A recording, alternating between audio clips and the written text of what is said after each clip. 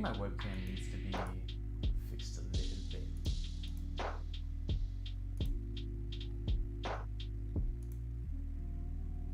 What?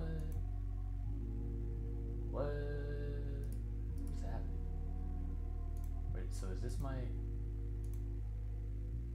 No, it's not. Why is this here? What? So which one is my... Is this it? It sure is. Why do I have my PS5 behind this? That's weird.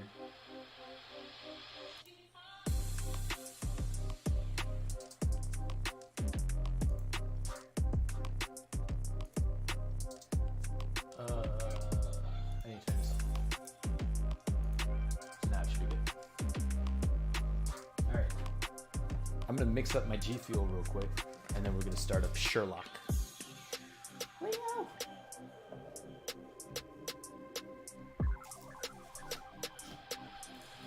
Oh yeah, I won't be joining for a while. My guinea pig passed away and I'm burying him today. Really feel depressed. I won't be joining. Have a great stream though. See ya. Oh, I'm sorry to hear that, dude. Yeah, man. Feel better. Take all the time you need, obviously. If you don't join today, you know, it's more than okay. I'm sorry again.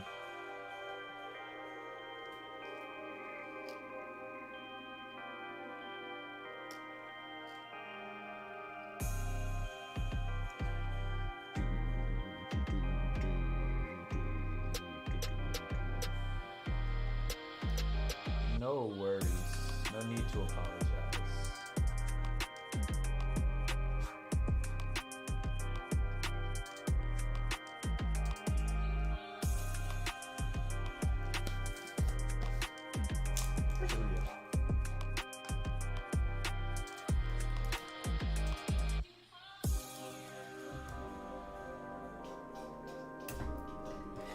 Hey, buddy. He's freaking out over every little movement I make.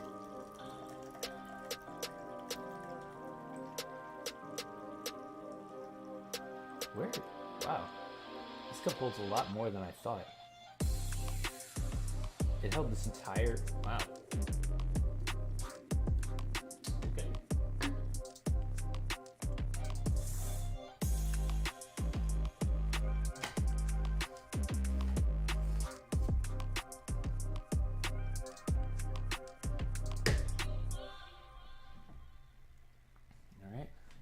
And now we shake it, shake it, shake it, shake it, shake it, shake it, shake it up. Shake it, shake it, shake it, shake it, shake it, shake it, shake it up. Wish I could go. Yeah, feel better, feel better.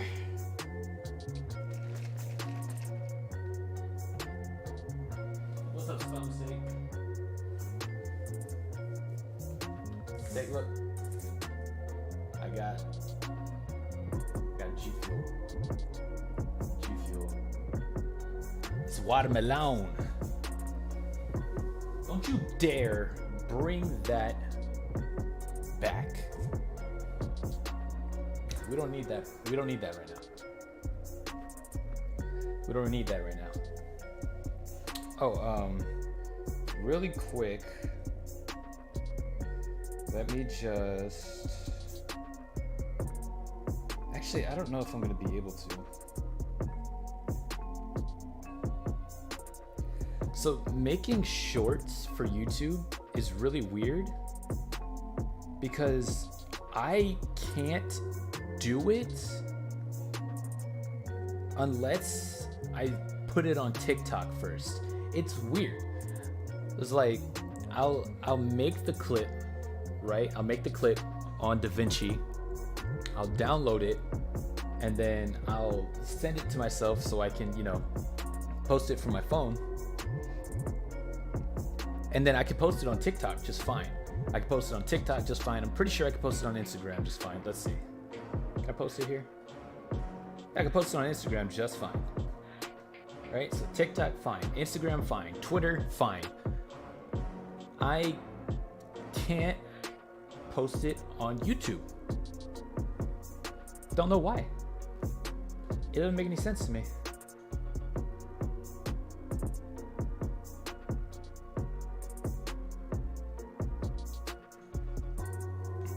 Really weird.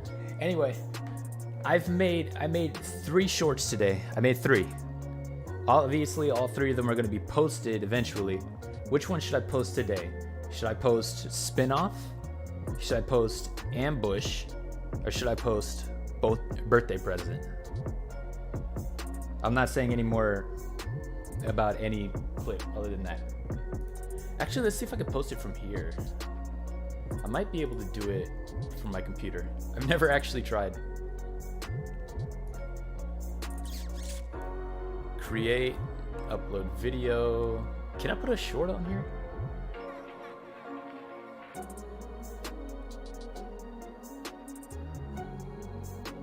I don't know.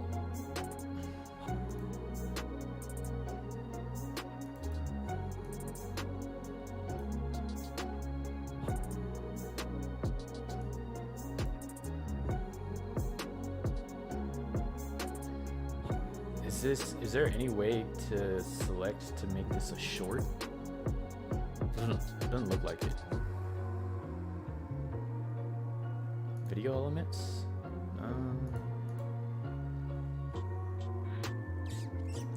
It doesn't look like there's any way to make it a short from here.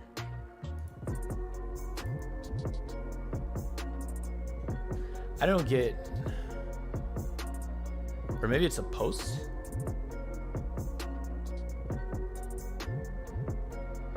Share behind the scenes photos.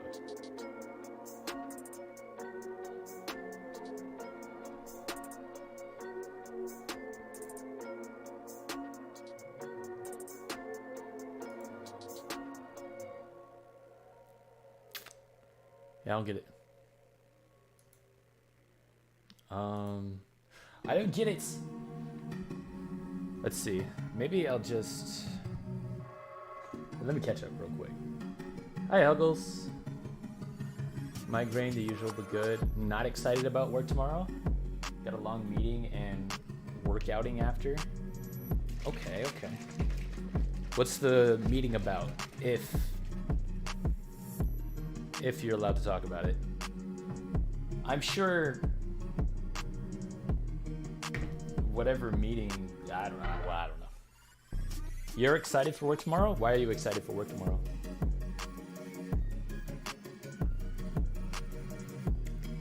Are overalls bowling appropriate?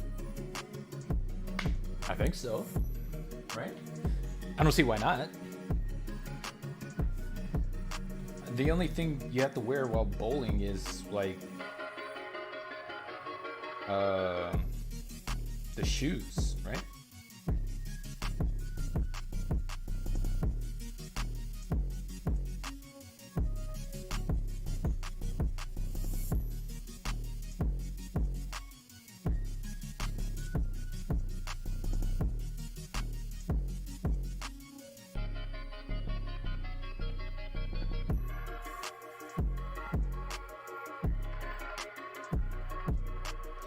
wonder if I could post it to Instagram. And then YouTube.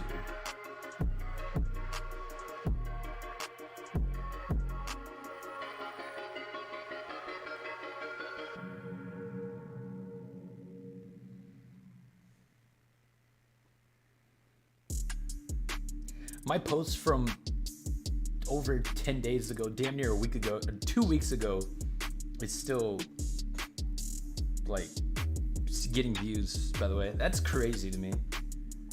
It's so long. It's been getting views for so long.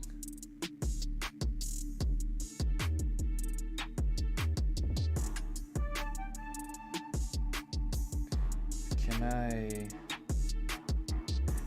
save that like this? See, I posted it on Instagram, so now I'm gonna save it from Instagram and then try to post it on YouTube from there. Let's see if that works. I know this is probably boring, but bear with me. It worked. So I don't know why. It's so weird. It's so weird.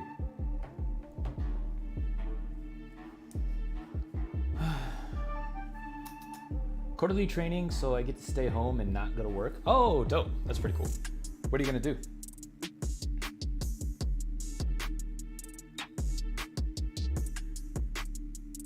You got any plans?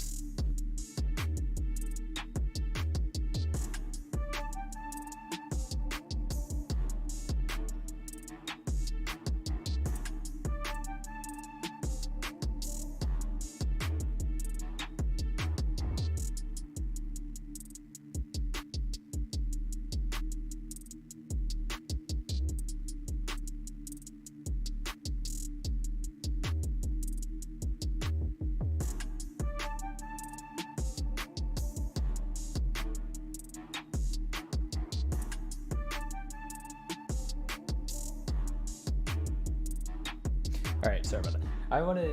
I want to get into the habit of posting shorts on YouTube before I go live. So that way when people see it, they'll also see that I'm live and they'll come hang out because they're morally obligated. It's not true, but I can pretend.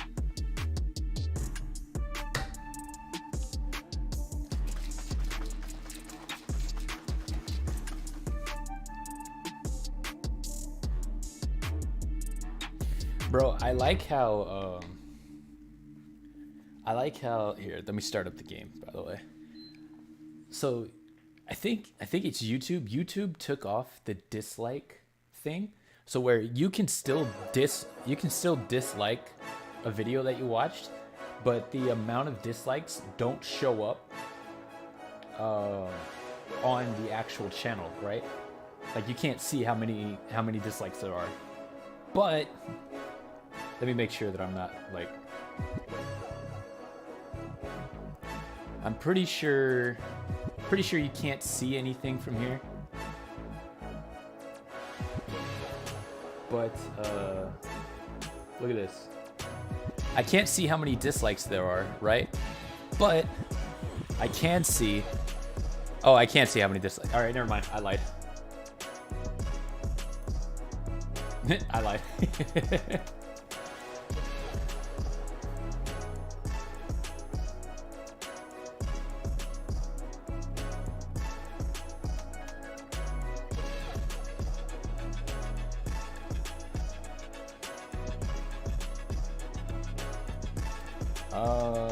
Okay.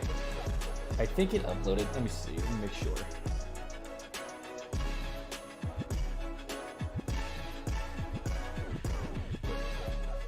I'll start in a minute. I promise. I promise. I'm sorry. I just need to make sure that got posted. I don't think it did. Wait, did it not?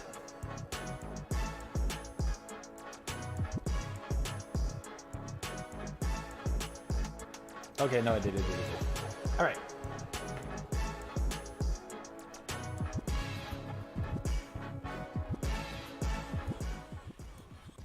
All right, I'm gonna turn this off now. Leo's over there licking up his bed. It's not even his bed. It's Bella's bed, but he took it over.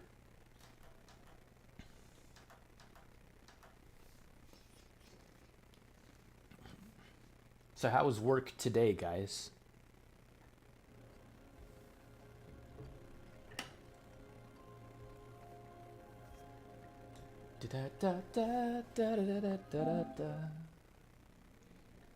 Let's see. Oh, let me catch up. Quarterly training. Oh yeah. So what you got planned? It's a discussion about the kids, progress-wise, and concerns. Okay. I meant as in aesthetic and flexibility. I mean, I'm pretty sure you could just wear whatever you want. It's bowling. I've got another outfit idea, but not sure on the top. At least I don't have to worry about cleavage since there won't be kids. I'm super paranoid over showing anything below neck because of my prissy colleagues. I don't even wear my cardigans without a turtle underneath. I think overalls are fine. It's just bowling. Yeah, I think you're good. Will I be able to throw a strike in overalls? If you're good at bowling, yes. Very big brain you. Thank you. They did it because of YouTube Rewind? What happened with YouTube Rewind? Overalls are proven to be 10 plus stat points to your bowling attribute. Let's go.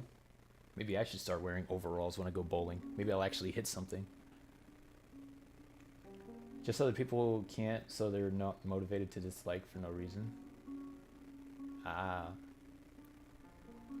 Fucking sheep is what you mean.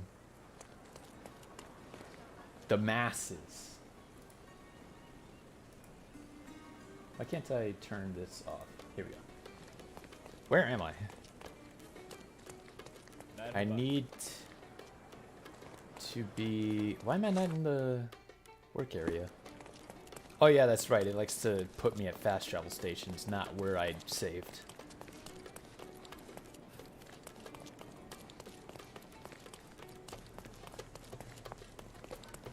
Okay, so I won't lie. Stop. I won't lie.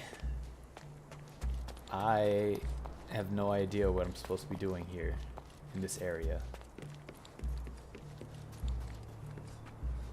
If I remember correctly, this pot is...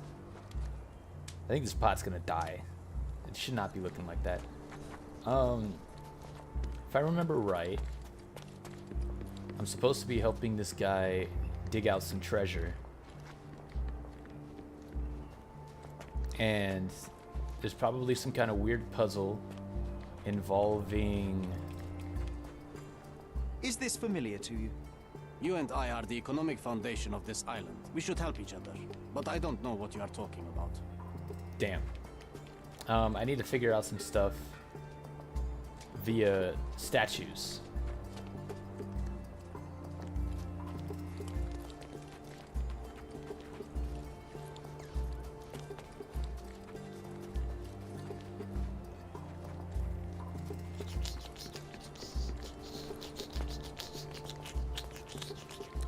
So this statue fell over or something like that. I'll be leaving him in the dust. Same as usual. You're off on Mondays? Oh, nice. Zoom meeting for 3 hours, then chill after. Dope. Whoa, where are we? What's going on? We're at an archaeological dig site. Because the professor of this place is a suspect in a murder, and we need to try to find some evidence against him. And I think the only way we're gonna find any evidence against him is by helping him with the dig, and then, you know, while he's distracted, we find what we need and we take him down.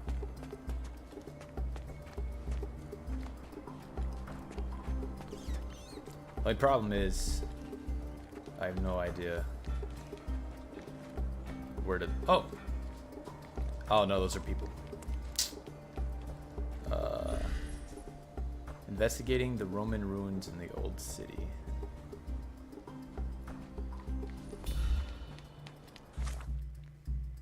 Before I start investigating the ancient ruins, I should talk to the professor. The professor is Arthur Swift. I found a hill with 4 pedestals. Only one statue remains, a female figure that held a sickle. An inscription near the 4 pedestals translates to, Vitus rests nearby, beware the one who wishes to disrupt his sleep, for he is guarded by the gazes of his brother and the autumn wind. For he is guarded by the gazes of his brother and the autumn wind.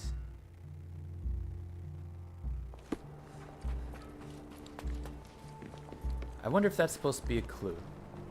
So here's this guy, right? What the hell is the autumn wind? There's one statue here.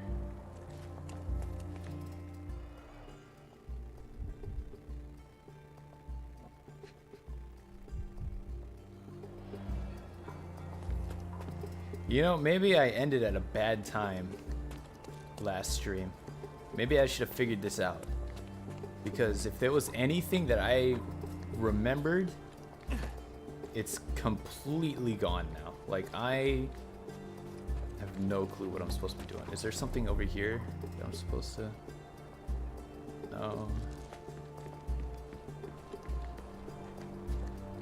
I don't want to do this, but I might have to look something. I might have to look this up. Excuse me, just one question. You and I are the economic foundation of this island. We should help each other. But I don't know what you are talking about. I might have to look this one up.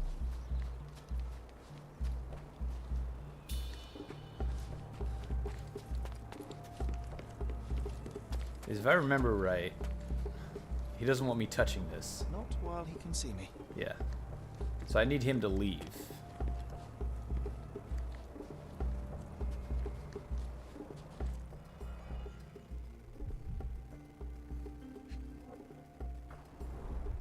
This reminds me of my father's room. This reminds him of his father's room. I wonder if that actually means anything. This reminds me of my father's room. A plan for this whole operation.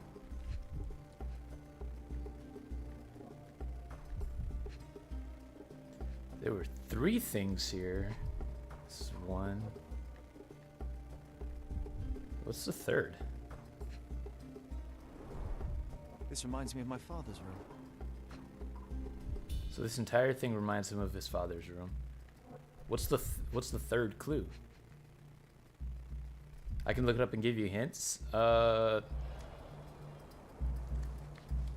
if you want. Oh wait, hang on. There's something right here. What is this? Hang on. Straw dolls. Eerie, but effective for a scene recreation. Oh, I want one of these. Or 2. Titus and Vitus Lemnius were legendary legates of the early Roman Empire, starting their military career to suppress the riots of the Bellovaci and the Allobroges. They were the key commanders during the siege of Mutina and the Battle of Actium. With the new emperor Augustus, the brothers received twin swords, presumably the ones previously belonging to Romulus and Remus. The brothers served as legates to the conqueror, the Dalmatian and African provinces, and were once famous for the blah blah blah blah blah. Not much is known about the brothers except for the description by Pliny the Elder. Titus wore the skin of a lion with his head on the helmet, a tradition he picked up while being a signifier. Signifer? Vitus had a shield enough to cover the sky. Though the exact locations of the tombs remain unknown, historians know that Titus died in the spring of 10 AD, while Vitus in the autumn of 12 AD. I see now. Mr. Swift didn't realize the significance of the statues. I don't even realize the significance of the statues. What do you mean? Oilcloth. Won't fade and waterproof. Enough here to make 10 sales and more.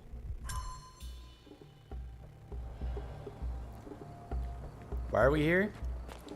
So, it's a lot. It's a lot. I'll try to tell you as brief as possible. We're Sherlock Holmes, right? I'm in a disguise. Turns out my mom may or may not have been murdered when I was a child. I was lied to and told that it was tuberculosis, so I'm investigating. There's only one person that could have helped me in my investigation, and he's dead. It was our neighbor. When I went over to his house, he was dead. I found clues that somebody else was there when he died, which, by the way, it was to a giant elephant that he was keeping as a pet.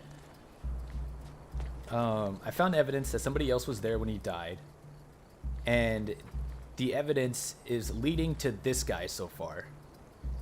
Now, this guy is the leader of this giant ass archaeological dig because he's looking for something that's going to make him rich and famous. And this, I'm guessing, is like his notebook. And if I can get to his notebook,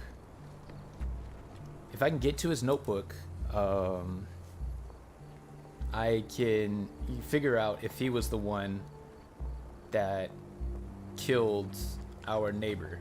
But I can't get to his notebook because he's standing right next to it, and pretty sure the only way to get him to leave it is to figure out where the hell this treasure is buried. So now I gotta try to figure out where the treasure is buried. Did I explain that well? I tried. I've already checked this area. Is there more to the legate's appearance is depicted in historical records. Type sword, lion helmet. Blah blah blah blah blah.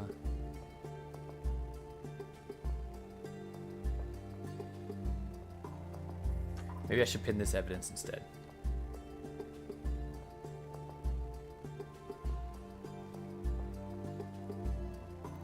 Or maybe... Well, no, he said he should try recreating the scene on the hill. Where on the hill? On the hill with the... right here. Okay. Got it. So I was just missing that piece of evidence. But in the lore, the mother runs away, no?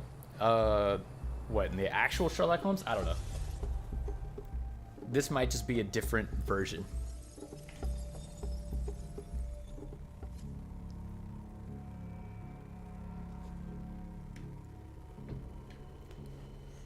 Okay. So, let's see. What we know is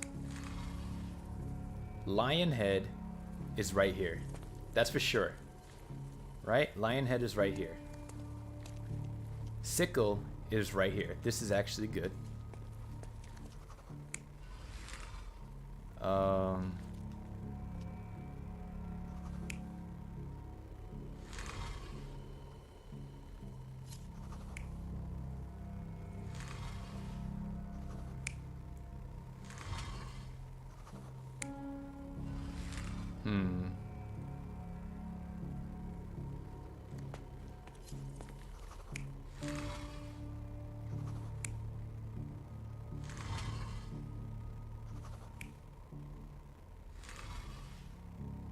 What the hell? Oh. Damn it.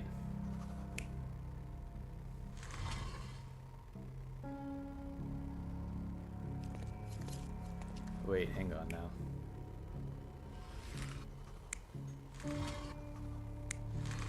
Son of a bitch.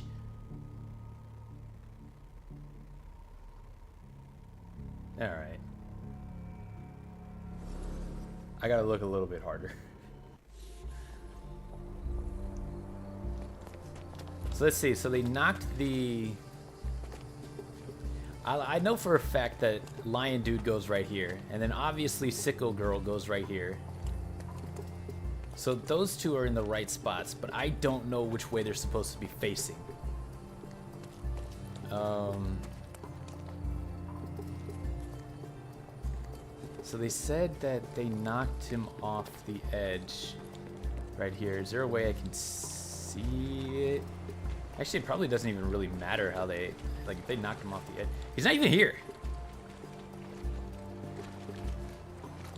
Where did they put it?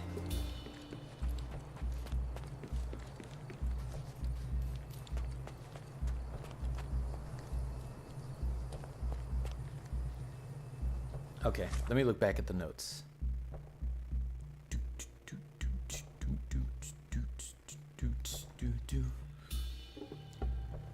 So I guess I'm looking for Vitus, right?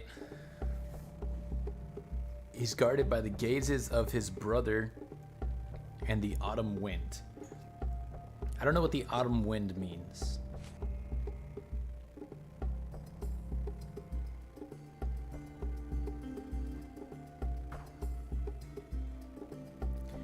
Okay, a female statue, an allegory of the minor wind god looking west. So Zephi, the female statue, is looking west with a basket of fruits in her hand. Okay, so fruit basket is looking west. Fruit basket is looking west. East is a sickle. So sickle is looking east, basket is looking west. And between those two are Titus and Vitus. And then, okay.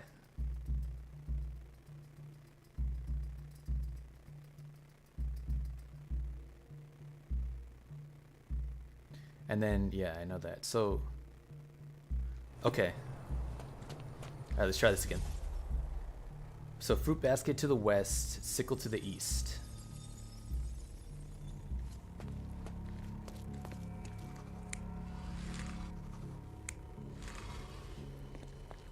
All right.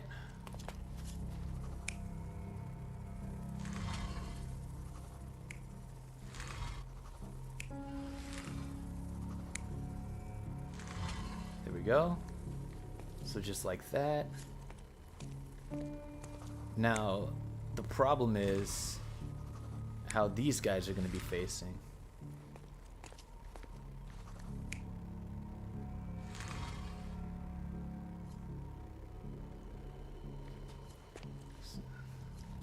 I wonder if it's going to be... This looks like it could be a pattern. Like this. This looks like it could be a thing, right? They're like facing us in a circle. Let's go. Seems everything's in place. Now, let's see what this has to tell us.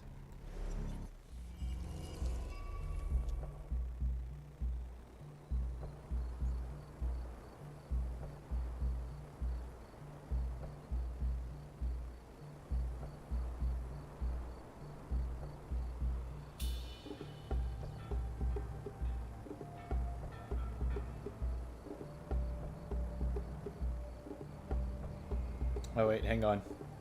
Matt told me that he's having issues with my short.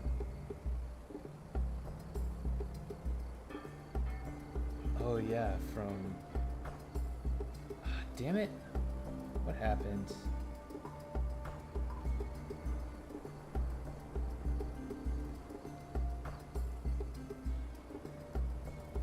Oh yeah, there's no audio on either of my... Alright, I gotta delete them.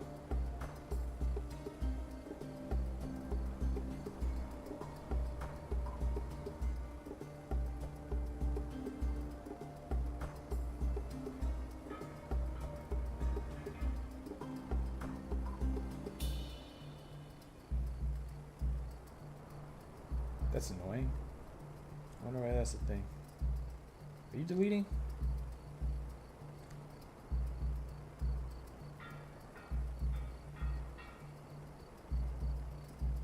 Easy, true. Okay, deleted.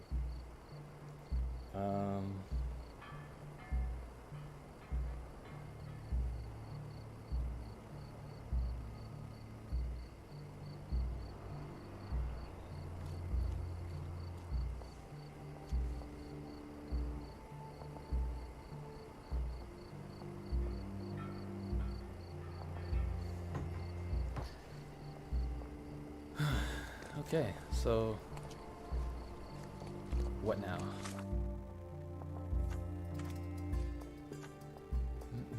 With the scene recreated, I should see if the location of the tomb becomes clear.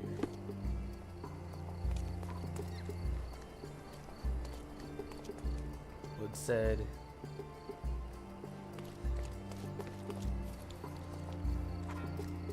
what? Wait, why would it?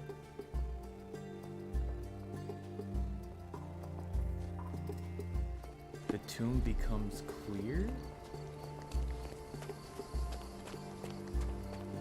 Damn it, I must have missed something.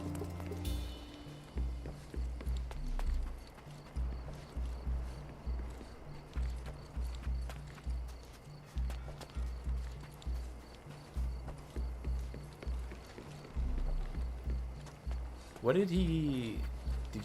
were you guys paying attention? What did he say?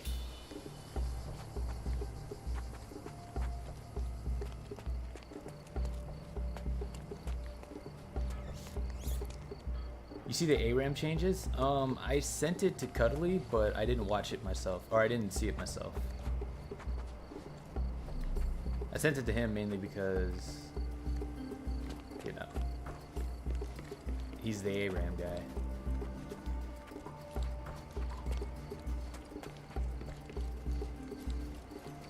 You mean this? No.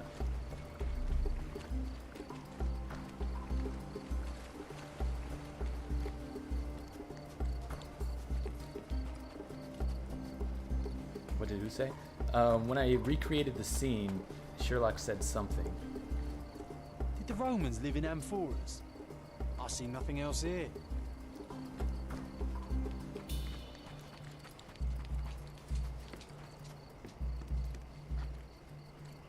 But like,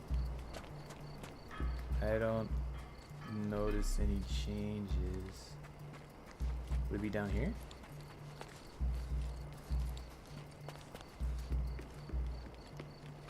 No. Do I just need to talk to the guy again? Take a shovel and dig. Nope.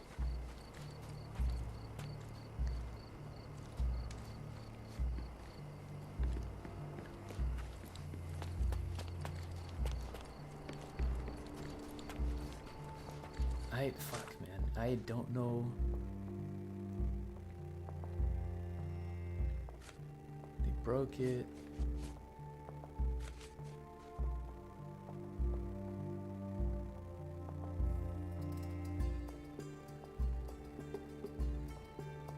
Oh, he's guarded by the gazes of his brother and the autumn wind. Okay. He's guarded by his brother and the gaze of the autumn wind. So Zephyrus is looking west. So we need to pinpoint exactly where that would be. So Zephyrus is looking west, and the brothers are looking, what is it, north and south?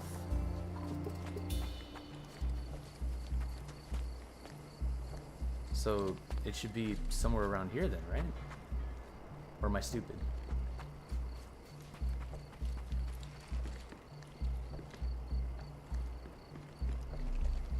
I mean, I don't see anything.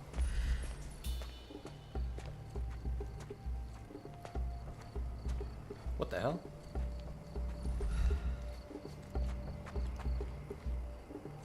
That dude's gonna drive me nuts. Is it the red arrow? No, that's mine. I posted this here. That's mine. See? I can take it off.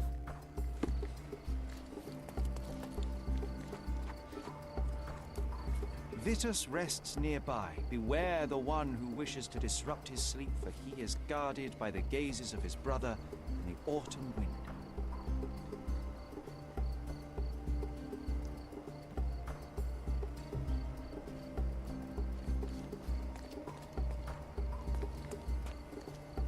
Gazes of his brother in the autumn wind.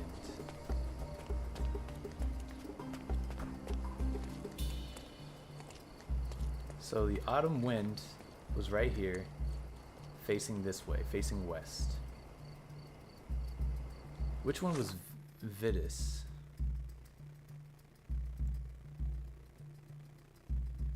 That's what we're... Is that even what we're looking for?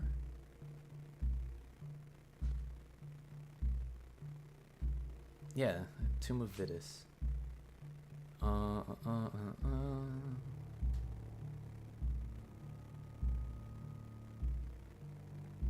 And Titus is the lion helmet guy.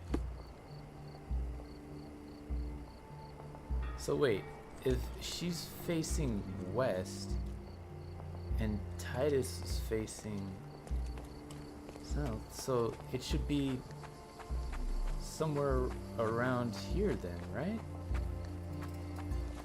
Maybe? I'm confused.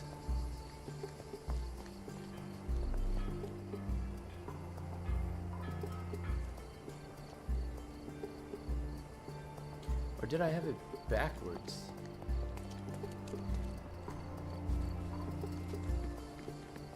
Was Lionhead facing this way?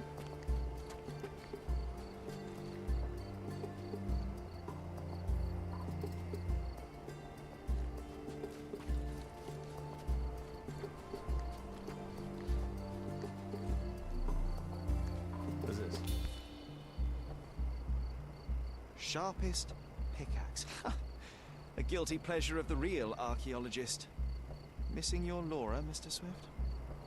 Who knew archaeology could be so exciting? Exciting is certainly a word. Well, I found a book.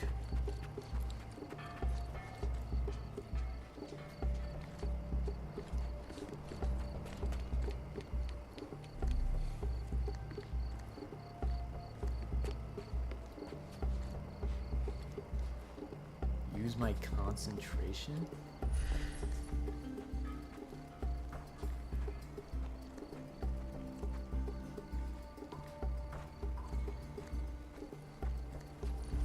I'll start from up on the hill.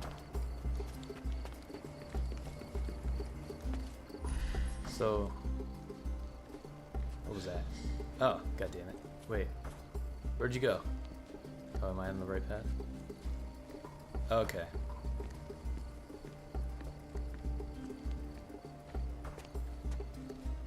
Thank you, spell mistake. I definitely wouldn't have, I wouldn't have done this. Aha!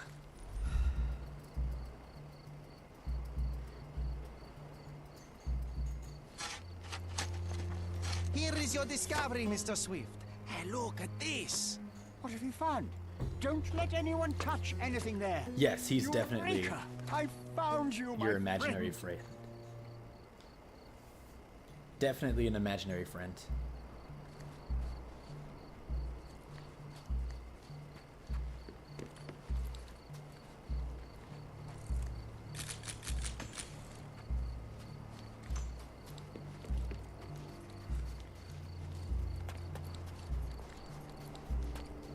Alright, now to go take his notebook.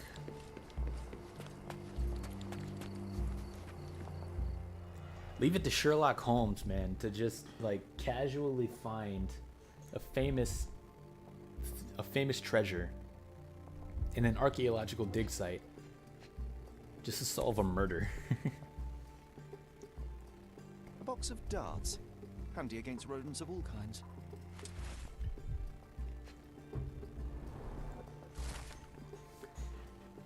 The zoological bestseller Tuscan Trunks provide the most rigorous scientific description of the elephant. It is almost encyclopedic. I can't say that word right. In its analysis of the creature's life, both in wild and captivity, One crucial chapter describes the elephant's mating season, in which they become extremely dangerous. Furthermore, the book features guidance on how to communicate and interact with a big mammal. Ah.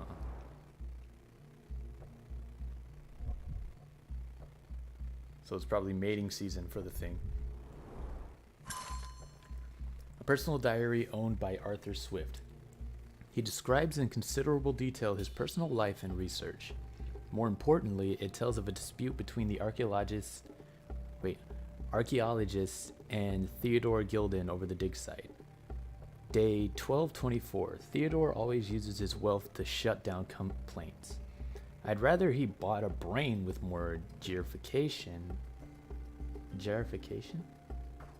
Okay, so that he were smart enough to see the bigger picture. Not everything revolves around your darn elephant. I have only a few months before he will commence construction. He even lacks the imagination to build something beautiful. Ivory baths. The mundanity. I must think, lest our invaluable history be buried by the inconsequential. Oh, so that's why this is... Hey, okay. what do you think you're doing? Uh-oh. He came back. Trying to take over my research, are you? I come here to pick up my diary, and I find you snooping around. Explain yourself. Mr. Swift, if that were true, I would have been on my way to the newspaper. My name is Sherlock Holmes. I didn't have a chance to introduce myself properly. Outrageous! You deceived me, sir. What is the reason for your being here? Who sent you, Mr. Holmes? Theodore Gilden's premature death brought me here. Theodore is dead? How can that be possible? I'm thinking of all the possibilities, and I'm not crossing out anyone who might have been involved. Even his elephant. The land you're excavating belongs to Mr. Gilden, does it not? Did I hear an accusation? I have nothing to hide. You can ask me whatever nonsense you've prepared as a token of my diminishing respect towards you. Very well, Mr. Swift. I appreciate your cooperation. When was the last time you saw Mr. Gilden? A couple of days ago, we discussed the site. I believe in the tomb and its secrets. Theodore's patience was stretched, however.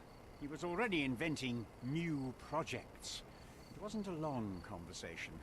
I suppose that his daughter will inherit everything now, along with all of the eccentricities and problems. And not forgetting Goliath. Eccentricities and problems, Mr. Holmes. One of many.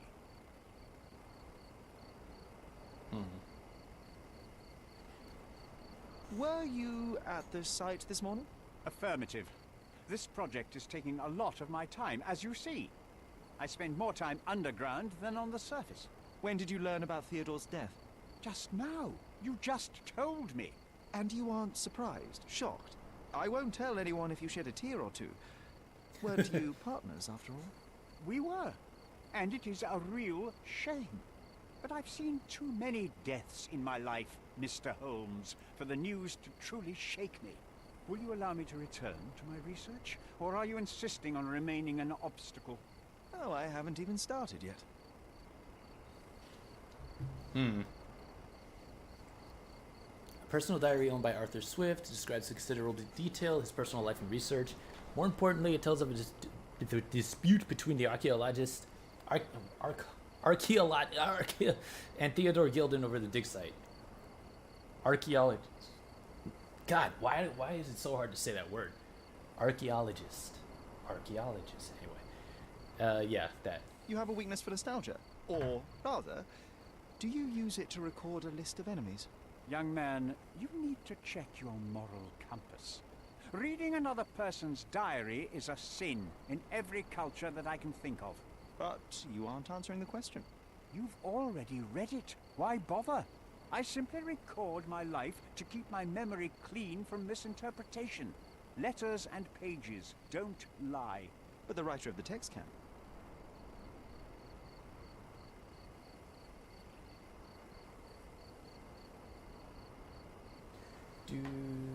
Do you show more emotion to you snooping around than Theo's death? Yeah. With this book, you attempted to plan an attack on the elephant? Your insinuations are out of place. Goliath is a frightening animal. All I wished to do was to understand the creature.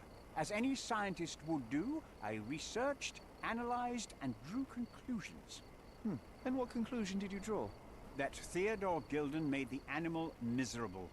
He couldn't provide the proper environment for the beast. My interest in the subject ended there. Arthur Swift only read the book to understand the animal and how it should be treated. Arthur Swift uses his diary to document important moments. Oh man, who would have thought? He's using his diary to write down important events? What's with this box of darts? Is it for a scientific argument? A little darker than that. Rather for killing the kind of rodents that might nibble a nose or a toe in your sleep. Let's just say I have to protect myself against a larger animal, such as an elephant. Might it be enough to stop it, make it faint? If I were you, I wouldn't bank on it. Alright, I'm starting to think he didn't actually do anything. I found the tomb. Mr. Swift is engrossed in the discovery. I can use this opportunity to investigate his workbench. I'm a busy man. Damn it. I found the dramatic conclusion to the expired trilogy. Somehow Arthur is also an avid fan of the series, or perhaps one of his employees attempted to besmirch his reputation as a scholar of note. As far as I can tell, you're a man of the academic world, so this book about Nabe and Laura is just an empirical study? What? That nonsense? I'd prefer to lose my eyesight than read such trash. So, you know nothing about it? I know nothing. I wish I'd never heard of it in the first place. This caricature of science. Do I hear traces of envy? You're still relatively young, that you might find your own Laura. Perhaps I envy Nabe, for I cannot simply blow people up for distracting me. That's all. You happy now? Wonderful. I'm starting to think he's innocent, guys. Arthur Swift's research provided facts that may be of use. Yeah, that doesn't help me. We can try this one. I'm a busy man. Never mind. I've nothing to add. Did this plan cause a rift in your business relationship with Theodore Gilden? Nothing like that. Admittedly, we didn't share a common vision of what is more important, the past or the future. In my opinion, we can't build a future without knowing the past. So you wanted to save the tomb of Vitus here, or perhaps your control over the research? Only the knowledge that rightly belongs to humankind, nothing less and nothing more. It's either he's a really good liar, or he didn't do it. Which means it was probably the daughter.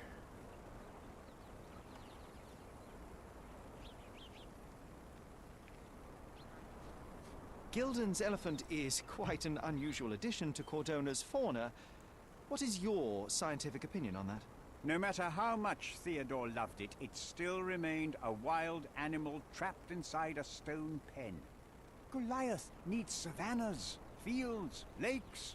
I'm sure that Goliath did not have a plan to kill his owner to head to the savannas. What do you think? No, animals don't kill in a typical sense. I can only presume that it tried to protect itself from captivity, from Theodore. It was a gilded cage that was predestined to break. I don't think it was him.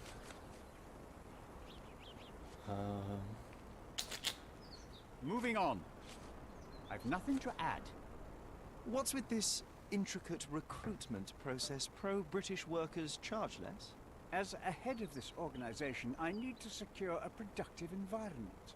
It's impossible to do so if there are political differences, especially here, where the native population doesn't support our efforts to find the ancient artifacts. Decent pay can also stimulate productivity and shut down any political discord. Hadn't you thought of that? You're young. You have time to fritter and fight with everyone you meet. I don't have such a luxury. Our workers receive enough pay for what they do. So don't start a discussion you know nothing about. Damn. Moving on. Have you seen this person before? The one beside Imogen Gilden? No, but he's with Imogen, so I suppose that he's a friend of hers. That girl always has her head in the clouds. I could have said Theodore was different, but that wouldn't have been entirely true. Away with the fairies, was he? That's one way of putting it. Either way, I don't know much about Imogen's life or her friends. The type of elite that pretends to be educated.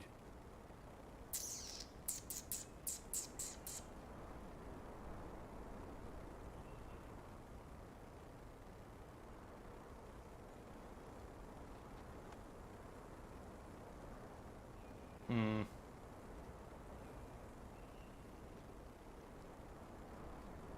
Hmm.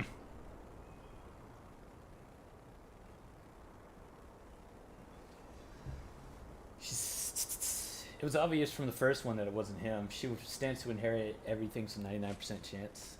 Yeah. Remember one of the rules? It seems that you didn't return a tool. Is this knife yours? Do I look like a fellow who carries a knife? I don't need it. There are plenty of uses for it on the site. And outside of it. I have other people to cut ropes for me, Mr. Holmes. Alright. Well, I collected evidence. I collected all the evidence. It's all mine.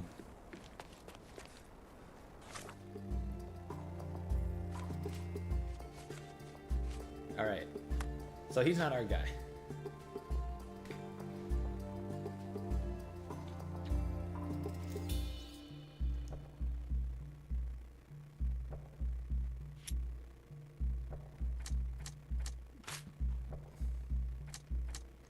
Oh, really?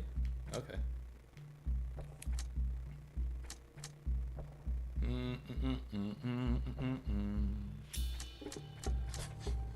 Yeah. Arthur protected his research. Arthur Swift has dedicated his life to studying the history of humankind. He may not have been so willing to see that end.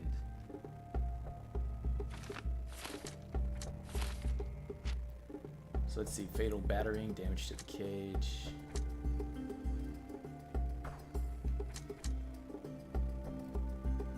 It's kind of weird that fatal battering doesn't match with mating season.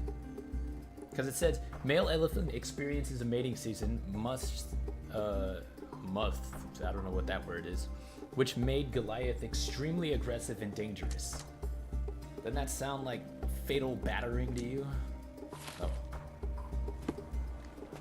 So now there's one more thing we need to do. We need to go look for... what's his nuts? He's a professional yachtsman who sails the Whirlpool at Celestia Yacht Club. Damn it, excuse me. Shoo! I can't change clothes here. How dare you tell me that I can't strip at an archaeological dig site? Who do you think you are? Can I change my clothes here? Oh, so I can do it out in the middle of everything. Okay.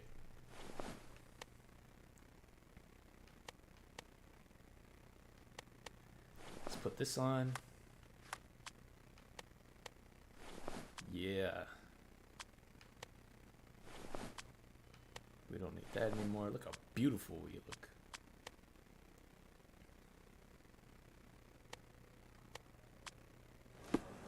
Alright. Sweet. Back to good old Sherlock Holmes.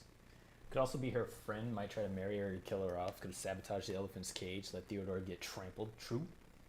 Did you ever download the free DLC costumes? I got the 2 John ones. I don't know if those are it, you know? Are these them? It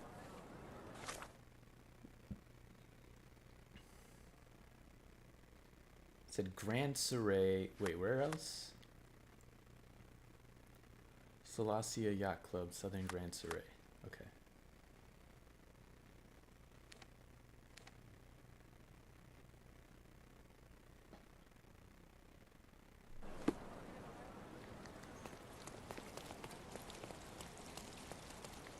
So if I was a yacht club, I'd be over here with the yachts.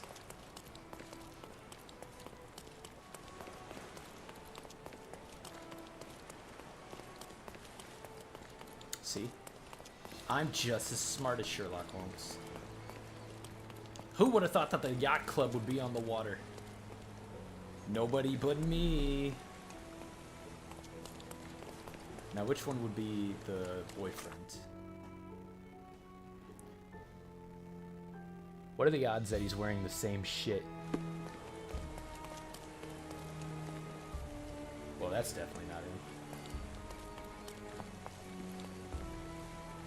I don't think so.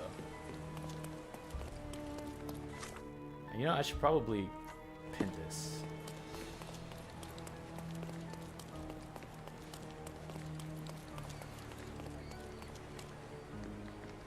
Nobody over here. Who are you? No, it's not you. Where could this guy be?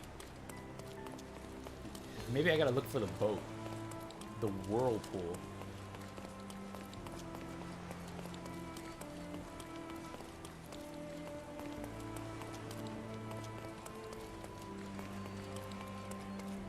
Whoa.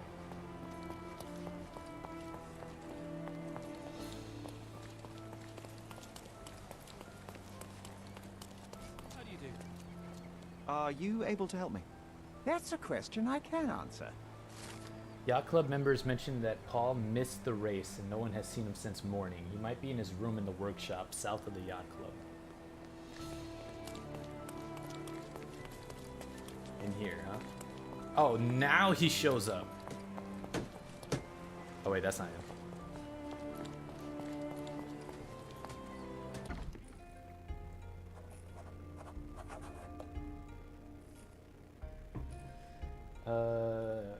Master Sleuth, the Greatest Detective, and the Ukrainian John outfit. Okay, no, I did not download those. I guess I don't have them.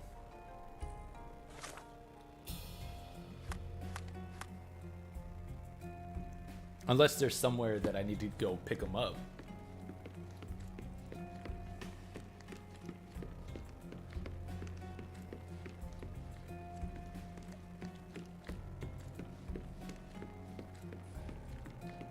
Aha, whirlpool. What? Is he in here? Bloodied bandages. Has someone been hurt? Alright, well, that's all we need to know. Where would a champion hide a key? He's guilty. Where would a champion hide a key?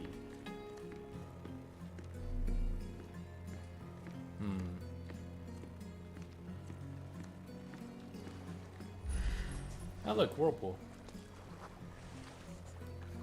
The champion's whirlpool pulls bread and butter. I have to download from the PS Store? Oh. John, can you get out of the damn water?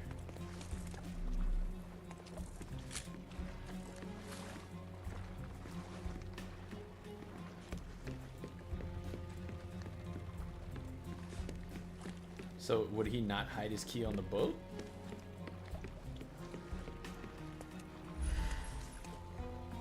Oh. Wait, is that a clue? Maybe not. Oh, aha! Another clue. What's in this door? Damn it, John, you're really gonna... He's really gonna scare the shit out of me one of these days.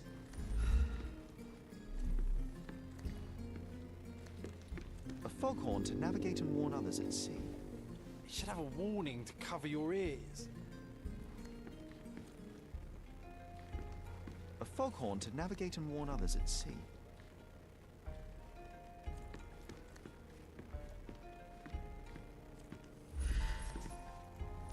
Do I have more? Oh, here we go.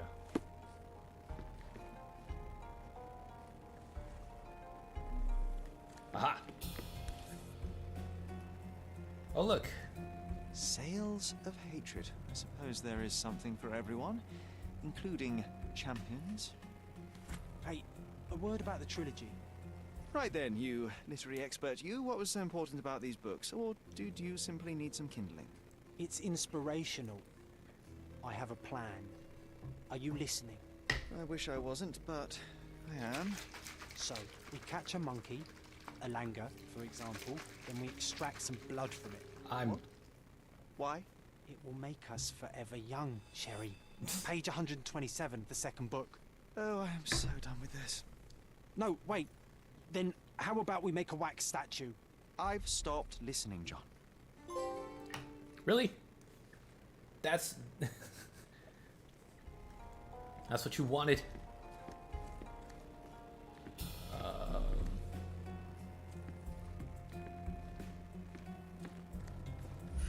Is there anything else in here?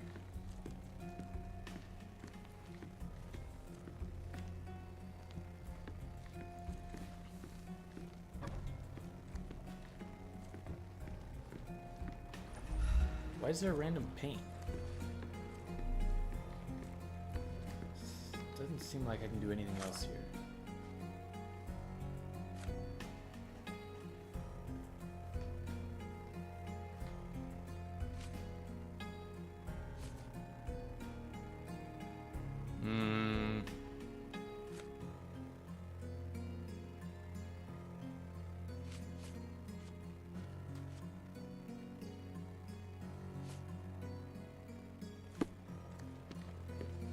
Alright, let's look around a little bit more.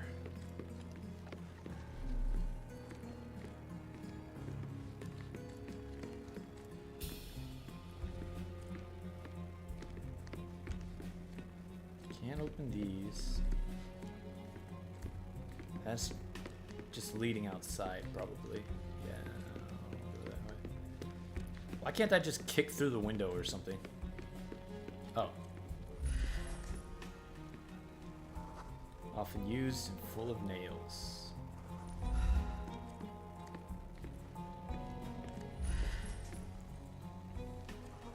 Crack in the door flaring, currently empty. Crack in the door frame, currently empty. Often used, full of nails.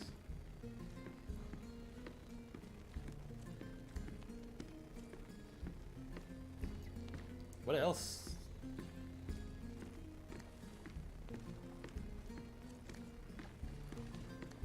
I checked over here, right? Damn it, John. With all your teleporting. Double checking here.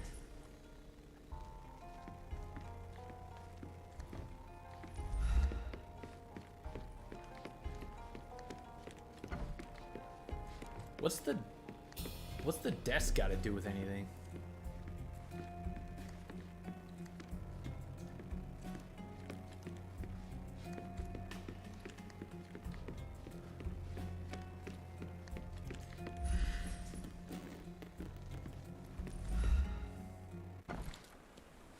Whoa.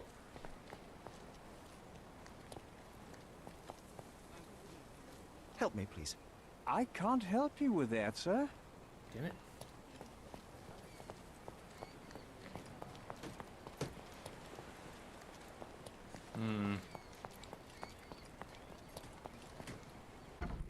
So I have to find his key.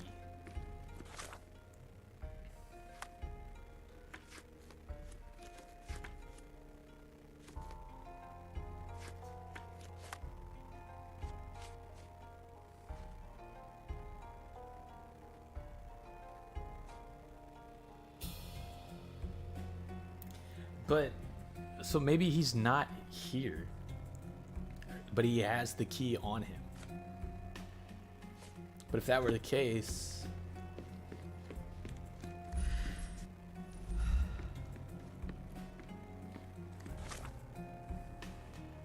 where the hell would he be?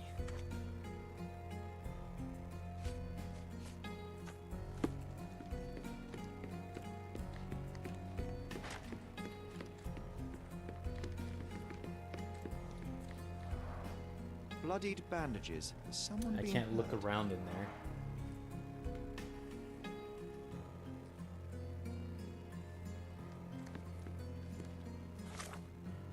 Maybe Maybe I just go back to the house.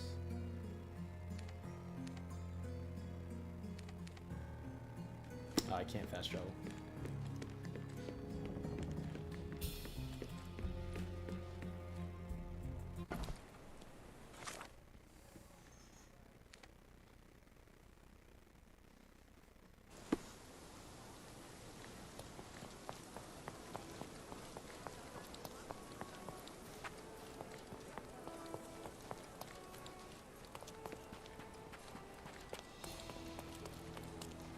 Cops are still here.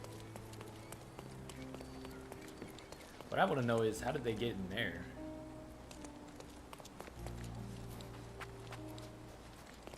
Alright, let's go talk to the girl again. Was she in this room? Oh. It's chilling to think the monster is free. I can't even talk to her It's anymore? chilling to think the monster is free. God damn it. She's got literally nothing new to talk about. Oh.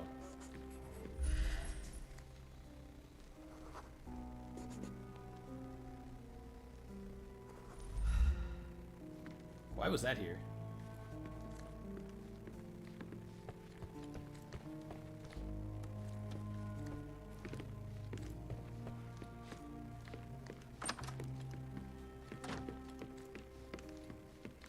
Check a room for blood.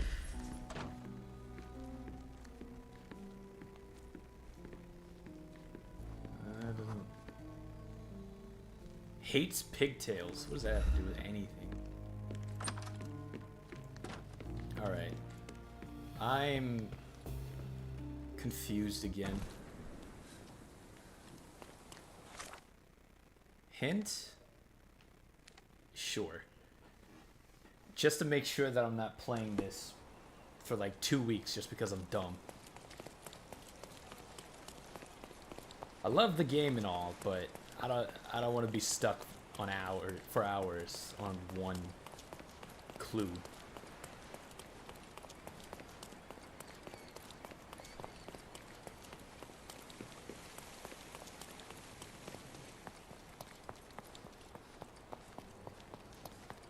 Look in the workshop more.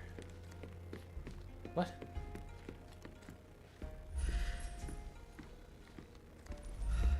Look in the workshop more.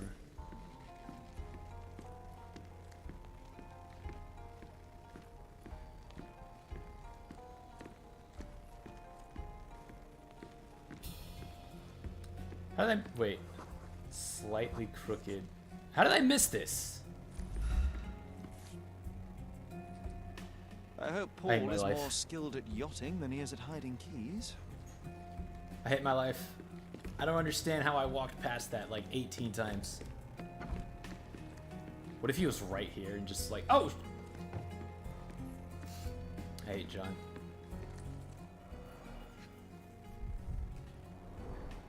To earn big, you have to spend big.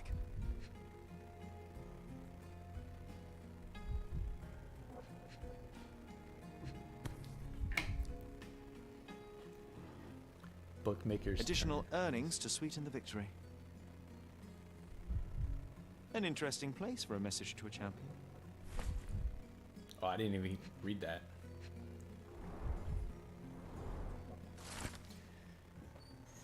You gormless, gilly wetfoot. You think you can leech off of my family, steal my money, exploit my daughter? This ends today. Your career's over. I shall give you one final warning. If you refuse to cooperate, you'll find yourself in deep water. Gildan. Well, we found the murderer. Mr. Gildan wasn't afraid to get his hands dirty. We found the murderer, ladies and gentlemen.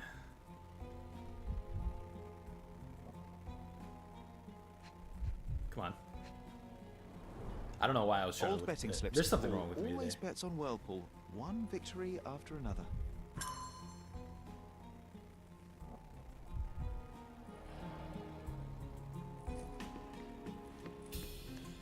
Bloodied bandages.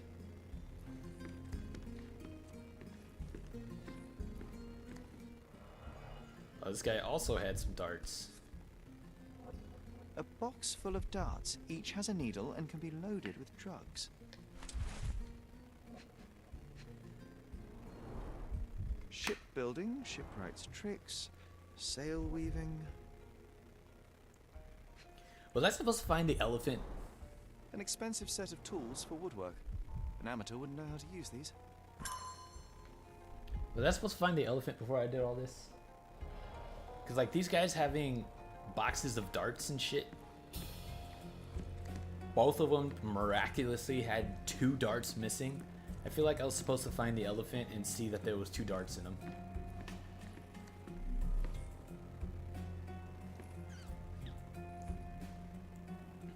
Is there something else in here that I need to look at?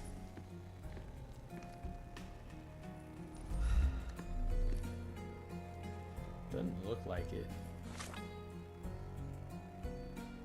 I found the key.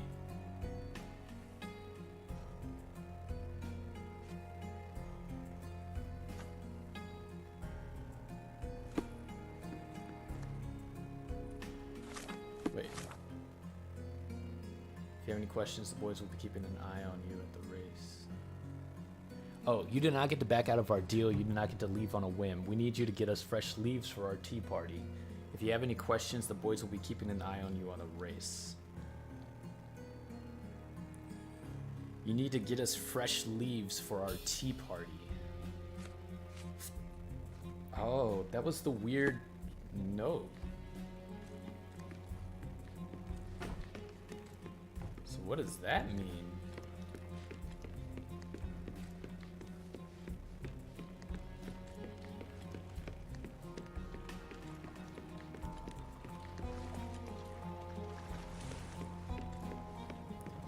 Let's go ask some questions.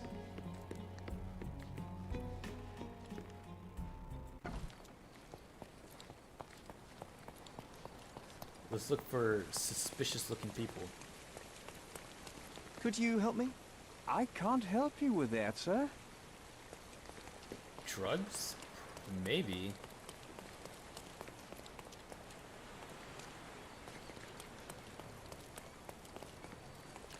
Well, actually, apparently the race already happened, right?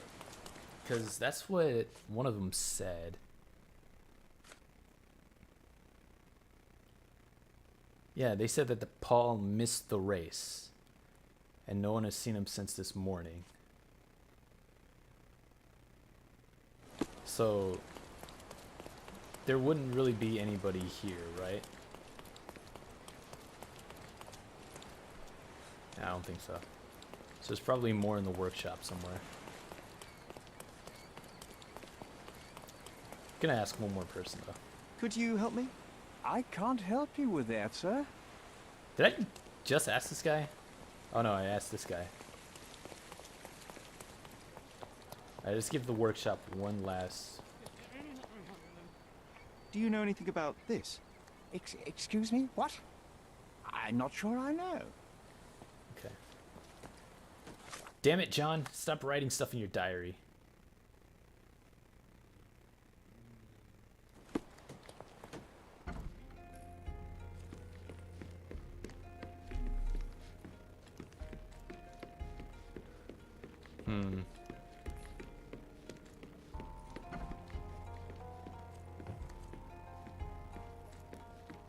Aha! A clue! Tea caddy, not smeared. Undeniably psychotropes. Not for toothache, I think. A typical tea tin. I wonder what he has for biscuits. Oh, hardy ha!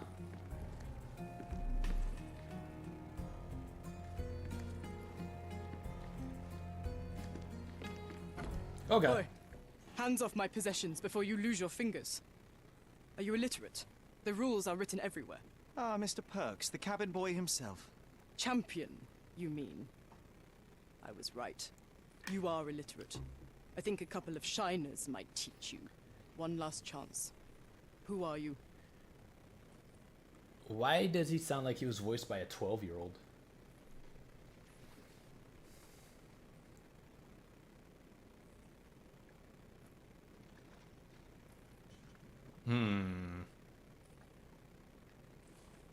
I am a friend of Theodore Gilden. My name is Sherlock Holmes. I need a few words from you about... Get out of here. I'm not joking. Leave this place before you have cause to regret it. I will use force. Do the police still throw people in prison for smuggling? Oh yes, with you helpless and handcuffed, I'd learn a few more secrets. We don't need to compete with our egos now, surely. Oh no. I'd rather you tell me something more, so that I might have more reasons to punch you out.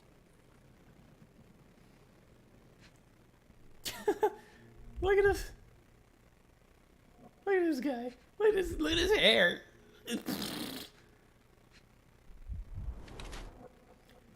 Smooth Adam's apple. Female. Ah.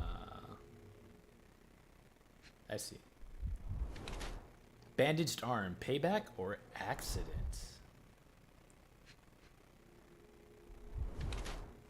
Swollen elbow. Hit something hard.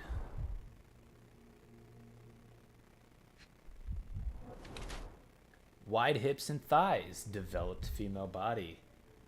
Well, this explains the 12-year-old voice, doesn't it?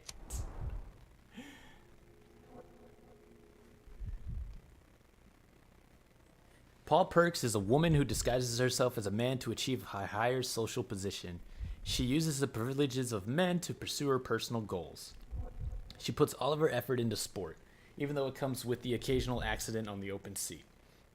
Bruises and an injured arm are badges of honor in this dangerous sport. She is a fearless yachtswoman and will not give up, even when it costs her. And yet, that is a man's prerogative. I see no reason to disclose this to anyone else. Paul Perks is a woman who disguises herself as a man to achieve a higher social position. She uses privileges of men, blah, blah, blah, blah, blah, blah. She uses her career in yachting as cover to smuggle goods for various gangs on Cordona. Her injured arm reflects the dangerous nature of her life. Despite her fearless exterior, she is frequently in trouble due to her connections with the criminal underworld, and yet she has earned a place in that world as Paul. I see no reason to disclose it to anyone else. I'm going with smuggler. So, a woman wishes to become a real criminal, and smuggling is a stepping stone towards that? Is there not enough prestige in yachting? Or is it easier to compete with other fools like yourself? Everyone has a starting pistol, just shoot and run. Don't say a word. I don't know where you're getting half of this nonsense, but you're on some thin ice here that I'm willing to crack. Damn you, Paul. I'm sick of... Who's this peacock? Does he know who I am? I definitely know who you are not. You're not a dictionary reader, at least. I wanted to see how you... pals interact with each other in your natural habitat. Uh-oh. Uh-oh. But I'm afraid I have to interfere. Uh-oh. We're interfering.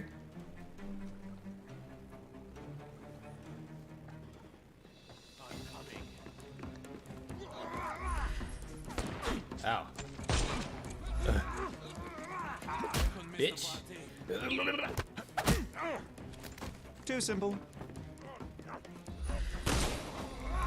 I'm coming for you. No more crime for you until next month.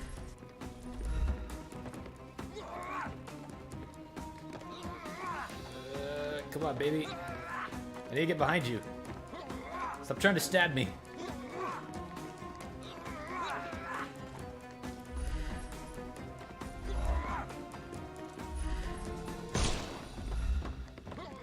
I can't get behind him. The snuff's ready. Bitch. Good day. How did I get behind him? Don't bother moving. Oh, my You've ankle. lost. I'm coming for you. Oh no.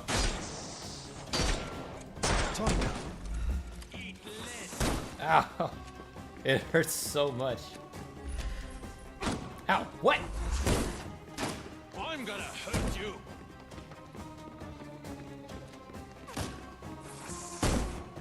Ow.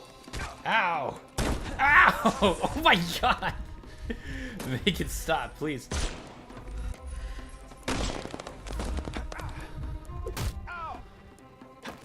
Ooh! Ah! You're dead! We can overcome the brute now.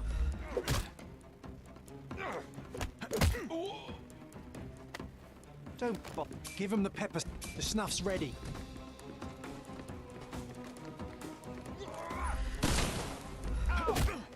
That was a good shot. I will hear nothing else about it. Take a rest, my Give him the pepper snuff. I'm coming for you. No more crime for you until next. Give me a second. The snuff's ready. He's all yours now. I suck at this. Hang on.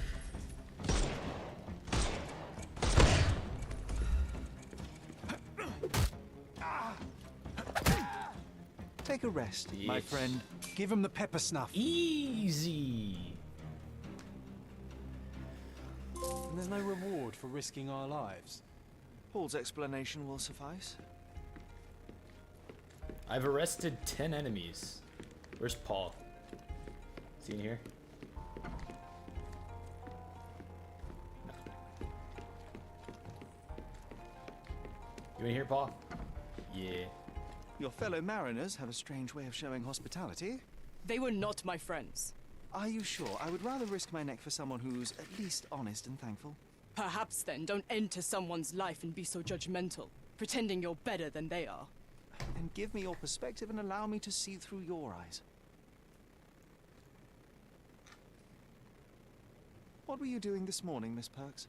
Don't call me that. I'm a champion. I was sailing. The other club members told me that you missed the race this morning. Do champions not need to practice? You've talked with them already. Duh. No, I wasn't racing. I visited the doctor after that attack on me. And then I had to honor the deal with the bandits you just took care of. I tried to tell you before, but your partners interrupted. Have you heard the news? Theodore Gilden is dead. Do you have anything to say? Well, what a shock. To me, he was an angry old ogre. Good riddance. Was it Goliath that killed him? Did it crush him? Break his bones? Come on, tell me. I want all the details. God damn. You have an unusual way of showing grief. Imogen wouldn't appreciate that. But yes, the animal could have been involved. It's poetic in a way, isn't it? It takes a beast to kill a monster. I wish I could have been that elephant. This business of yours, you should be more careful. Ruining your life at such a young age is ridiculous. I am careful. Except for you, no one has noticed where I store the smuggled goods. If the police arrive, there's no link to me. It's common storage, not exclusively mine. Maybe Paul didn't do it. Let's put the heat on Paul a little bit before we, jump to any conclusions. I was attacked by criminals who were after Paul. He owes me an explanation. I'm clueless. Never mind. I don't know what this means. You smuggle illicit psychotropes on your yacht. Not a delivery for the hospital, I'm sure. Of course not. I've had to cut corners to earn some money. How might a person afford to pay for a yacht in an honest way? I don't know, although I'm smart. The buyers are my Okay. customers. Adults who are willing to pay for their pleasure, or weapons for jewels. Whatever they want me to deliver. Nothing criminal. Well, it's your lucky day. I'm not here because of smuggling. Have you tasted this tea yourself? I wouldn't have been a champion if I had used it. It's just a side business that keeps my career afloat. It's quite expensive to compete in yachting. Sometimes I cut corners. Such as fixing whirlpool yourself? Exactly. And sometimes I just have to pay. That's how I earn money. I don't sell slaves or take the last mangear from a poor family. Look what I found. A box full of darts. Hey, that's mine. I confiscated it. These darts appear to be filled with something. Poison? How powerful is it? It's strychnine. Enough to instantly kill a small rodent. I haven't tried it on a human. Yet. I hope you know what you're doing. Could it immobilize a larger animal, say, an elephant? I've never tried, but I have wondered. It seems as though Theodore Gilden hung a sword of Damocles over your life and career. Were these only words, or something more serious? Check my forearm. Pulled muscles and bruises. Small cuts. Nothing that you could call serious. I doubt that a man in his late 50s could wrestle you. It wasn't him. He behaved like a rat and hired brutes. His boys tried to lock my hands behind my back, but I was faster and I escaped. Was he so protective of his daughter, or was it your feminine secret that provoked him? My guess is that he was protecting his property. As he saw it, he owned Imogen, and he treated her like a piece of furniture. He didn't want his daughter to be loved by anyone. What's more painful is that Theodore didn't allow me to love his daughter. Typical. I'm not sure that your relationship with Imogen could be described as typical. Are you afraid of a woman in trousers? Now that's typical of men. This probably isn't going to get me anywhere. Between never yachts, mind. darts, and notes from bandits, Oh, I've yeah, that's discovered right, I did many find fascinating facts about you. But this, an installment of Nabe and Laura's adventures. Why did you sully your library with this? It's a gift from Imogen. I didn't buy it. I might have turned a couple of pages, but nothing more. I swear. I will give you the benefit of the doubt, but your literary taste has put you on my blacklist. Can you guys hear my chair?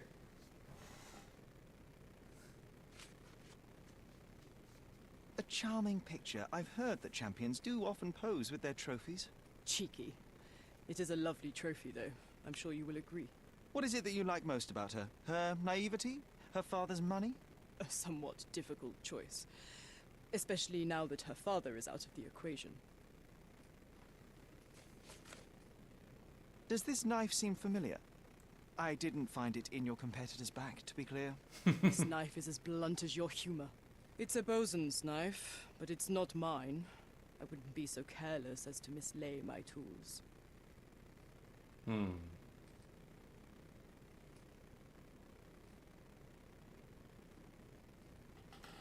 So,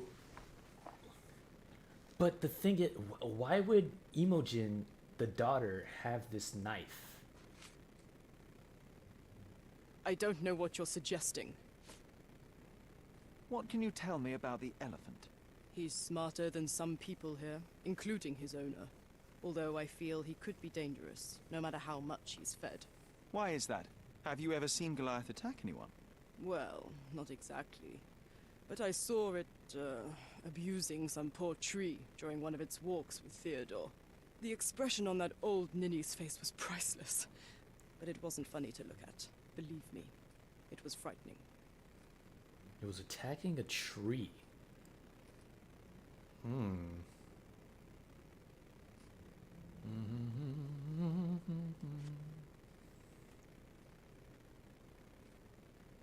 Paul is not surprised that Goliath killed him.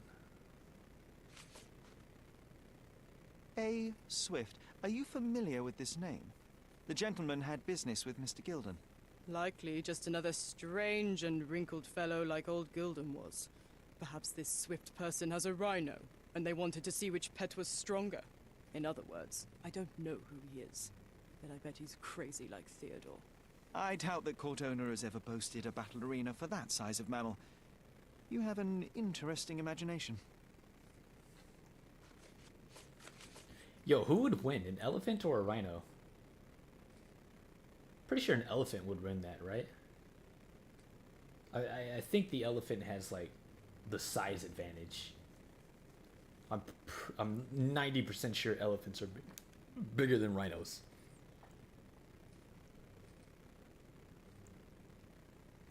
Yeah, I think an elephant would definitely win that. I don't know what this means. I don't know what you're suggesting. I don't know what this means. I don't know what this means. I'm clueless. I don't know what you're suggesting. I don't know what this means. I don't know what this means. Imogen doesn't strike me as an industrious young lady, so I find it strange that she was busy packing up all her belongings when Mr. Gilden died. That's some favourable wind in your sails, isn't it? Is it so suspicious that a couple might embark on a trip? I wanted to thank her, so we planned to go traveling. A Theodore-free place, without elephants. The timing of it is suspicious, however. Your lady friend becomes an orphan and heir, and there's a planned trip directly afterwards. An improvised romantic dinner will never please a spoilt girl. A planned voyage might. It's not spur of the moment. Okay. Huh. Alright. Well, we got the Mind Palace ready. Both of them seem really convincing, though. So I'm not sure.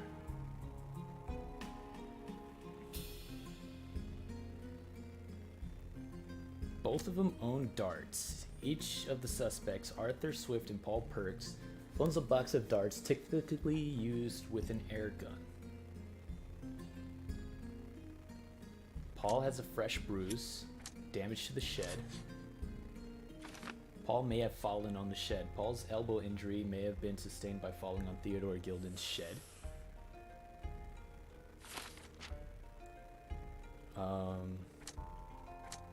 Everyone blames Goliath. It was mating season.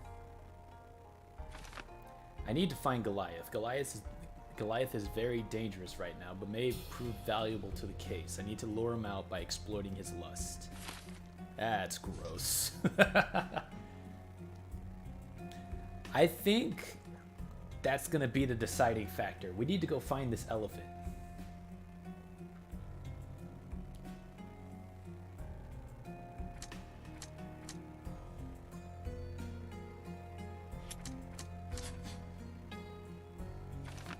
Theodore attempted to destroy Paul. Theodore Gilden was highly motivated to destroy Paul's career and well-being, even going so far as to hire criminals.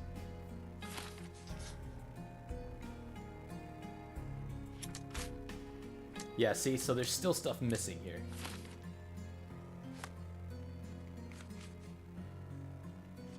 So it's time to lure out the elephant.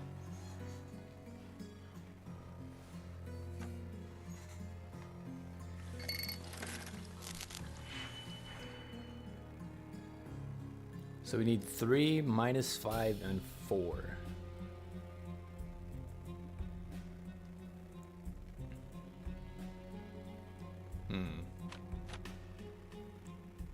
So 3, -5, 4. Wait. How is this gonna work? Oops. Link. Link. Can I link all 3 to this? No, I can't. Oh, and then I can just do this, right? Okay, yeah, that's easy. That's easy.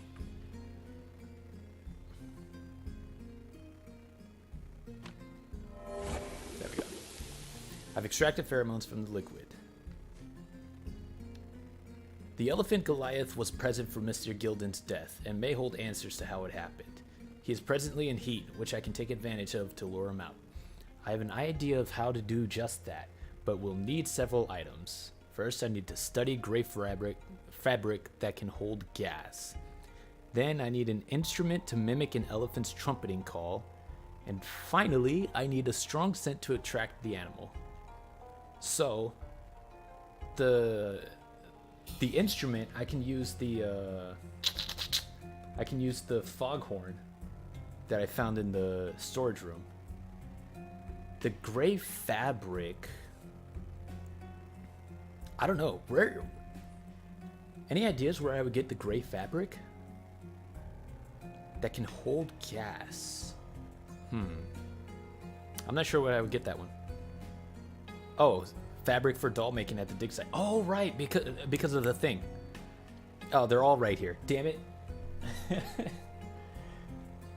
So the fabric for the doll making at the dig site, the foghorn from the boat workshop can attract and deter large vessels, and the perfume from Theodore's office. Man,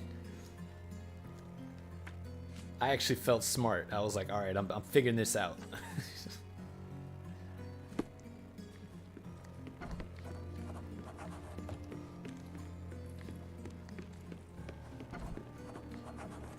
It might fool an elephant. An elephant never forgets. Why does Sherlock not even consider Imogen? I don't think it's that he's not considering Imogen. It's just that he has bigger suspects right now, right?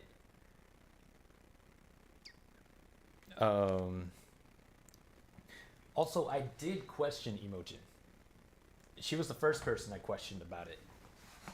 And then I went over to the dig site because the professor was the one that was butting heads with him the most. So he seemed like the prime suspect. But when we found out that it wasn't him, or at least we're pretty sure it wasn't him, then we went to go find Paul. And Imogen led us to both of them. Well, actually, no. We got to Arthur ourselves. Arthur is the professor. We got to Arthur ourselves. Imogen led us to Paul. The point is, we already talked to her. We already questioned her. Stop shirking. Get dressed properly and come inside. Oh, god damn it. I need to put the thing back on. Can it just be this? Do I have to put on all the makeup? Stop. Okay.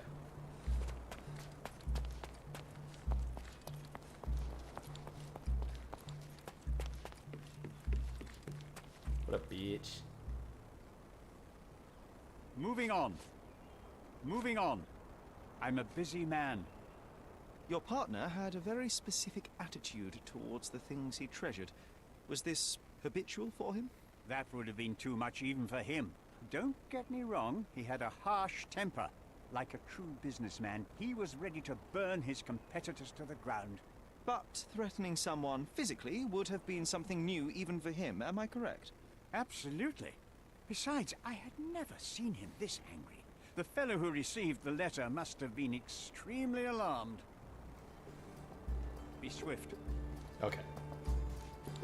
So that was the letter that he sent to Paul.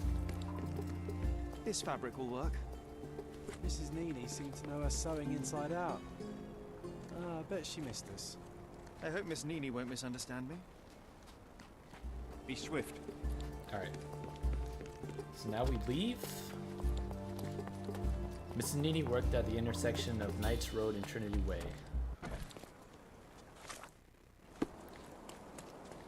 Scaladio, Knights Road, and Trinity Way. Knights Road, Trinity Way. So like right here. Let's go.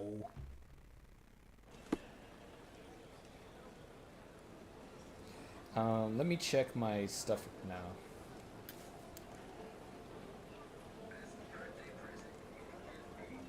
Okay. So this one seems fine.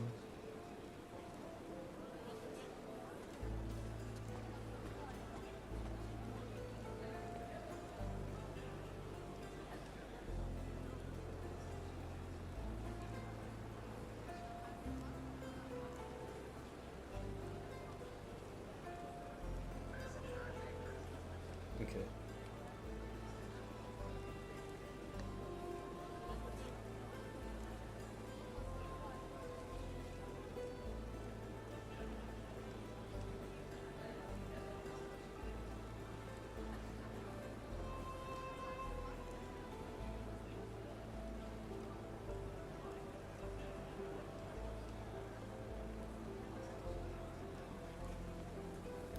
Okay.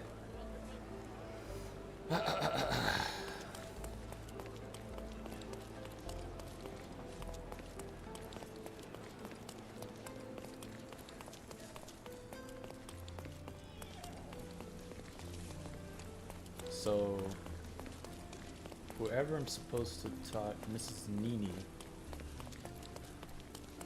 Oh, right here. Good day, madam. I've come to you with a special requirement. The tailors on the street can't help me, I'm afraid. Could you make a doll for me? Oh, Signor Holmes, You taught the police how to do their job, and they found the thief. Oh, let's Of go. course I will help you. But what sort of doll? A child's doll, such as my great niece might play with? A little larger than your typical doll. Signore, I don't understand. Boy, girl, animal, and what color? Animal, a passionate, perhaps amorous animal. Oh, signore, you talk in riddles. I am an old lady who's seen it all. Tell me what you need. I need a life-size elephant. I think Mrs. Nini outdid herself with this one. Is that a tail? That's a trunk, John, but I must agree with you that it's her masterpiece. Well, let's not waste any time. Is that a tail? It's a trunk. Dipshit. God. Imaginary or not, John is an idiot.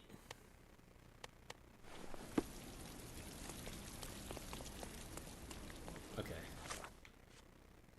Next, we pin this. Dun, dun, na, na, na, na, na, na, na, na, na, na. Use the cold gas shedding Gildan's yard to inflate the lure. Alright, so I need to go back home.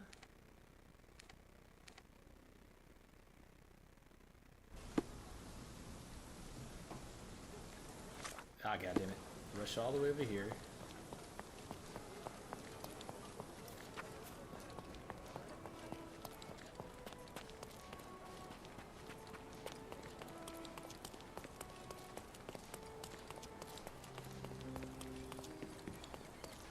Would it be this thing? The game is on. So, what's the plan? I hope it all doesn't go horribly wrong. We know that the elephant is seeking a female. We can arrange that. A doll with the appropriate scent might do miracles. So you're a marriage broker. Well, I suppose that makes me a groomsman. Oh, she is a bit breezy, I must say. Well, Goliath is eager for a single female elephant in his area. It should be just enough for his taste. You'll need to trust me. Are we ready? Believe. I can't stand attention. We're ready. Let's call the elephant. Alright, so we got submissive trumpet, salacious trumpet, tempting trumpet, impatient trumpet, and teasing trumpet.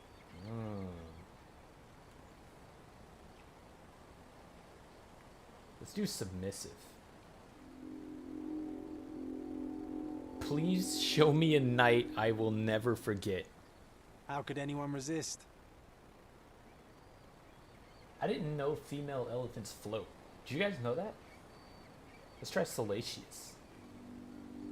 If I told you that you had a nice trunk, would you hold it against me?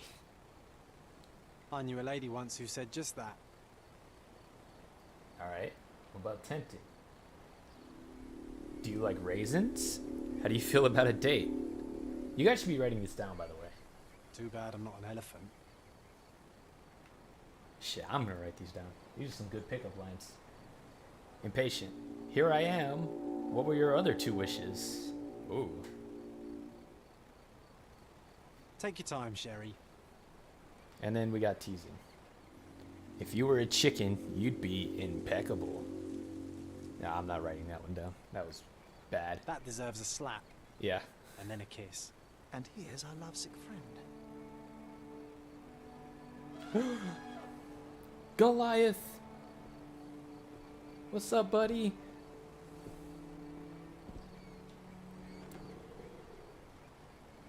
Oh, he's so happy.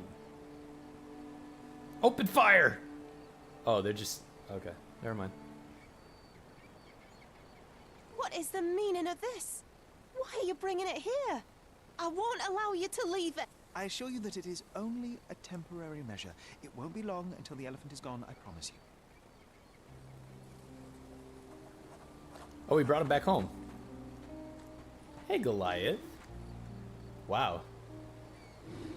Jeez. Okay, so he's got darts in him. He's got a scratch on his face. He's pissed off. Look at those eyes.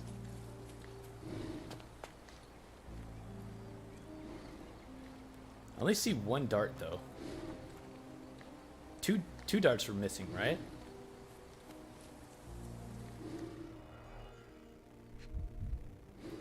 Bro, those eyes It are... injured Oh my itself while god. running through the forest. Look at him. Peaceful and compliant, almost a gentleman. That's peaceful and compliant? Jeez, I'd hate to see him upset.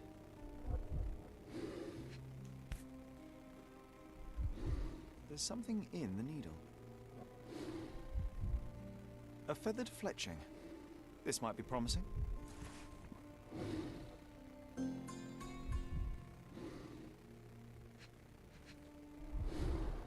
The left tusk is larger and more worn.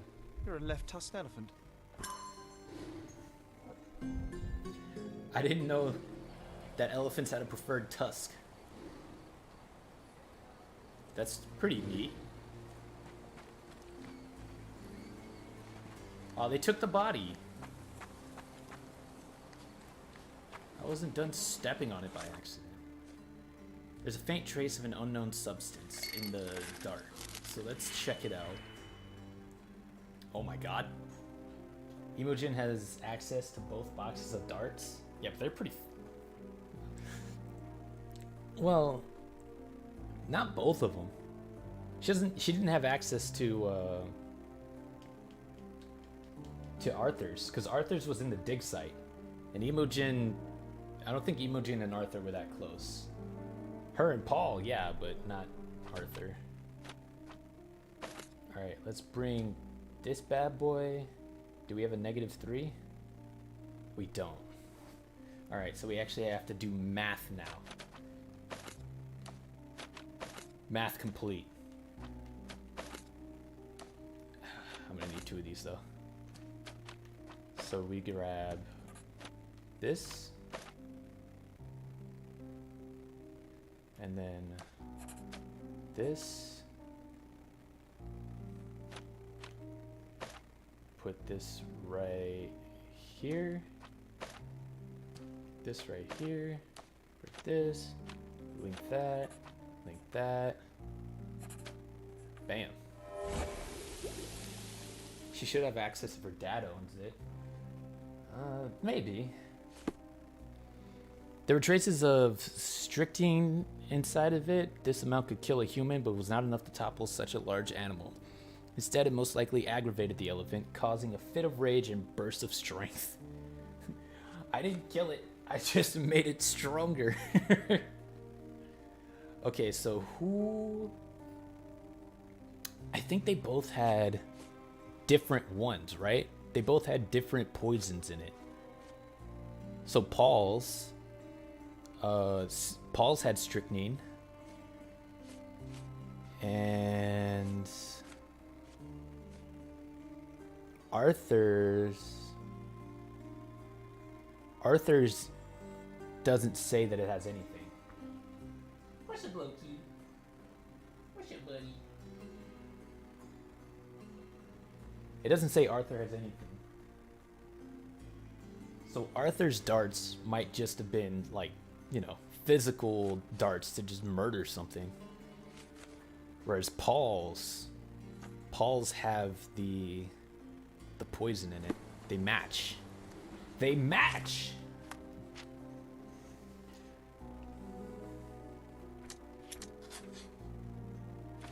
Arthur or Paul may have shot Goliath. Both Arthur and Paul Perks had the means to shoot the elephant with a dart. But... Excuse me. But the dart was poisoned. Third party used Goliath. An unknown third party deliberately shot a poison dart at Goliath to provoke it into attacking Theodore Gilden. Protected Theodore? An unknown third party tried to protect Theodore Gilden by shooting a poison dart at the elephant. Oh.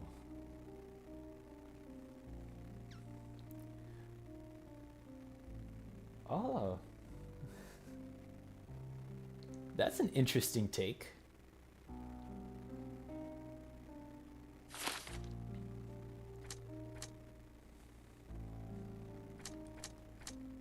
So, Arthur may have been at the crime scene. Arthur Swift may have been at the scene when Theodore Gilden died. His injury matches the damage done to the shed. Oh, I forgot Arthur had like bruises on his elbow or something like that, right? Paul may have been at the crime scene. Paul Perks may have been at the crime scene when Theodore Gilden died and fallen on the shed. Paul definitely had some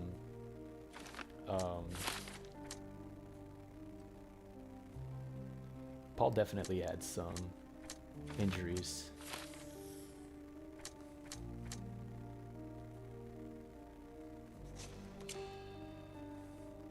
Goliath killed Theodore. In a fit of rage, Goliath killed Theodore Gilden. After a quick one-sided confrontation, the elephant fled, leaving Gilden to succumb to his injuries. So that's one.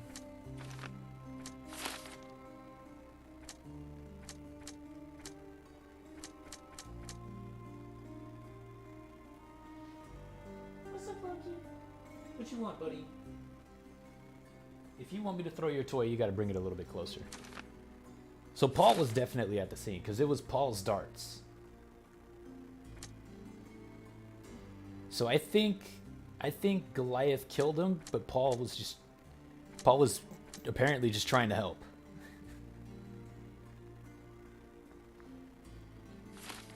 I don't know. What do you guys think? Was the elephant shot before or after Theodore's death, and does it matter? Oh, okay. Well, let's see. Who can we talk to about it? But you're missing 2 connections? Save is just a wild animal? No. It said they were trying to save Theodore. They were trying to save the dude that got killed. Provide evidence. I've nothing to say about this. Of course you don't. I don't have any thoughts on this. Of course you don't. Have you seen what your father sent to Paul? This is despicable. My father was never a gentleman, but this crosses the line. I knew that father wasn't fond of Paul, but this is just awful. If only he could have seen how good Paulie is to me.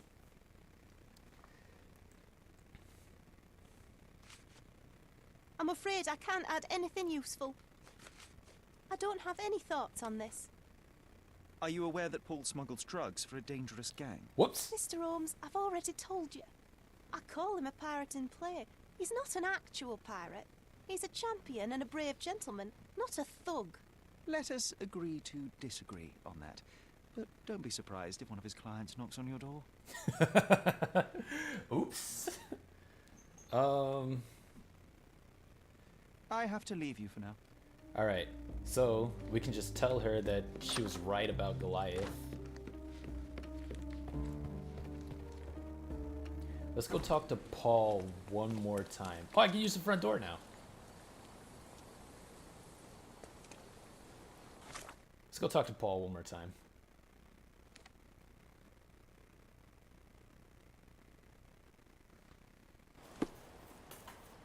Okay.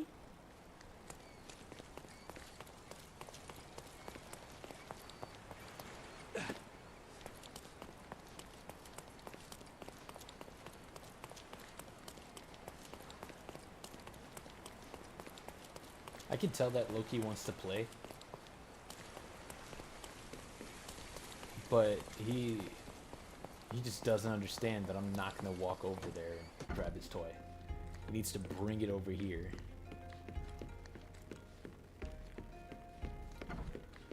Just be quick. Ah, damn it. Just be quick.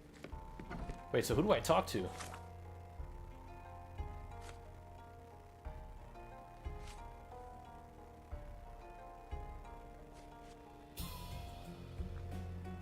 What? Did you bring it? Oh, he heard me. He brought the toy. Here, I'll show you guys. Let's see if you can see it. Can you see it? Yeah, right here. Whoop.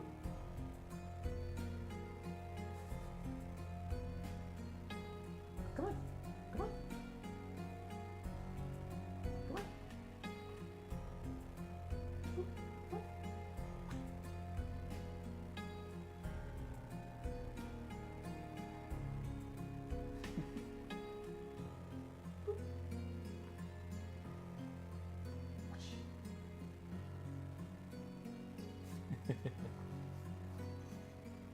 he's coming back. Bring it to me.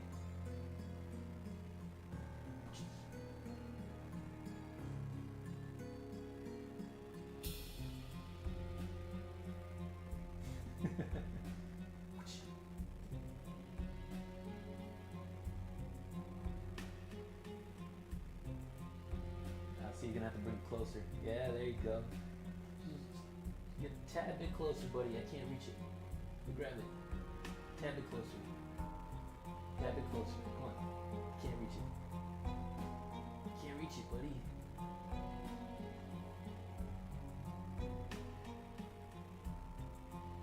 Alright. I guess I need to reach it.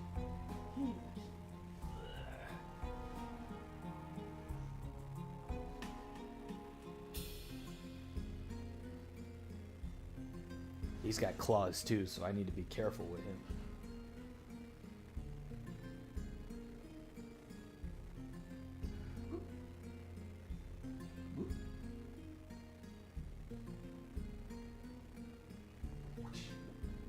I was trying to throw it out of the door. It's like playing fetch. Yeah, that's what he likes to do. He likes to play fetch. No, you gotta bring it much closer than that. You gotta bring it a lot closer than that. Come on. Come on, go get it. Go get it. Don't look at me. Go get it. Bro.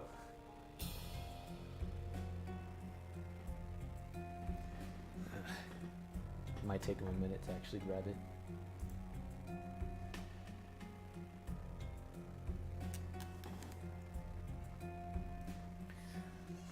So who do I need to talk to about this? Or does that just mean that it's time to solve?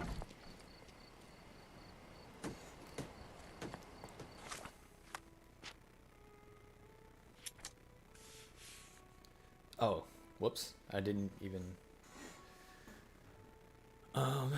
let's see. Goliath may have been provoked. Goliath may have killed Theodore. The elephant Goliath may have attacked Theodore Gildan in order to break free. Dart shot at Goliath may have provoked the beast into a violent rage. But see, this doesn't fit. Or, there we go. Third party used Goliath. Paul Perks killed Theodore Gildan. Paul used an air gun with a poisoned dart to provoke the elephant. Agitated and scared, the animal attacked Mr. Gildan. With Theodore gone, there's no one to stop Paul from being with Imogen. See, the thing about this is, I feel like we would have found some evidence that would lead to us thinking that Paul knew about Goliath being in heat. Right? Or any kind of research regarding elephants. Because when it came to Arthur had research and evidence leading to him knowing about elephants. Right? So we confronted him about it and he was like, no, that's just to protect myself. Now, if Paul had that, then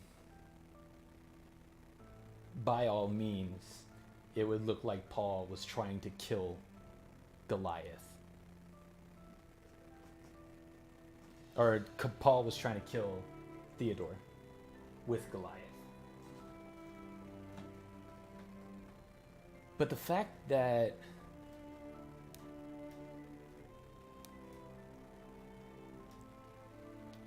I think the fact that Paul had the darts with them, right? So why would Paul just show up to the house with the darts? You know what I mean?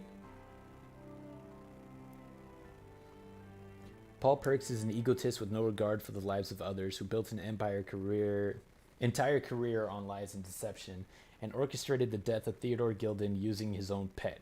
Cordona will be safer without Paul roaming free. Or, Paul Perks was the victim of persistent attacks by Theodore Gildan. They were desperate, and to protect a promising career, used Goliath to kill Gildan. I will place the blame on Goliath, but would insist that Paul leave Condona as penance. Or we do protect, killed, and then in a fit of rage, Goliath killed, Goliath killed his own master. Theodore Gildan nurtured the animal and cared for him, but the wild nature of the beast makes him extremely dangerous to others. I should inform Imogen that his execution is the only way to ensure safety.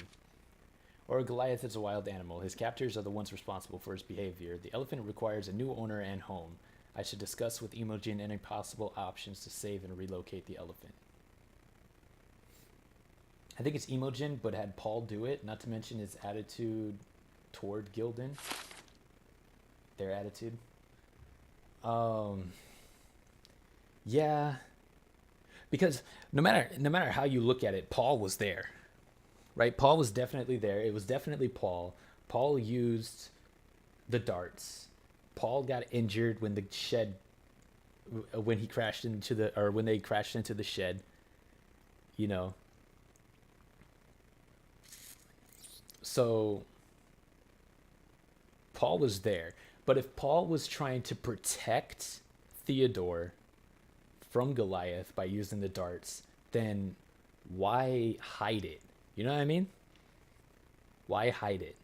So I think Paul tried to kill Theodore. I think Paul tried to kill Theodore. Whether Imogen was pulling the strings or not, Paul tried to kill Theodore.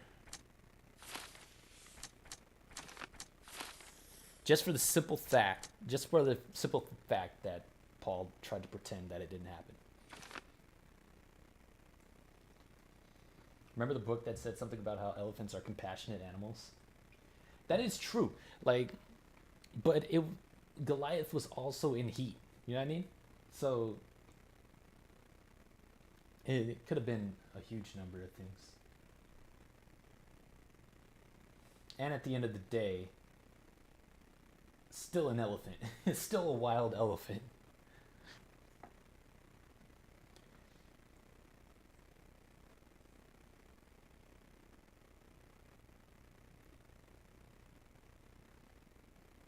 But yeah, I think Paul killed him. So we're gonna arrest Paul and free Goliath. I'm not letting Paul go. Because first of all, Paul is smuggling drugs, right? And that, you know, whatever. But also murdered somebody. And now is trying to run from it. No, we're not letting Paul go. But I'll let you guys soak in all that information while I be right back because I have to use the bathroom.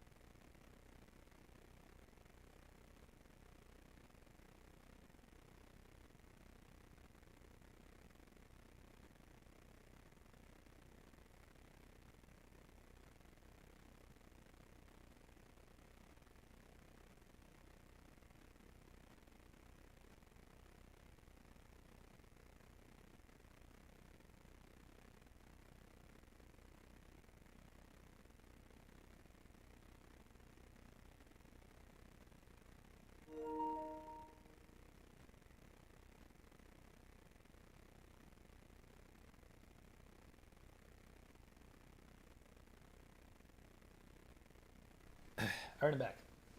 So, we're gonna arrest Paul. But before we do this, I want to put another thought into your head.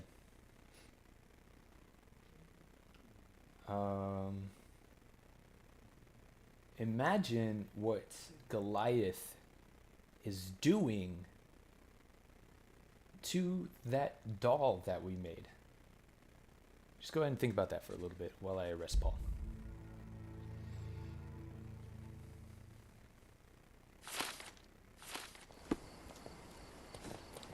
Do do do do do do. Do do do do do do do do do. Scooby-Doo-Bop-a-Doo-Boo. You murderous fiend! Did it feel good killing Theodore Gilden after the humiliation and threats? What? I thought you were blaming Goliath for that. No, I think you killed Theodore Gilden. Goliath is, unfortunately, a victim of circumstance. I'm far better than to kill Gilden. Believe me. You see, I managed to capture the elephant. Goliath had a dart stuck in his hide, similar to the ones that you used to kill rodents. My guess is that you used Goliath. A dart can kill a mouse or human, but for an elephant it's not enough. Strychnine is a powerful stimulant and convulsant. Once the drug was in the bloodstream, Goliath became extremely agitated and so blinded by the flow of energy that he killed his owner. And my dart is responsible for that. I'd rather use my hands. Yes, there would have been fewer variables, but after the attack on you, your condition didn't allow for a direct confrontation. So, you used what you had. That's not what happened. Anyone might have the same set of darts as I do. They're not expensive. But not everyone knew Theodore and had access to his property. But the thing is, why would Arthur have a book about elephants? I actually believe him what he said about it. He said... He said that he owns the book for protection. Like, he knew... He's business partners with Theodore, right? He was business partners with Theodore. Theodore had a full-grown wild elephant in his backyard. Do you want to be going to this person's house probably every day, not knowing how to deal with an elephant? You know? At the very least, know what to do to not piss it off? Did you hear about the... This is unrelated, kind of. But did you hear about the old lady and the gorilla at the zoo? There was an old lady, I think it was in one of the like country states of the US, right? That would go to the zoo every weekend, and she would go and meet the same gorilla every time. And she thought that her and the gorilla were friends. You want to know why she thought they were friends? Because every time she smiled at the gorilla would smile back. Do you want to know what a smile means in gorilla language? A smile is a threat. You know what I mean? A smile is a threat. So when she was smiling at the gorilla was smiling back saying, "Bitch, I'm not afraid of you." And then one day that gorilla broke free. And guess what happened? That gorilla beat the shit out of that old lady. I think it even came back for seconds. I think it beat her ass twice. She lives. But yeah, that's what happens when you don't know anything about the animals that you're interacting with. Even if you're just around them. You know, like anything could set it off. So I think a little bit of knowledge about the animals that you're going to be in close proximity with goes a long way when it comes to your own life. Especially if that thing can just accidentally step on you and just kill you. For what reason would he go to his house? He said he spent most of his time digging. Well, it's his business partner, right? And he had all these plans and all this stuff laid out in his own office at home. So he was probably there quite a few times. You were at the crime scene at the precise moment when Gilden died. I was not. I was visiting the doctor after the attack on me. Ah, of course, where no one saw you. That's an inconvenience. But in any case, the person who was there met the rage of the elephant. One was struck by the gate with such impact that they were thrown into the shed. The knife fell out. The bruises on your elbow match the contour of the hole in the shed. But I told you where my bruises came from. And I heard you, but you didn't catch my words. A bosun's knife was found there, a very specific tool commonly used in your field. That's only your assumption. I was never there. I mean, I was, but not when this happened. I still don't know what a bosun's knife is, though. I can understand why you killed Mr. Gilden. He saw you with his daughter. He checked up on you, yachtsman, smuggler, and a woman. He went so far as to hire some thugs to attack you. Theodore knew your weakness, your career. He forced you into a corner. You're a survivor. You were prepared for the worst, but Theodore surpassed even your worst-case scenario. So you responded accordingly. I've earned everything myself. Every victory, every trophy, every mangir. I achieved all of it without murder. I don't need to kill in order to win. And you weren't afraid that he would reveal your secret to the owner of the yacht club or your competitors? I can control my fear. Trust me, I wouldn't have become a professional athlete otherwise.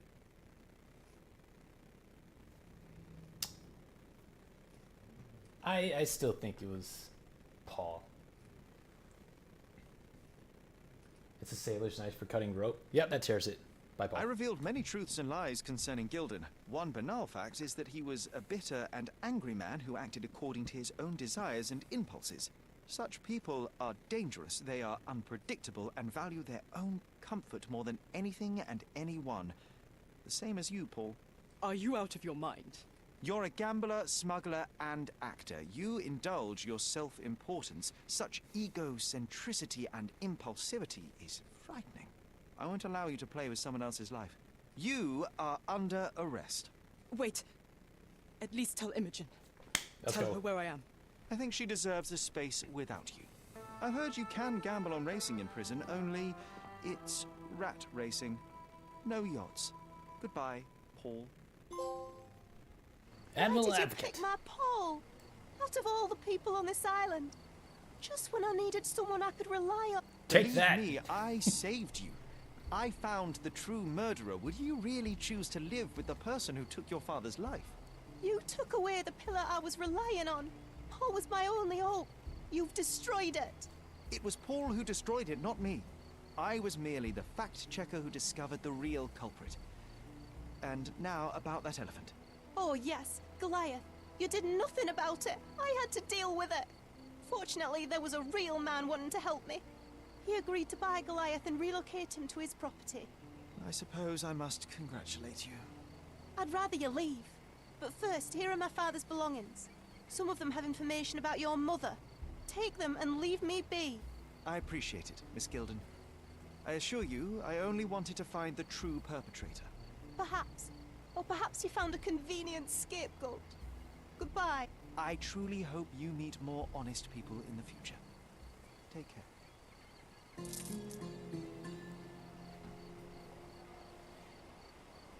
By the way, do you want to know the real culprit? You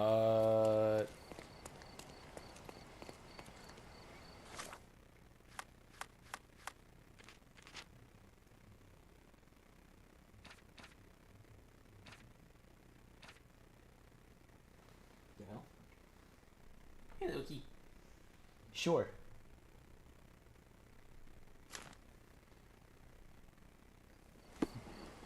Sure, why not? Was I just wrong as hell?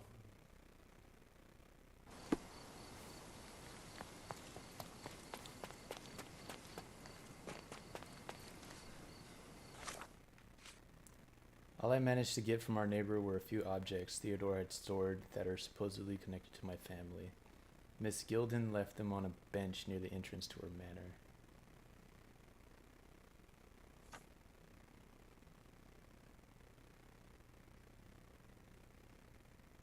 Loki, leave her alone, dude.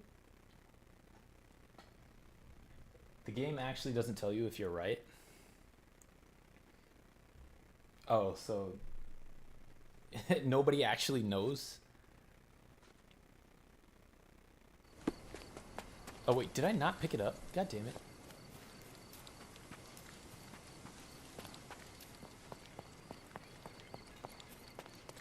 I've got to be right though.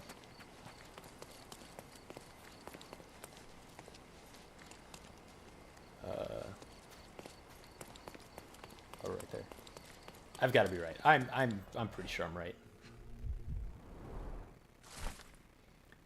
My dear Theodore, you know I value our friendship more than most other bonds. We share the same restless soul, and your acceptance and support in trying times has been a blessing. I'm endlessly grateful for the turn of fate that saw Sigurd and I join the same expedition as you. It changed my life for the better. Nevertheless, I am not blind, nor a hypocrite. I know that your feelings toward me have deepened. Forgive me, Theodore, but I do not feel as you do. I must spare you the pain of one-sided love before it is too late. Please see enclosed the necklace you so thoughtfully gifted in remembrance of our adventures together. I cannot in good conscience continue to wear it. I know this letter will cause you such hurt, and for that I can but apologize deeply. Yet my heart is with Sigurd, who is still unaware of your desires. If this sees the end of our friendship, I will understand, but I truly hope we can continue to share our conversations, collaborations, and kindnesses that have brought me such joy all these years. Yours respectfully, Violet. Shut down. Look.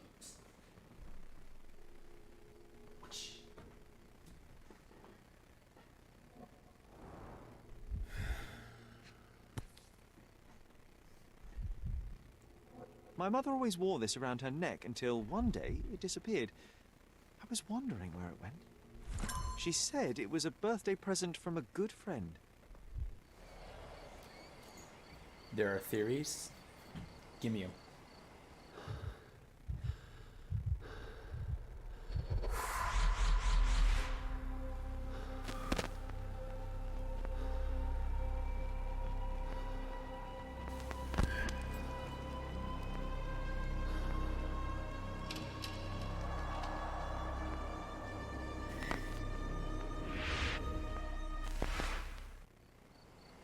I just had another glimpse of a memory, John. It's fuzzy, but I'm sure it happened somewhere in the manor. Finally moving forward. Shall we go? Alright. We take a look at this memory, and then we do some side jobs for the popo. I'm pretty sure we got other cases we could solve.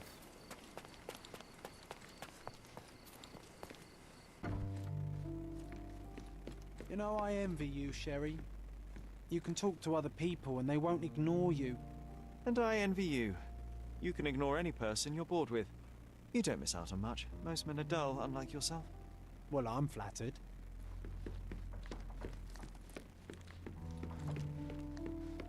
Another one. There must be something important behind it. I can feel it. So this was our bedroom, right? Yeah, okay. One of the doors was unlocked.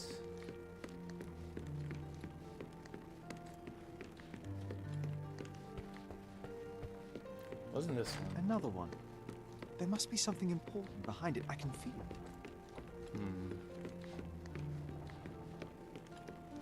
It's not this. It's not this. Another one. Wait. There what? must be something important behind it. Oh, do I need to... I didn't pin it.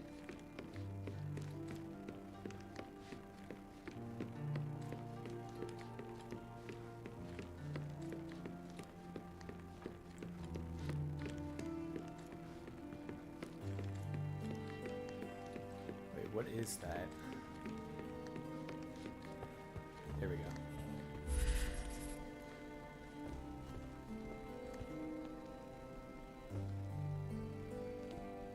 Hello?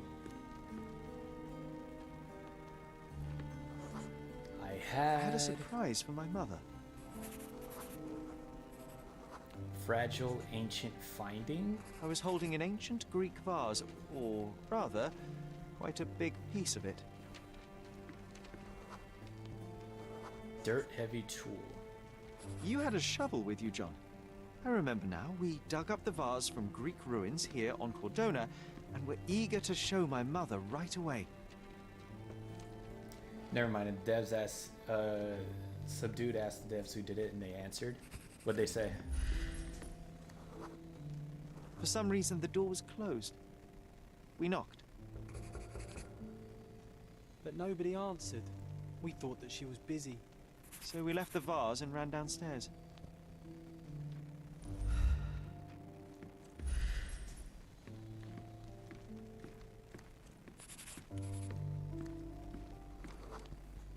I decided to gather some archaeological tools in order to take a closer look at the vase. But then we heard something, didn't we? God damn. Yes. It came from upstairs.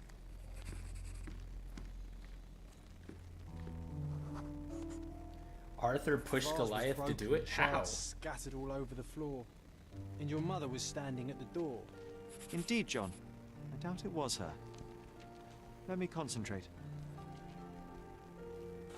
How did Arthur... Why was it Arthur? Well, I mean, I know why it was Arthur, but, like, how was it Arthur?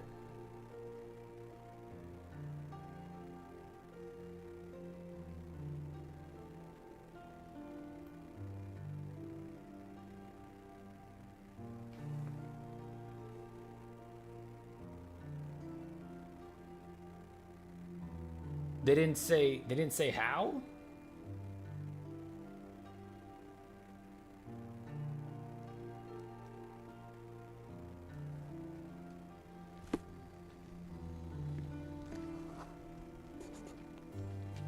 Otto Richter was standing there, furious at us. Dr. Richter told us never to disturb my mother when the door is closed. He said she had broken the vase. But we didn't believe him. I bet he smashed it.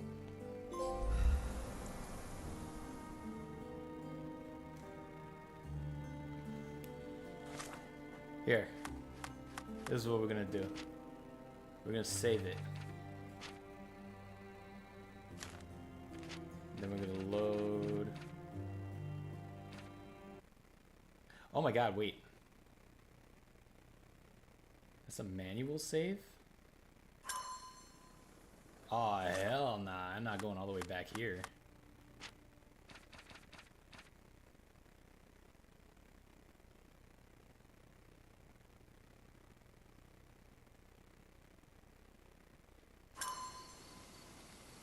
Oh, well, we can't go back. We can't go back. Oh, well, rip. Damn! It auto-saves, like, every 2 seconds. What the hell? That's kind of insane.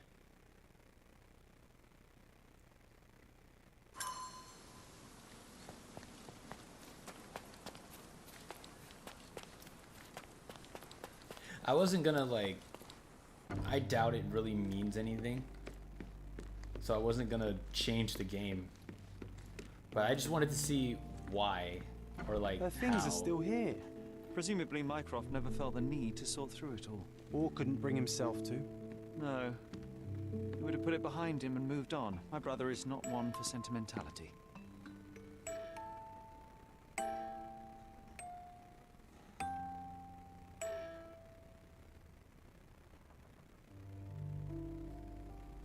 Arthur, that makes no sense.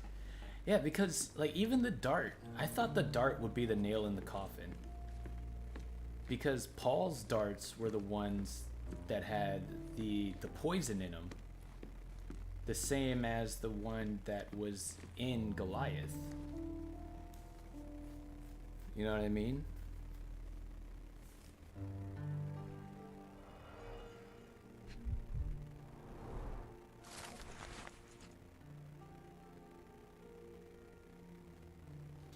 Some guy on Reddit said that if you accused him and let him go, he almost confesses and you get rewarded more than if you choose any of the other options.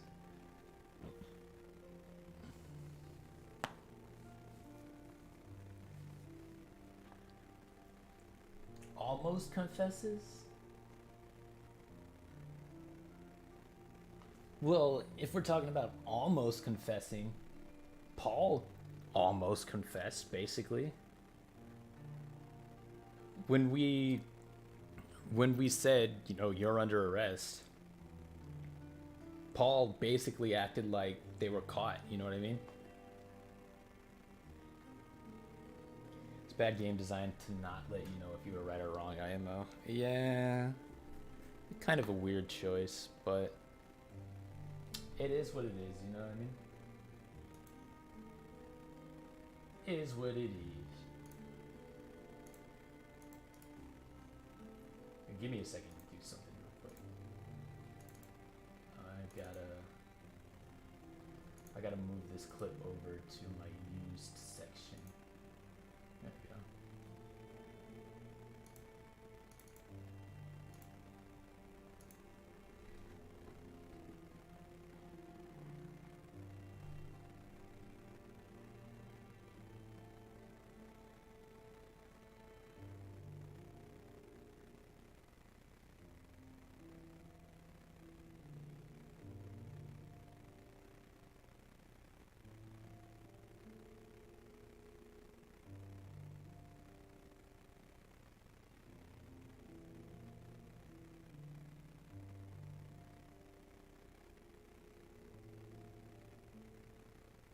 Oh my god. Oh, I found out how many times my video's been played. It's been played 52,000 times on Instagram. Wow.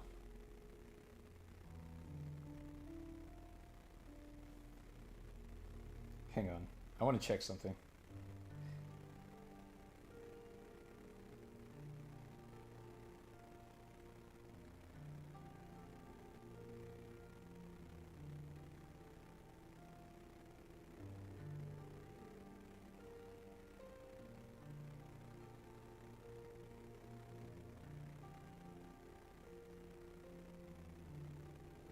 Interesting. What was the name of the first mystery you did? I don't know. I don't remember.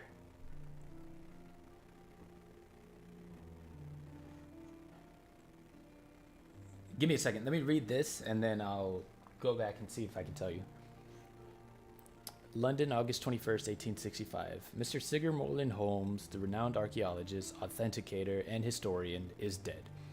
A mere 41 years of age, he was seized by a cardiac event during the opera at the Covent Garden Theatre on Saturday.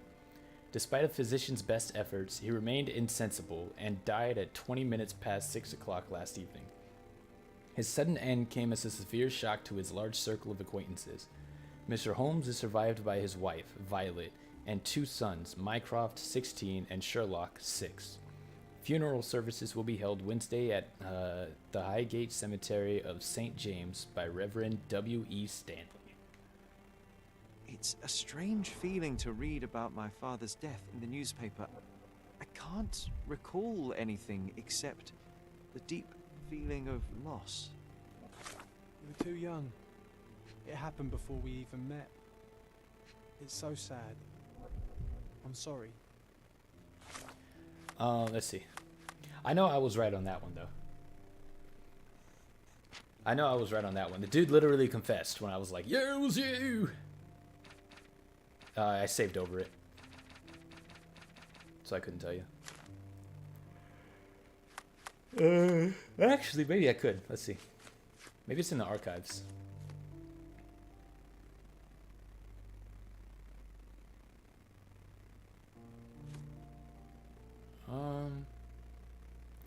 Ghosts of the Past, maybe?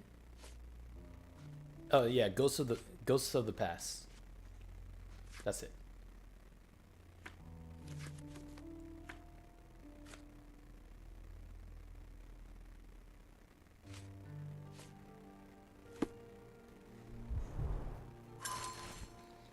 March 25th, 1869. Examination notes of Dr. Otto Richter. Over the last few months, I have asked Mrs. Holmes to sketch some landscapes. The first few were clear and accurate, but subsequent drawings quickly drifted away from reality. It appears her disease progresses rapidly, and perhaps even affects her vision. I may need to consider trepanation. What? What disease? That's definitely not tuberculosis, right?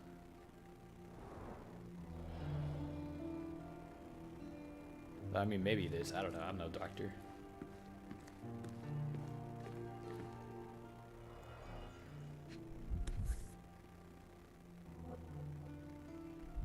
This picture was drawn by my mother. I recognize her hand. There's a date on it, 8th of December, 1868.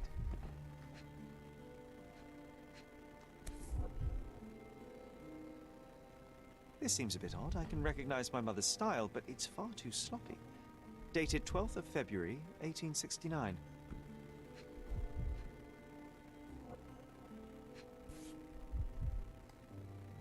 It's difficult to tell what this is meant to represent. There's no date at all.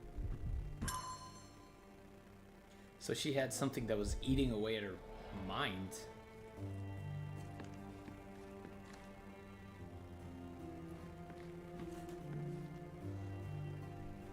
Hang on.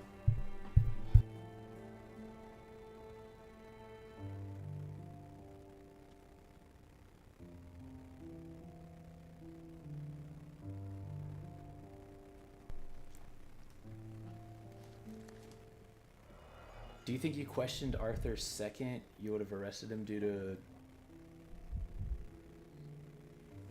Had you questioned Arthur second, you would have arrested him due to recency biased?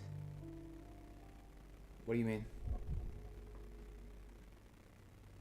The only reason I arrested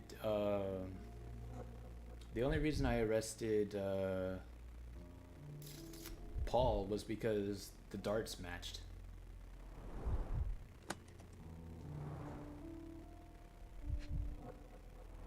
Well, the main reason. Arthur's dart didn't match the one that was in Goliath. Observations of Mrs. Violet Holmes, Dr. Otto Richter, 19th of May, 1868.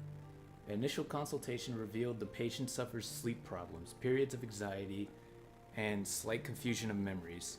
Prescribed a strong sedative to be administered daily and will continue to monitor symptoms. 3rd of August, 1868. Sedation has helped to minimize anxiety attacks, but Mrs. Holmes now experiences catatonia, apathy, and prolonged depressive states. Moreover, the patient's confusion has worsened, and she has begun writing letters to her deceased husband as if he were alive. I have prescribed 6 further drugs to balance her mental state and weekly hydrotherapy. 27th of November, 1868. The current drug regimen has delivered middling results, with confusion worsening into near constant delusion. Patient grows aggravated when these beliefs are contradicted, prompting aggressive behavior. I have now witnessed several episodes of violence against her own family and towards herself. Consequently, I ordered that bars be installed on the windows and that Mrs. Holmes be strapped to her bed at night. The dosage of all medications has been raised. I have prescribed the patient additional hypnotherapy sessions as well as some mild hallucinogens. I also think the game should tell you if you're right or wrong, at least at the end or something. Maybe it's just for this mission. Maybe. I'm not sure. It told me for the first one.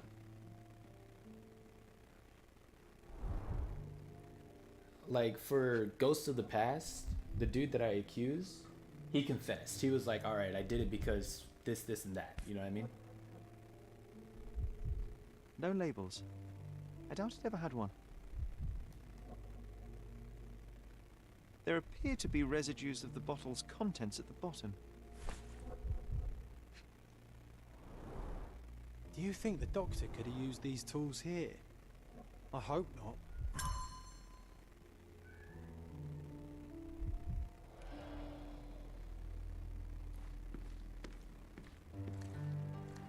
My mother loved flowers. They made her smile. I remember we would bring a new bouquet every week to make her a bit happier. That's why we collected all the violet flowers we could find on the island.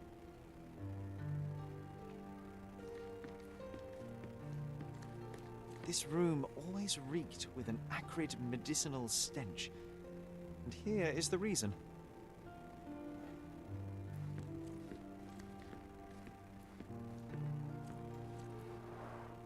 Looks like it was damaged by a blunt object.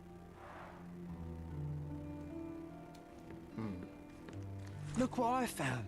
The White King is under attack. Sherry, can you save him and checkmate the opponent in one move? Ooh. Wait, can I?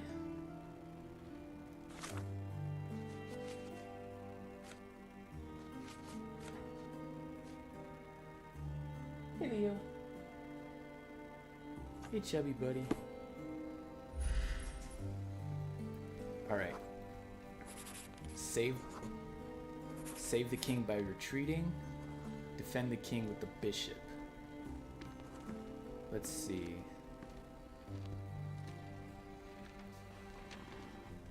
The White King is under attack. John dares me to checkmate him in one move. His figures are black. So his king is in the center. Or not in the center, in the corner.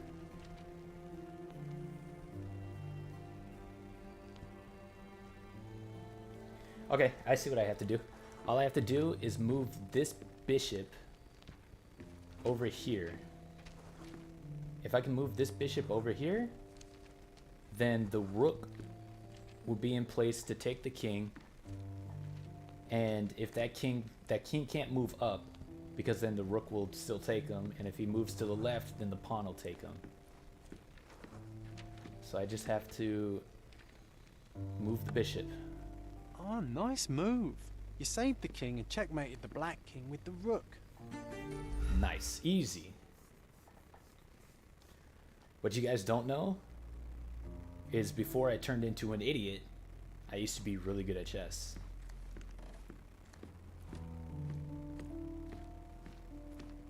I wasn't always stupid, guys. Straps on the bed.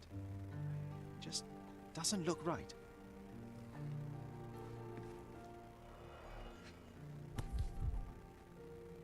Seems this was the most frequently used medication. 1 dram dissolved in a glass of water, administered daily. Not to exceed 1 dose in 24 hours, not to be given to children.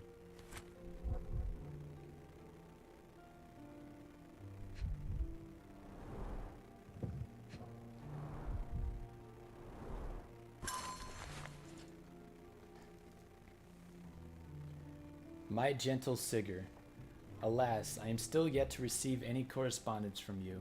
One presumes my previous letters are chasing you around the continent as you travel. I hope you are in good health. And already on your way home.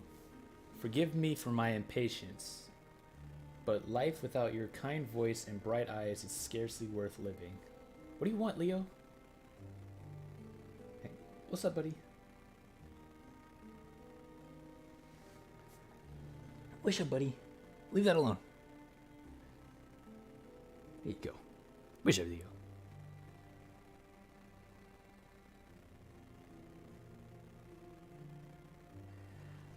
Alright, sorry. Neo needs some loving. The boys need their father around too. Wait, did I? Scarcely. Okay, yeah. The boys need their father around too. I can tell that they miss you. Though not as you well know. Mycroft is not one to wear his heart on his sleeve. Though as you well know, Mycroft is not one of the. Okay. In case my prior letters have been lost, know that we have relocated to Cordona. Please come back soon. Forever yours, Violet. February 1869. Oh, it brings back some memories. Explain what castling is?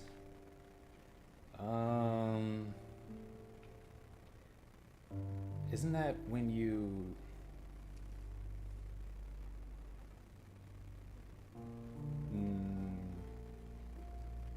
I don't know.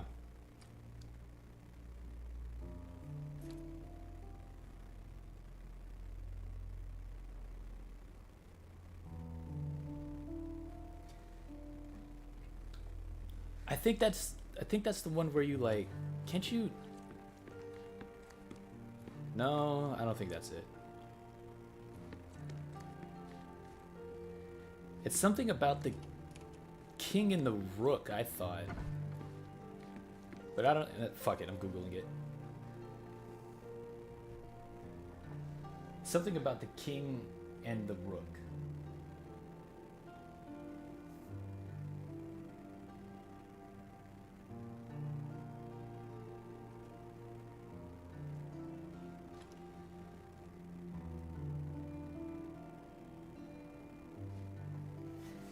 You realize my keywords were before I became stupid, right?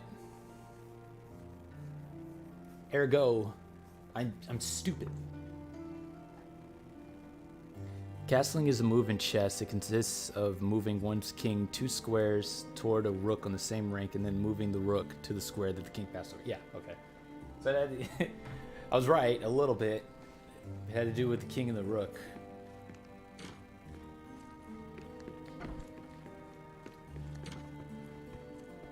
I was going to say they were switching spots, but that's a little too simple. At least I thought it was a little too simple. Actually, that's basically what it is. It's just switching positions.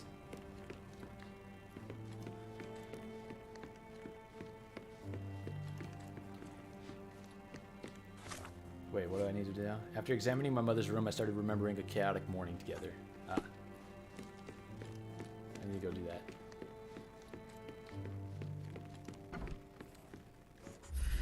It's the most basic move in chess. The You're a broken plate basic shards bitch. were all over the floor. Mycroft had to change his suit as the one he was wearing was completely stained. Mother was troubled that morning. Something we did upset her. Dr. Richter tried to calm her down.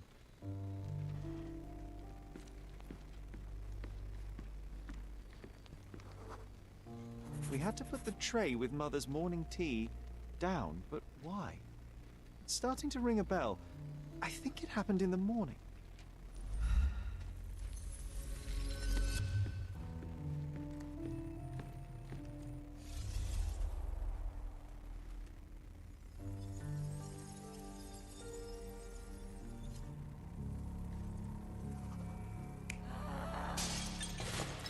Damn. What is this?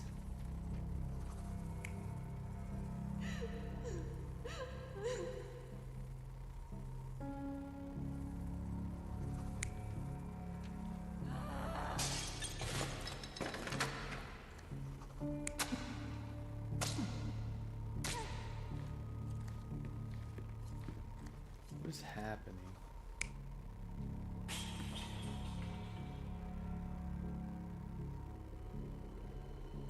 Oh, maybe he brought food in, dropped it, she got pissed, and then this was like his equivalent of the power of Christ. I don't know. Let's see, what else do we got here?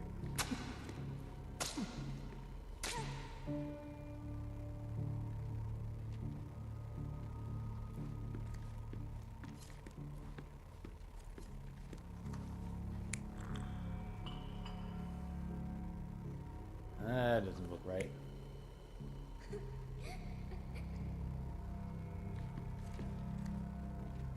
This might be...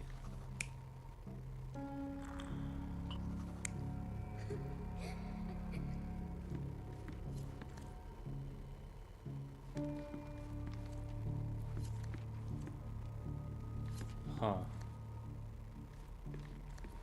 So maybe...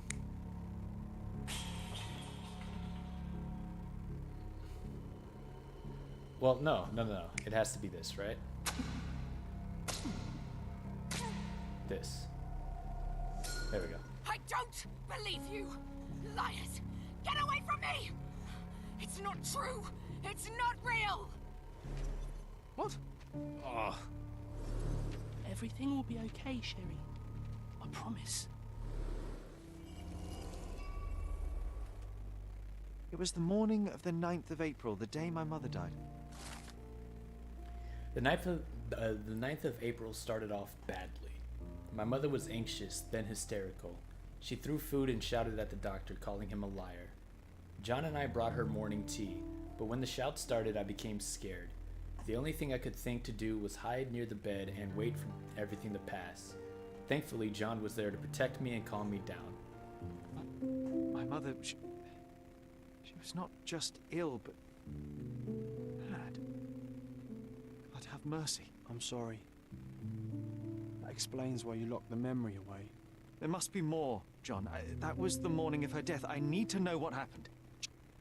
Every time you... I just don't... Please, Sherry, leave it be. Just breathe, John. You know that I cannot leave the last stone unturned. We are so close.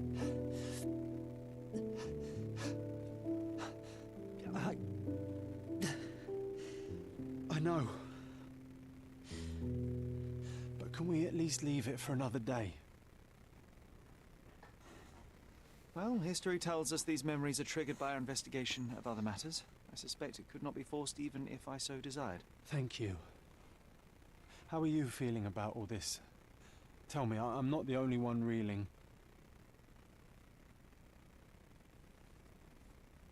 It feels wrong, sad. Like they're the memories of another man. I'm struggling to reconcile my love for my mother with the reality of who she was. And worse, what possessed Mycroft to lie about it? There are precious few pieces of this puzzle remaining, John. Let us dawdle here no longer. Indeed. Wait, did you hear that? Yes. Metallic salts. What is this sailor doing here? Sailor, sailor, why are you in my house? Who are you? Sherlock Holmes, isn't it? I was looking for you. With whom do I have the pleasure of speaking? You can call me your new game. The rules are simple. I have something for you, but you alone must work out what that is. And that something is my prize, I suppose? You're a fast learner, sir. Well, he's got paint on his face. What are you humming? Sailor uniform. Old and shabby. Paint on his face. Pink paint in hair. Painted recently. Unblemished hand. No signs of hard physical work. Left-handed. Hiding something square-shaped. A man dressed as a sailor came to my house, declaring that he was my new game. A drop of pink paint in his hair betrayed him as a man who was involved in the art sphere. His hand showed no signs of regular physical activity, no corns, no rough skin, which is at odds with his mariner's outfit. Few artists know my name or where I live, so Vogel best fits the role of the game master. Considering the tiny square-shaped object in the fake sailor's pocket, I deduced he was employed at Vogel's art gallery, and the real reason for his visit was to pass me an invitation. Or, he's a sailor artist, which we both know that's not true. His hands show no signs of regular physical activity, no corns or rough skin, the fact that he wore no uniform, but owing to the fact that he had an old worn-out uniform, I assumed he was still in service. He had a drop of pink paint in his hair, which led me to believe he is somehow involved in the art sphere. Considering the tiny square-shaped object in his pocket, I deduced the real reason behind his visit was to pass me an invitation to visit his exhibition. I'm going to say this one. I cannot believe that Mr. Vogel has somehow successfully called my attention to his gallery. You're here with an invitation to visit it, obviously. My word, you are fast, Mr. Holmes. Could you explain how you came to that conclusion? Of course. Explanations are my favorite part of any conversation. Hands without any sign of regular physical activity, in contradiction to one who would most usually wear such a uniform. The paint in your hair is pink. I don't know of any military service that paints their ships pink, unless they have launched a new fashionable fleet. A sailor with the soul of an artist? I would suggest rather a gallery employee disguised as a sailor to mislead me. How many artists on the island know where I live and of my passion for deduction? Werner Vogel is clearly at the top of the list. And you've been attempting to conceal something square-shaped within your pocket. An invitation, I suppose. An invitation to Mr. Vogel's gallery. What are you humming? Remarkable, Mr. Holmes. Mr. Vogel was right about your genius. I think he may have even underestimated you. This is your invitation. Please tell Mr. Vogel that the seed has been planted. He asked me to tell you to do so, if you win this little game. Farewell. My dear Sherlock Holmes, as you no doubt have already guessed, I would like to invite you to experience my art exhibition. Not only for the purpose of the contemplation of beauty, but in more general need of your genius. You will find the gallery at the Caravanserai? I don't know what that is. At the crossroads of Bazaar Road and Hermes Avenue in Old City. Always your friend, Vivi. Nothing? Humming out loud? Stop it, weirdo.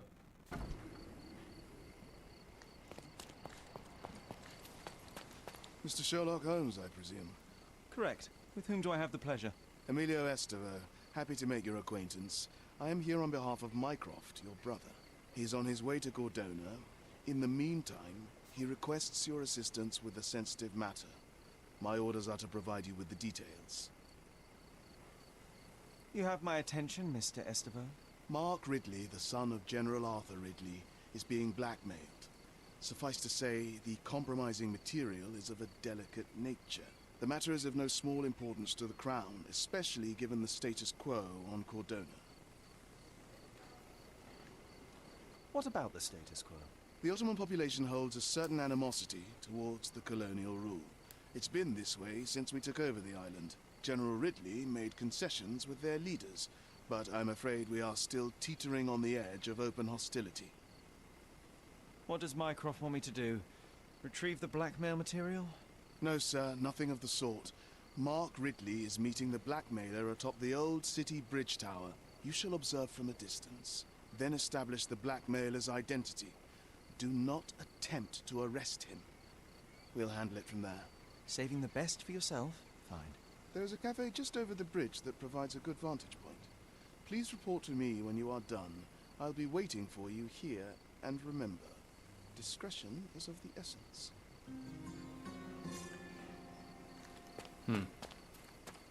I was only listening to about half of that. I won't lie.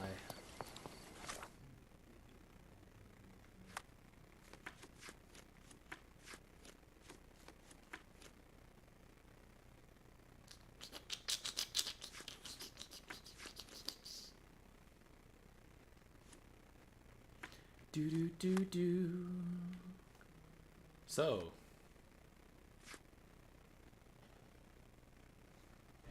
what do we do here?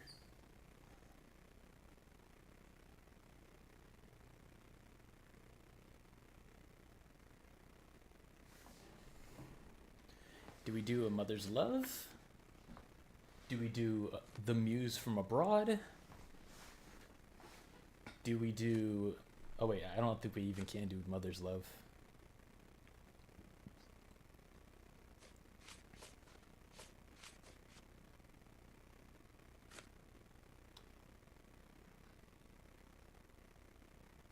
Oh, let's do the chemical analysis, because I actually like doing these.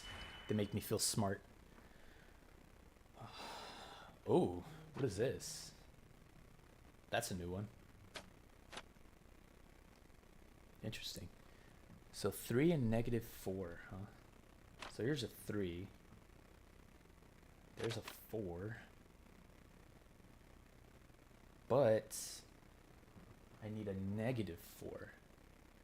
So what does this do? Let's see. Aha. So we link that. Okay. This one was easy.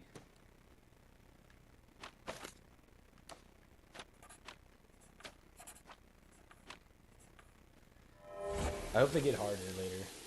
Analysis identified the substance as a hallucinogen derived from mushrooms. Oh. We were on the shrooms.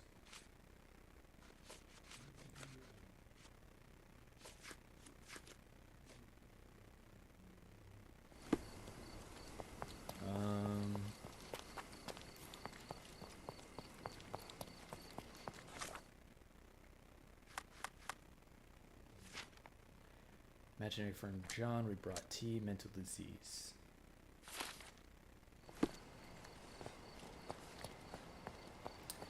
You know what I want to do? I'm gonna go to the cops and we're gonna do some cases.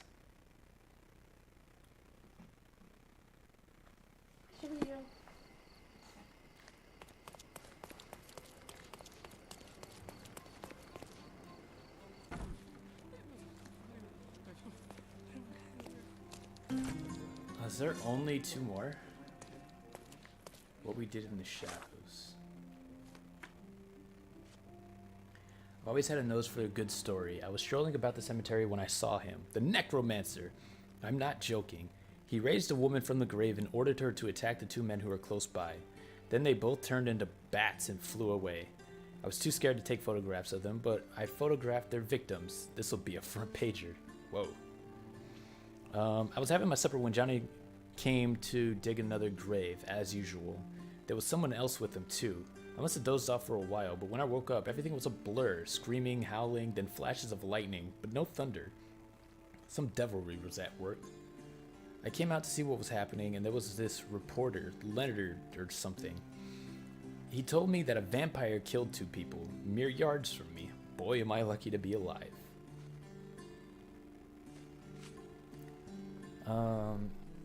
Hamil Archie is the brother of recently deceased Camille Archie.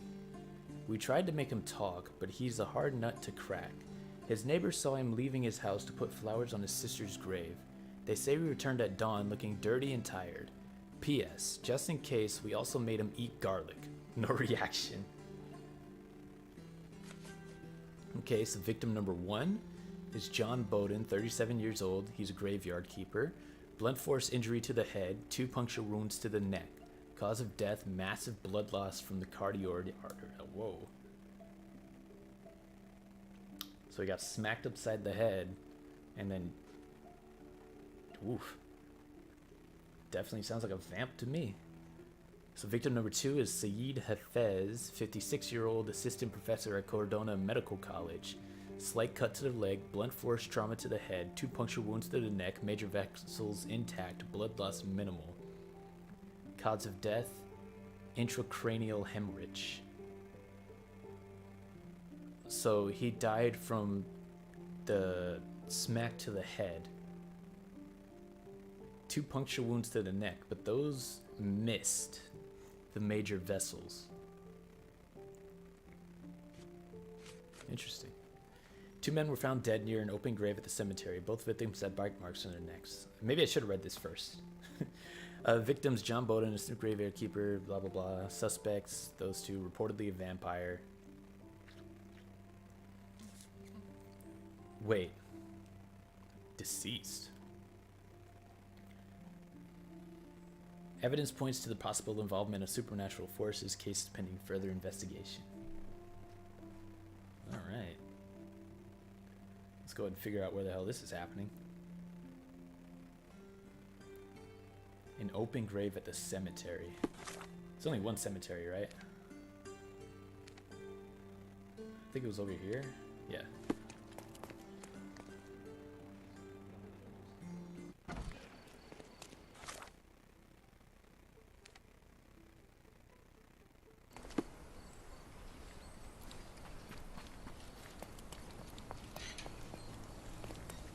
Alright, let's find that grave.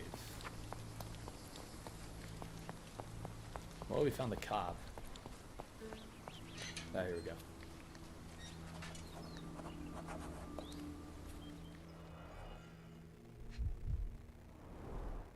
This is a somewhat neglected and dusty hat. We're dealing with a very immoderate bloodsucker here. The stone is rather unwieldy, so it couldn't be used as a weapon. Someone fell and hit their head on it.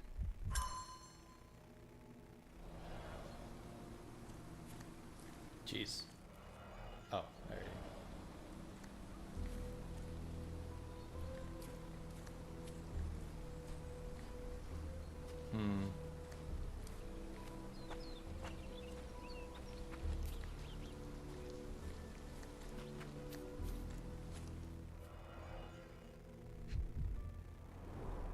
The blade is bent from the impact.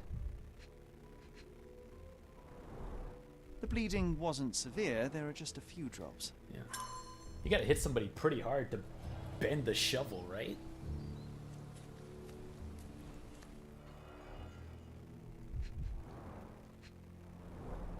An expensive hat with a few grey hairs stuck to the brim. Someone tore their trousers here.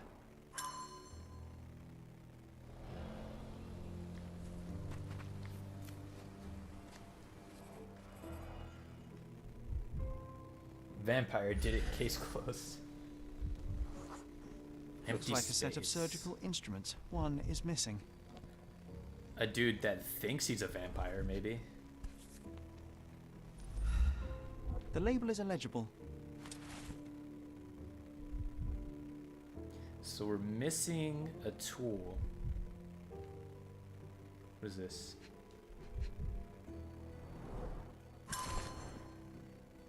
We've run out of fresh cadavers for dissection. You know what to do, Professor Sherlock.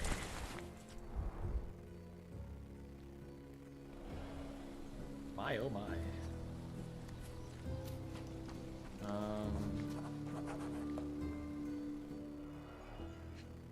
Ew. Nicely roasted. Psilocybin mushrooms. These are powerful hallucinogens.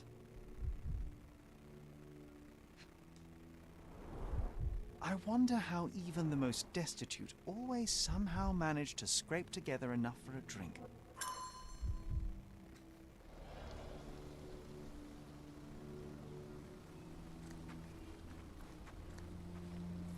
This must be the vagrant shelter. Quite homely, if you don't mind sleeping next to the corpses.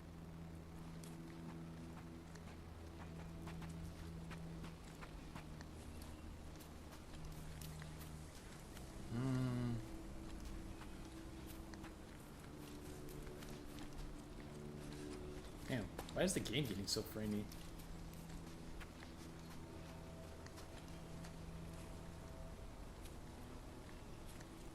So this is number 1. Did I miss number 2?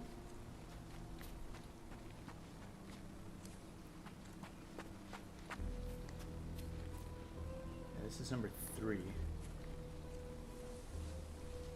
Where's number 2 at?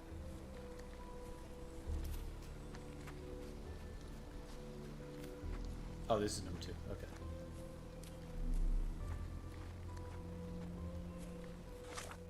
Let's see what we got. Oh, a bottle of clear liquid. Let's do the analysis. Oh, we got a new thingy now. Let's go. 4, 3, and 4.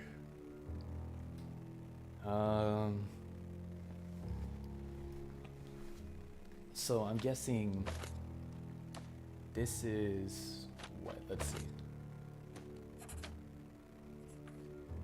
Okay, so it just adds one more to it. All right, that makes sense. You can go back. Sure.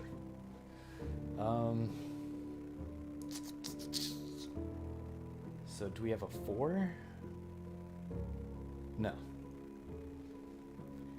But we have a 3 and a 1. Yeah, let's reset.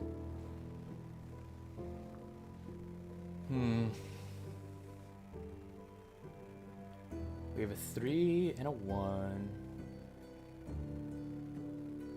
And here's our 4, right? Actually, hang on.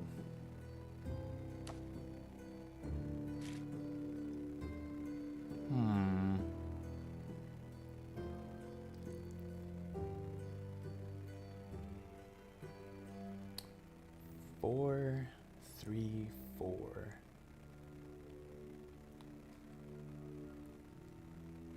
We don't necessarily have to use all 3 of everything up there, so it doesn't have to be super complicated.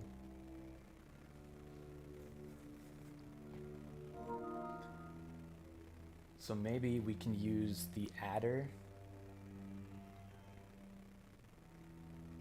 on, we can use the adder on this, right? And then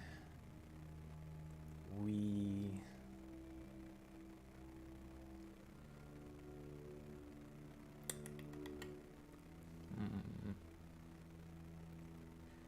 all right, I got it.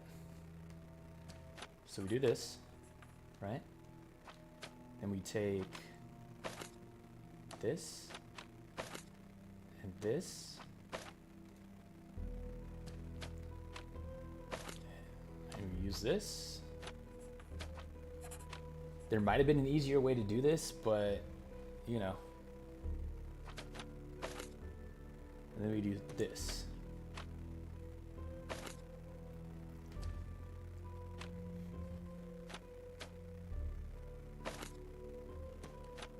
So now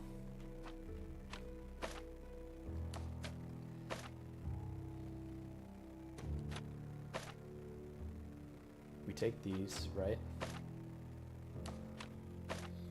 Gonna move this a little bit lower. Grab that, and then put it right here. Oh wait. I need to take this, do that. Here we go. Bam. Let's go. I like those. Those are fun. Those are fun puzzles. It is formalin, which is used for embalming corpses. Oh, gross.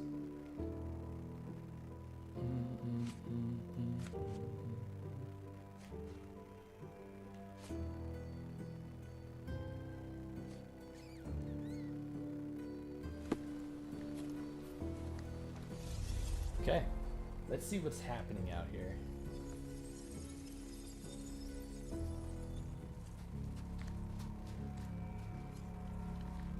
So, we're gonna start over here.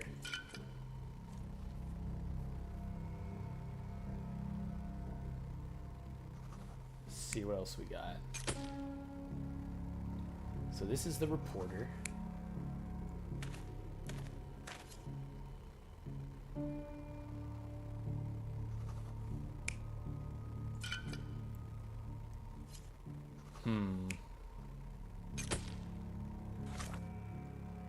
You know what? I already have a theory before we do anything else. I have one theory.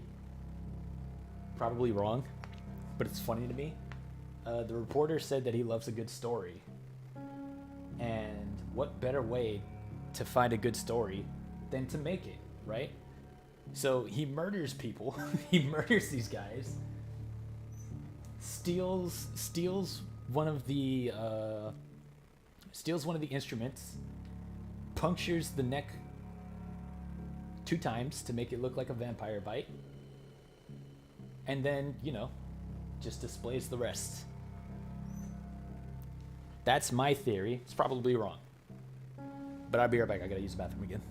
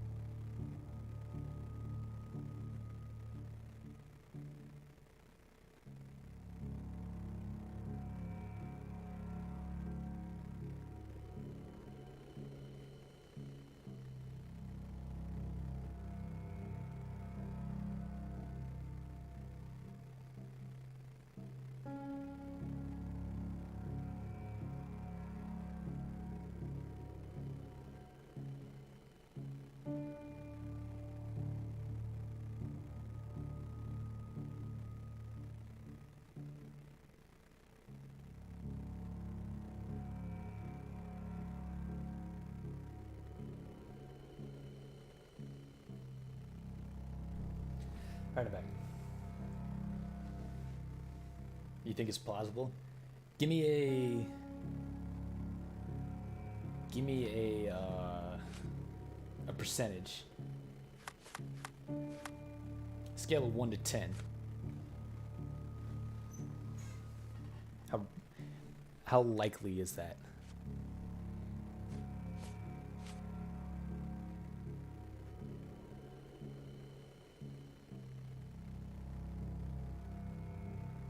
Johnny.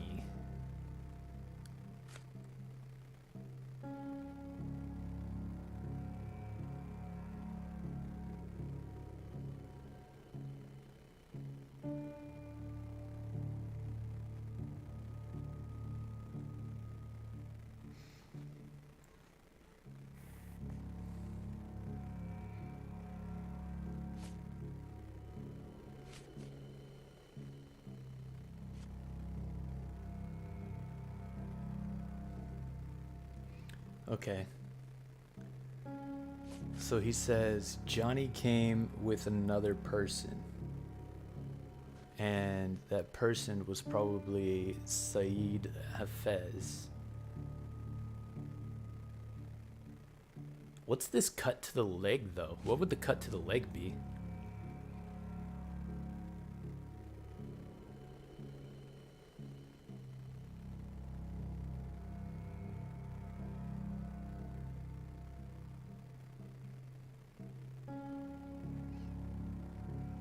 Greater than 1%. Dope. That's all I needed. I forgot about this one, though. The brother of Camille Archie, who was the... Oh, who was the person that was, quote, risen from the grave. That's a terrible quote. I don't know if that's how he actually said. His neighbors saw him leaving the house to put flowers on his sister's grave. They say he returned at dawn looking dirty and tired.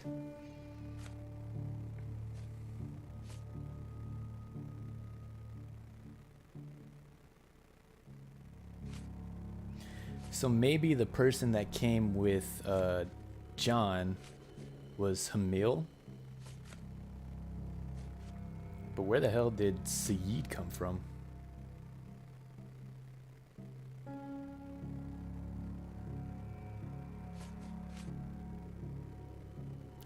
Professor Shelley.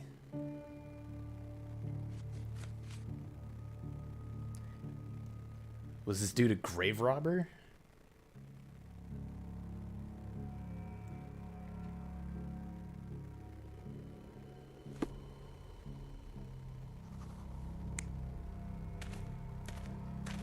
Alright, so it's either flowers, embalming fluid, or reporter. Let's just leave reporter here for now. Okay.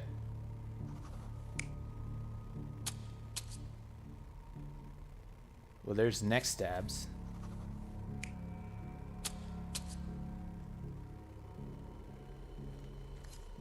Oh, see? Look at that. Reporter stabbing the neck. Let's see.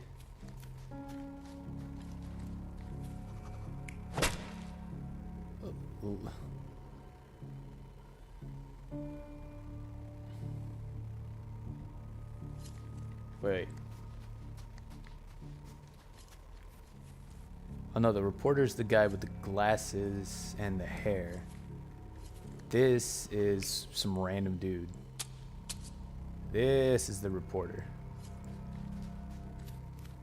If anybody did the stabbing in the neck, it was the reporter.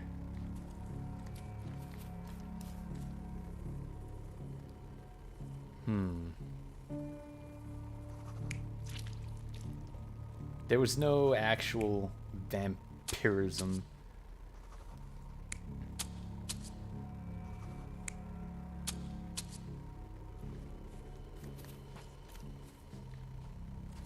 But the vagrant said he woke up to it all happening, right? The vagrant said he woke up to screaming, howling, and lightning, but no thunder, right? So it had to be the reporter killing everybody and then taking pictures. I don't know what's happening here.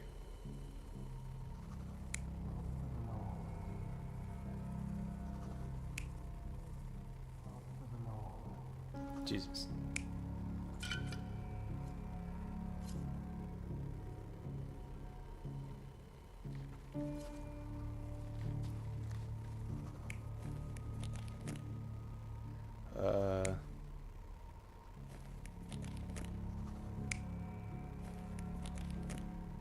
Okay. So,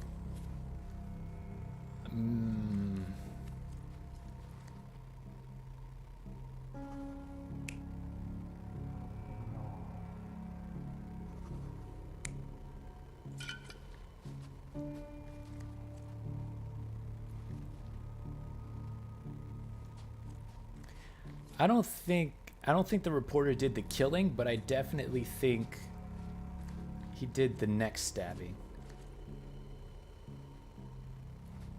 Wait, who's this guy?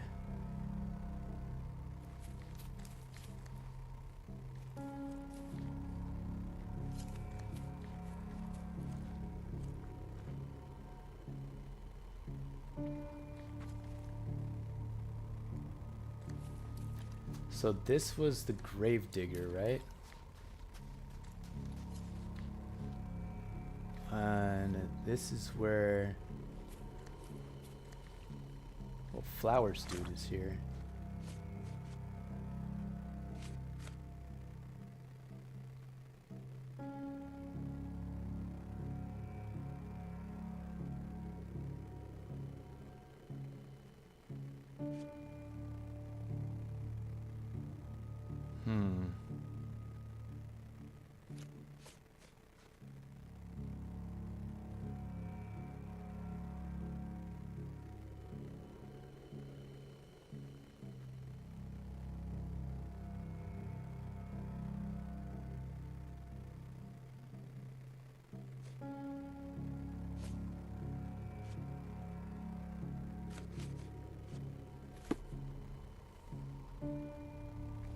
Let's try to validate this.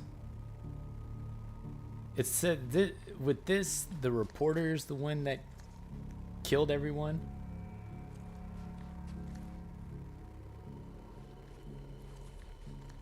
It's a little far-fetched. You're not even trying, Sherry. Yeah. Okay. Concentrate.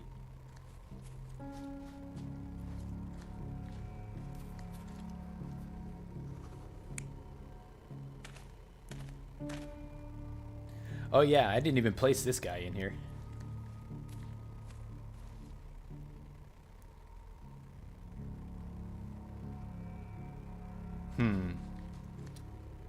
So the guy with the shovel to the face, who's that? The graveyard keep? No, the Cardona guy.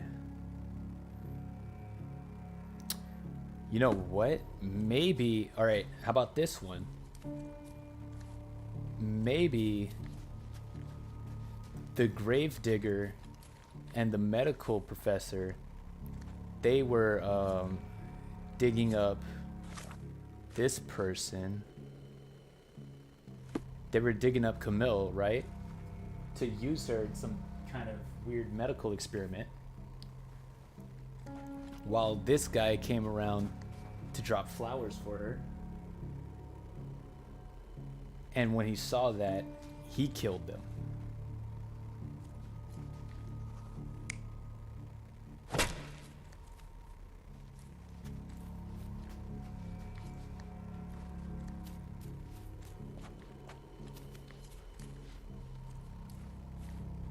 And then the reporter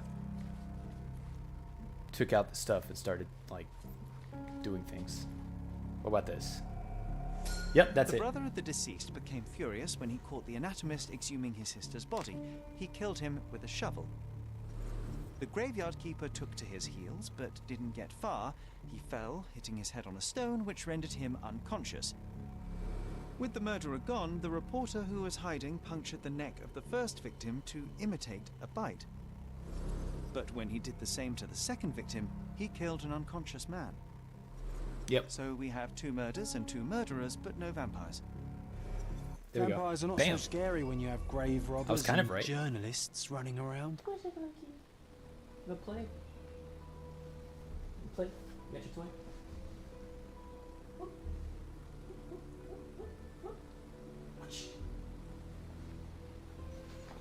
I was pretty goddamn close.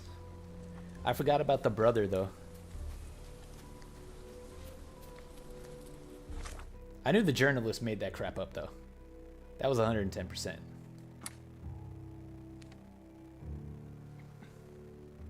The damning evidence was, I love a good story. If he didn't say that, then, you know, maybe I wouldn't have suspected.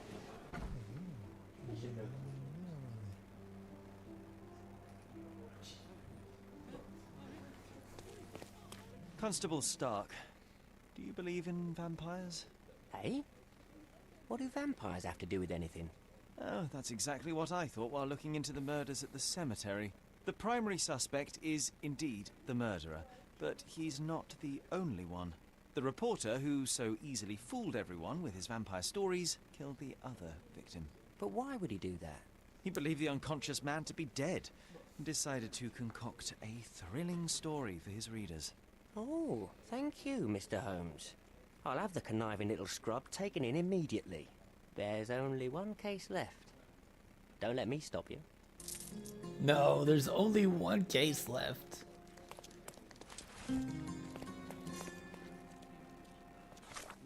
I like these cases.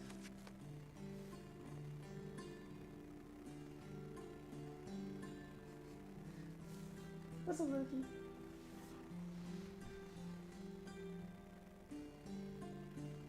What? There you go. Yeah, cheese.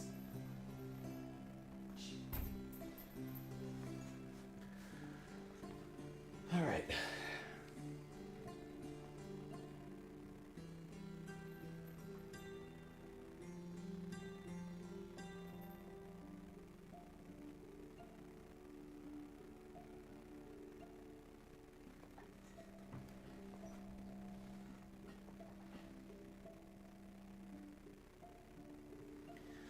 Let's see what we got. Report number 1813. 4 persons were arrested for theft, property damage, and debauchery. The 4 comprised of 3 women dressed in robes and animal masks and a priest. Oh god. The suspects have been charged with stealing and slaughtering a goat in the forest ruins to the west of the cemetery. For this cruel act, they will be prosecuted accordingly. However, the victim has requested to specifically identify who stole his goat.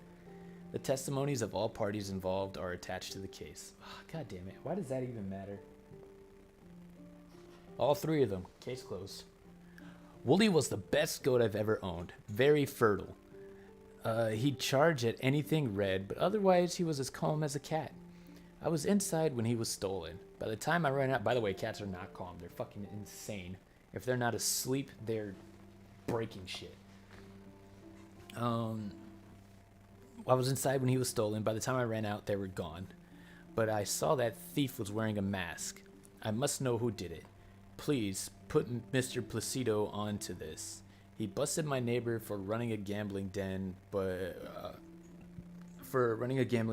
but a single look at his clothes. I'm sure he will solve this in a jiffy. Mr. Placido? Okay, so the priest's testimony. The priest is still tipsy. I came to the ruins to save these lost souls and stop their abhorrent ritual. I found them dancing and hid in the bushes, only to gather courage, mind you. I didn't see any goats. Then one of them stumbled, I gasped, and they noticed me. The one who fell tied me up, and the other, in a lion mask, forced me to drink wine. I don't know where the third woman was, but when they stopped tormenting me, the goat had appeared.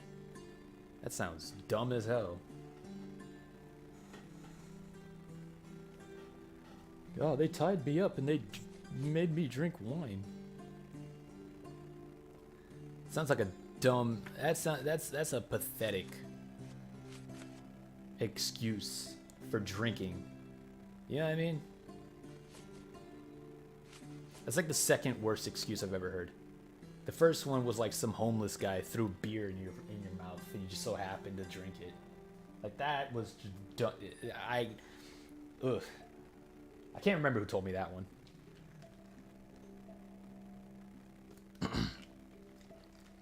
The woman in green ox mask is limping. I couldn't steal the goat even if I wanted to. I sprained my ankle during the dance. It was the priest who brought us the goat. He may be all holier than thou now, but he clearly wanted to join our bacchanalia.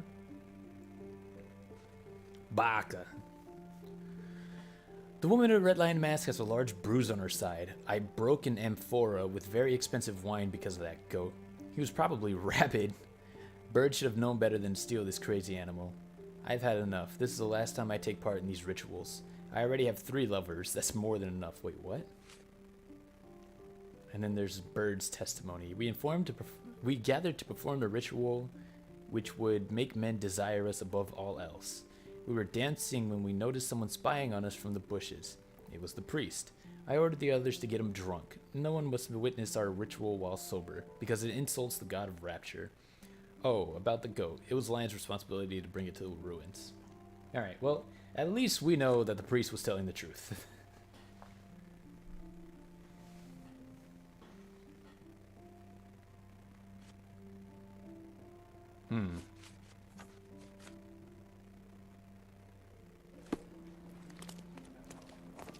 Wait, where's this at? The forest ruins? Where's that at?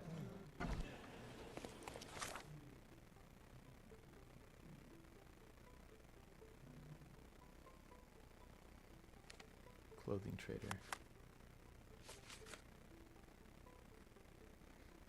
To the west of the cemetery. Oh, I see. Okay.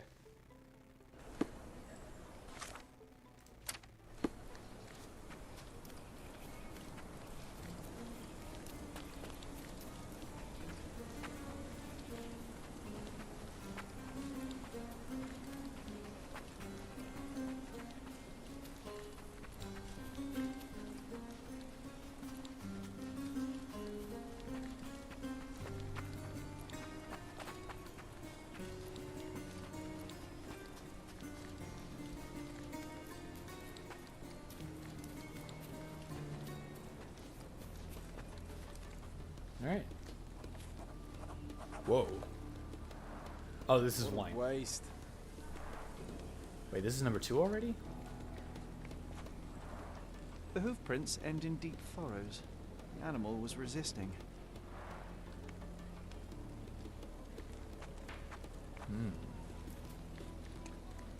So this is where the priest was. The robe is soaked with wine.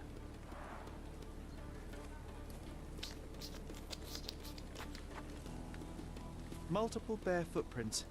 I should examine them more closely.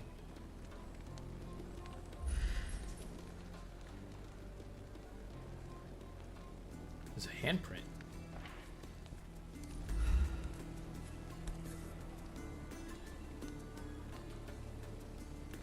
The priest said that he came here to stop the ritual. Did you really, Father? That I don't know about, but he definitely got captured and, you know, forced to drink wine. One of them literally confessed to doing that.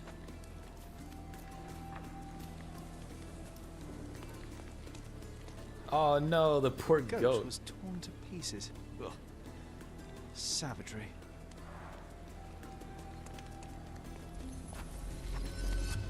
Alright. Let's see what there is.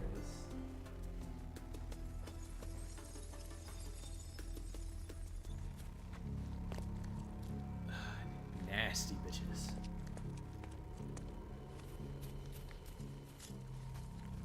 Okay, so here's the goat. No. What do you mean no? That wasn't the priest. Let's see.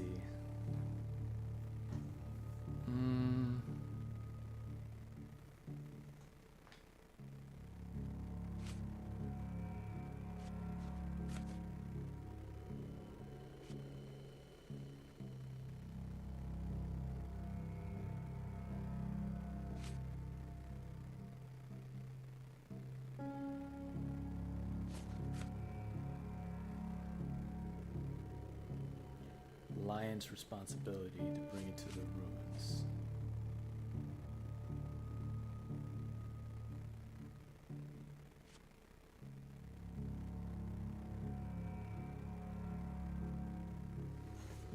So Green Ox says it was the priest. The priest doesn't even know where the goat came from. Green Ox says it was the priest. Red Lion says it was Bird. And Bird says it was the lion. Not the goat. That goat got fucked up.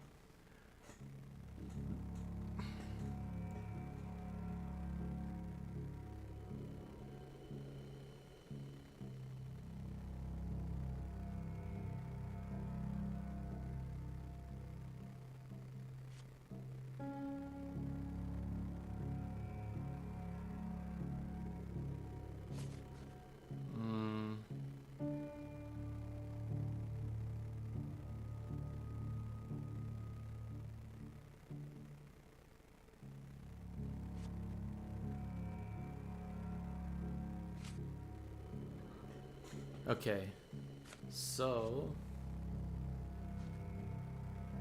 let's see.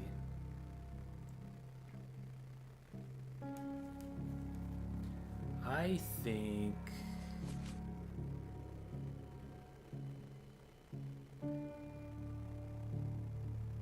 it was Bird.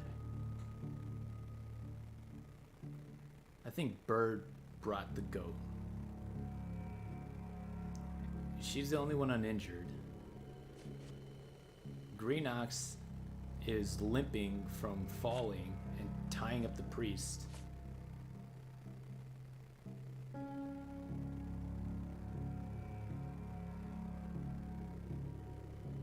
Oh wait, no, hang on. The one who stumbled, the one who fell tied him up, which was Green Ox.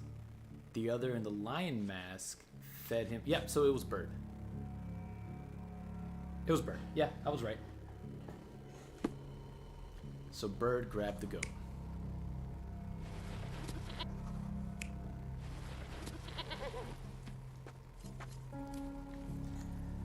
My migraine is killing me. I'm sleeping. It's almost 3 a.m. Cry.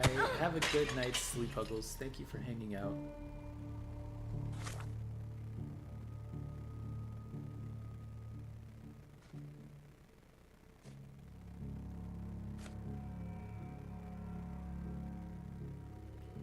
Red lion. Does that look like a lion? Yeah, that's a lion. Yeah, you definitely don't have to. You don't have. You know. Go to bed. Go to bed. Get some rest. No, it wasn't all 3 of them.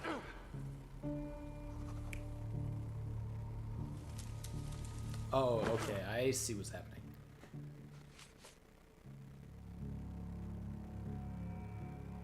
So Blackbird ordered it.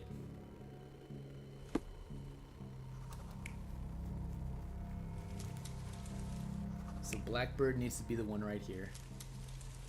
Yep, like that. And then Red Lion got slapped.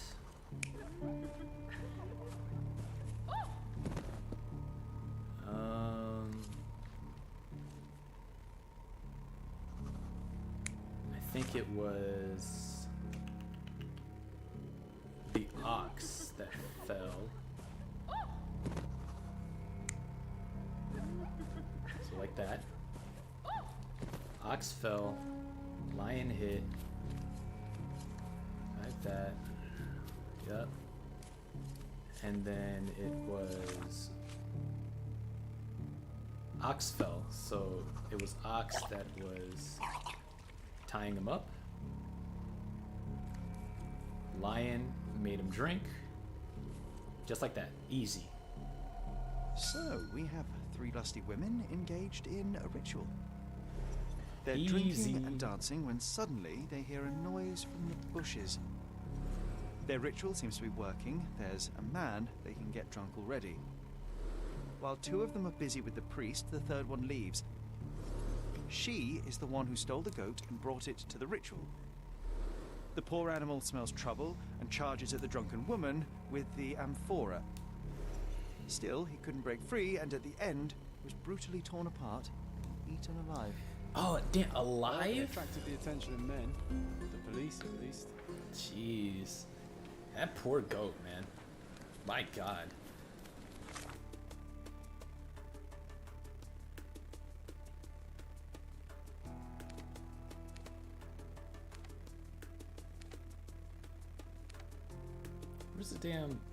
Where's the police station? I always get lost. It's right here.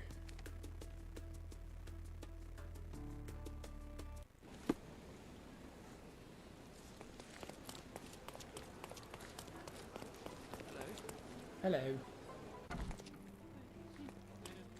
Mr. Holmes, I have great news. Our recent accomplishments have earned me a promotion. Sergeant Stark. It has a nice ring to it, hasn't it? Please accept my congratulations, Sergeant.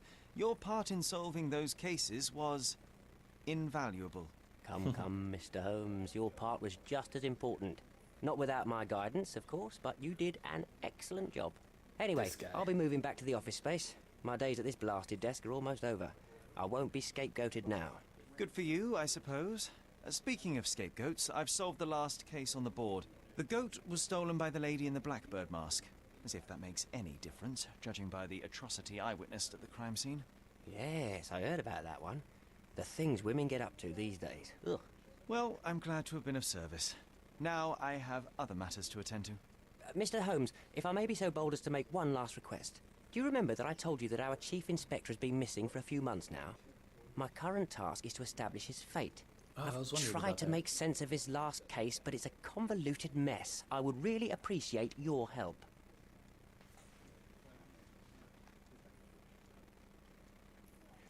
Why don't you do it yourself? I'm sure there's nothing in that case a police sergeant can't handle. You're simply much better at it than me. There, I said it. I won't argue with that, although much better is still an understatement. True. Fine, you have me intrigued. Thank you awfully, Mr. Holmes.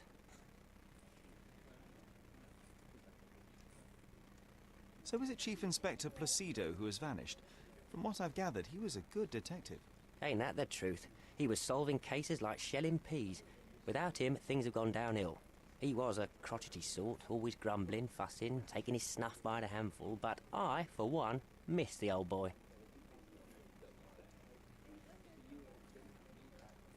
Tell me everything you know. I don't know much. Just that it's connected to a gang called the Hive. Placido has been after their leader, the Hive Master, for years. But otherwise, I can't make head nor tail of it. Here, take the key to Placido's office. You might find some leads in there. Very well. I'll see what I can find out. One thing is certain. It's a dangerous business. Be careful, Mr. Holmes. Child's play. Alright. We do this last case and then we call it a night. Because it's about time anyway.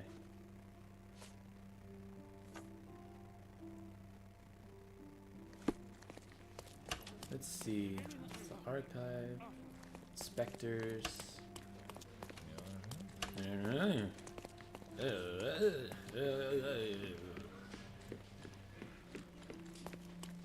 Ha. Seems like John beat me to the office.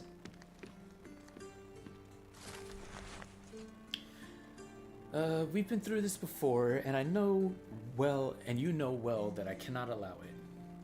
You are an indispensable asset to this department, Placido. Sorry, but your retirement is out of the question.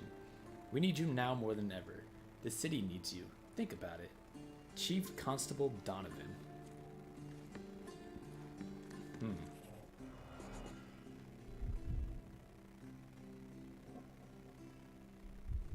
Hello? Oh, here. I have to concentrate on Box of snuff. Strong stuff.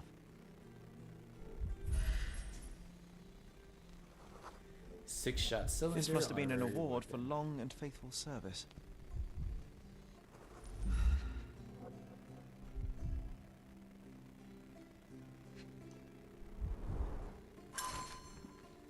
Hive Gang police raid. Is the Hive Master dead? For Police Inspector Luciano J. Placido, the night of May 13th ended in gunshots, a blazing fire, lost comrades, and the label of hero. After an investigation lasting several years, Inspector Placido led his squad on a raid to shut down the operations of the infamous Hive Master and his crime syndicate, the Hive. The largest of the gang's warehouses, and also dubbed B-Yards, was raided in Miner's End. Although the operation was thoroughly planned, the police encountered serious opposition and were outnumbered. The gang set the warehouse on fire, ambushed the officers, and engaged them in a gunfight. We have recently received confirmation from several sources that Inspector Placido managed to corner the Hive Master, the gang leader subsequently perishing in a failed attempt to escape from the burning warehouse. As a result of the operation, Placido was promoted to the position of Chief Inspector.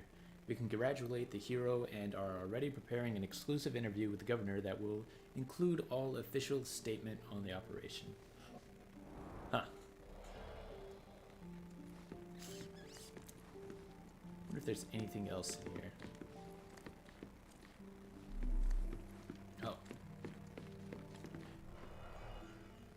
Time for my medicine. What? Did I get a... Oh.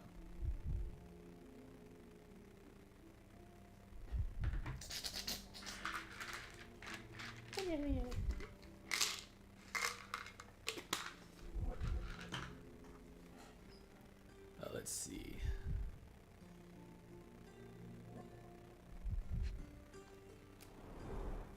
Hive Master. Crime lords just love catchy monikers.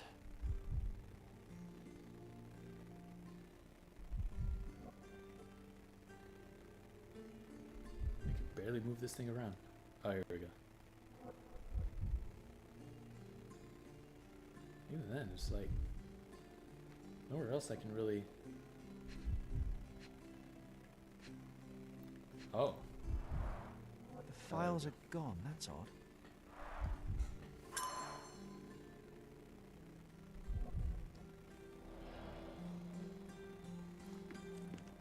Okay, so that's everything in here, right? Looks like it.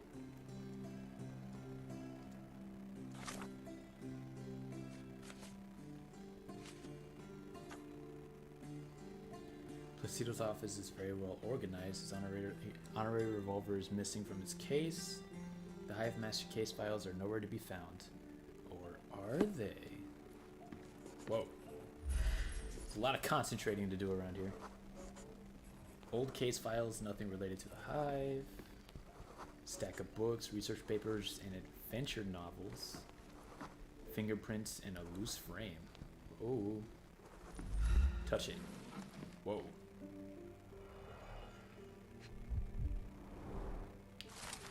What if Placido is the Hive Master?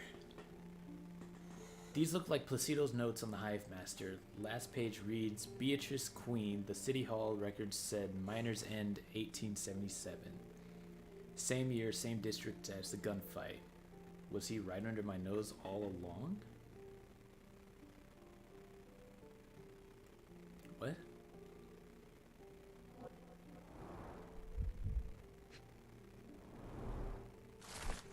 Collection of local and nationwide newspaper articles all mention the Hive and Hive Master and are organized chronologically.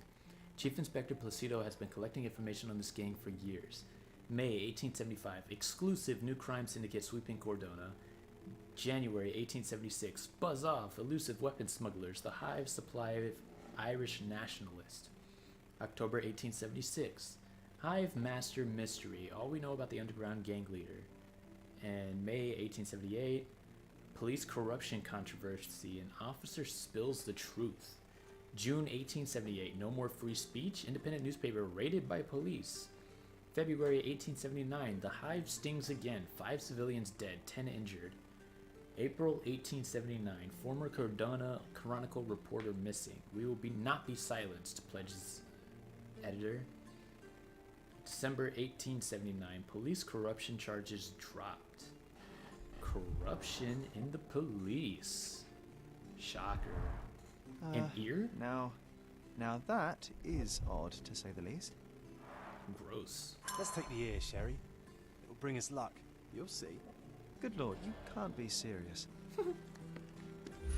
Good lord. Heavens to Betsy. Alright, there's nothing else in here. John suggested I take the ear from Placido's office, but I'm not sure if it's a good idea. I'm gonna take the ear. Nice. Always play it by ear, pal. I get it.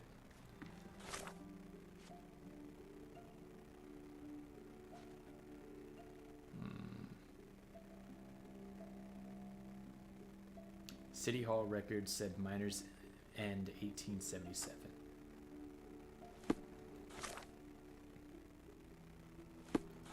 City Hall records.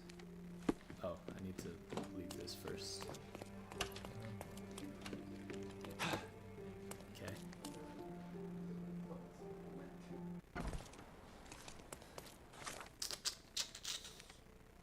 City Hall.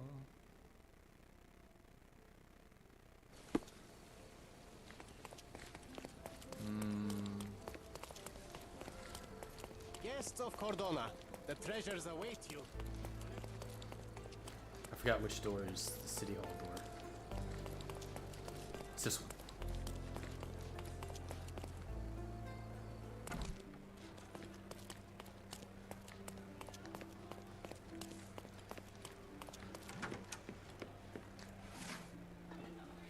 Let's see.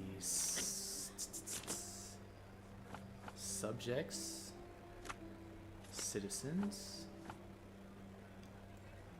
1800s. Miners End. Queen Beatrice, business entity registered in 1877, documents filed for closure in January 1880. Property registered in the name Warehouse in Miners End, sold in February 1880. Distillery in Miners End, shut down in February 1880. Villa in Grand Surrey, auctioned off for charity in March 1880. Warehouse in Miners End, currently for sale, located in Clay Street by Stephenson's Bridge to Silverton. What is that supposed to do? I gotta check out all those places? There's no way.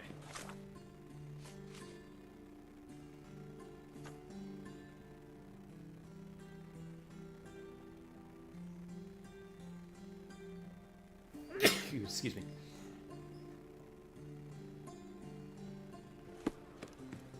Oh dear God.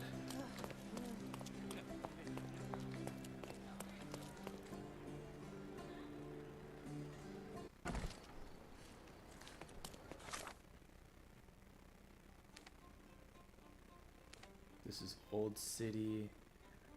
Where's Miners End? Oh God, I haven't explored anything over here.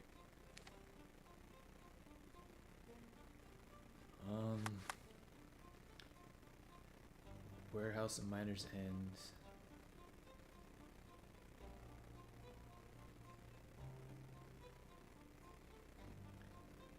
Clay Street by Stephenson's Bridge to Silverton.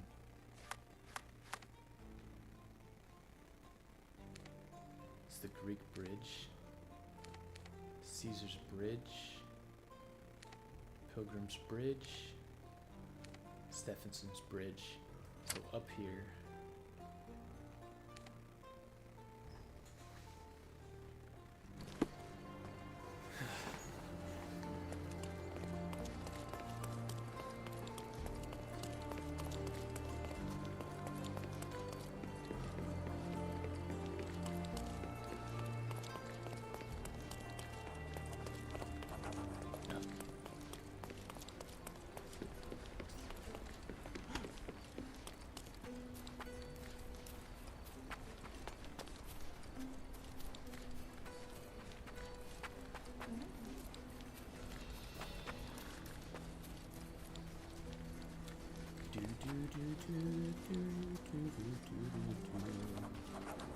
Silverton Docks. Wait, was that on the list? No, right? No, it was distillery, villa, and a warehouse.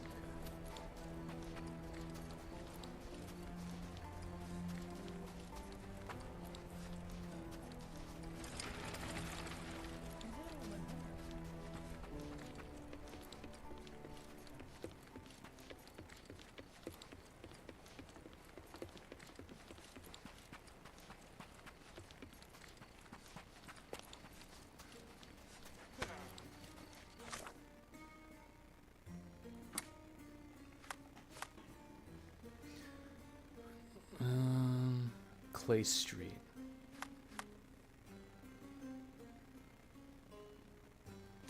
Could be that.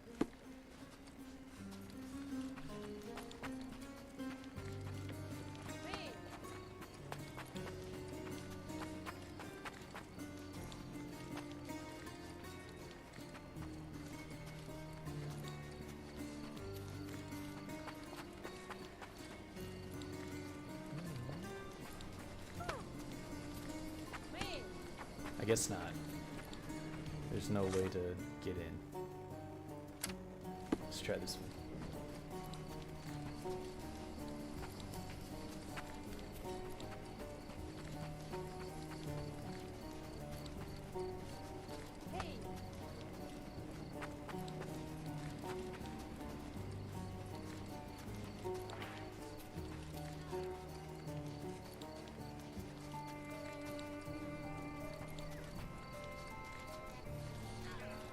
Ah, here we go.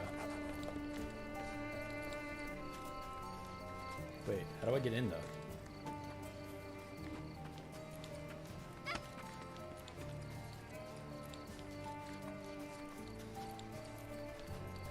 Is it just any old warehouse?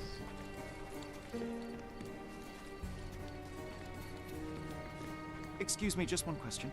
Do you know, I'd rather bite a snake than talk to you. Man, I wish I could shoot some of these people. I really do. Maybe... Do you know anything about this? Hey, Toff. You have exactly 1 minute to get lost. Time to check your who, what, and what, Sherry. Who are you asking? About what and dressed as what? Oh. Do you think maybe I need to be dressed as something, or like less gross? Or less me, I mean?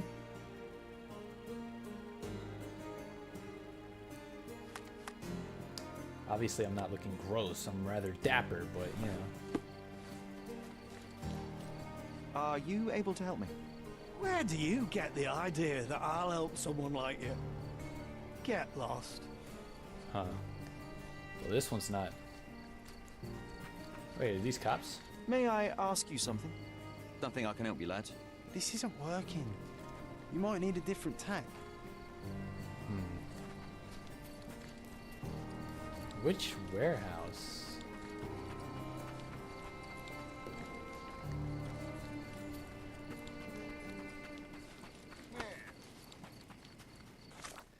Oh, I'm not even on Clay Street anymore.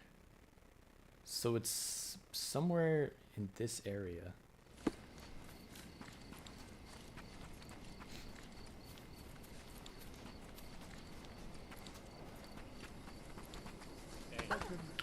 Let's look for a for sale sign, maybe.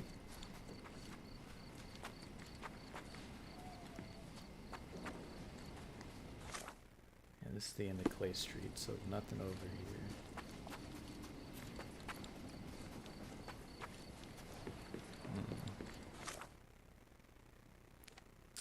I don't know what the hell this is, but probably not Clay Street.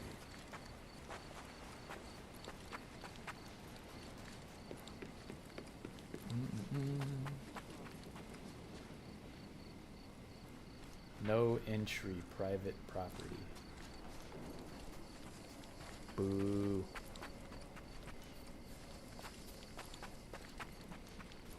There's gotta be this place, right? How the hell would I get in?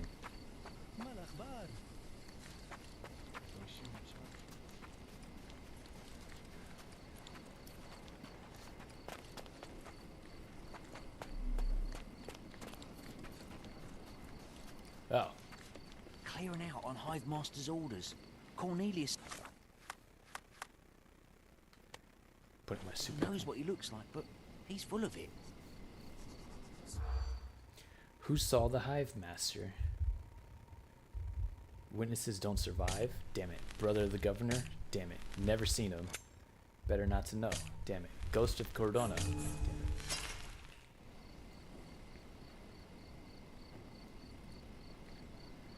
Clearing out on Hive Master. Better than not know. Never seen him. Burned face. Contacts through proxies. Typed messages. Okay. From what I heard, the rank and file of the Hive don't know what their boss looks like. Apparently, they've never seen the Hive Master in person. So nobody knows what the bastard looks like. Oh dear.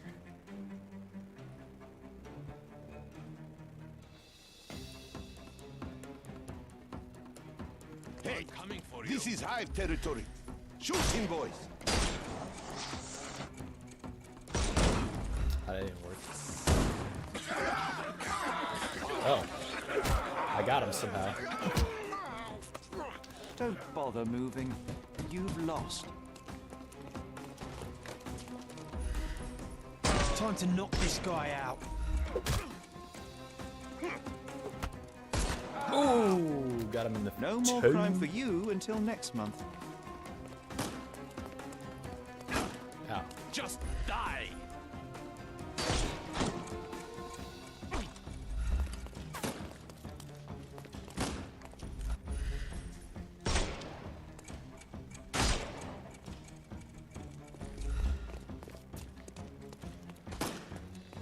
The snuff's ready.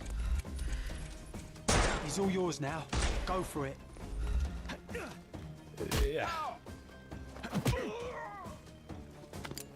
Don't bother moving. Give him the pepper snuff.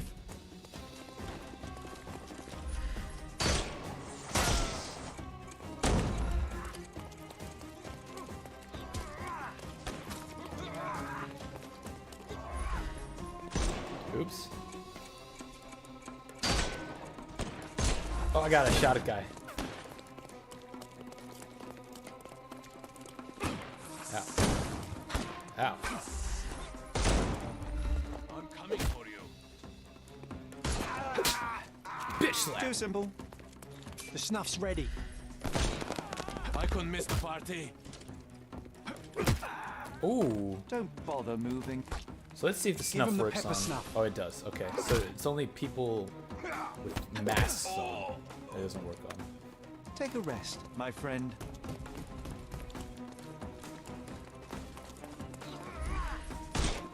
Oh, what?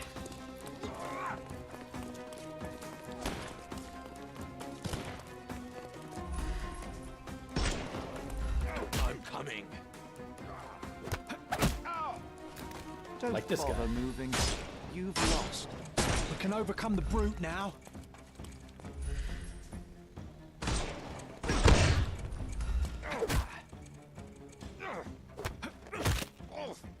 I got 2 birds with 1 Too stone, simple. baby. The snuff's ready. Ooh. Ooh. Don't cry, you'll live. Give him the pepper snuff. Well, that was easy. Sure, I got shot a couple of times, but, you know, who cares? Oh, those guys are just disappearing? Alright.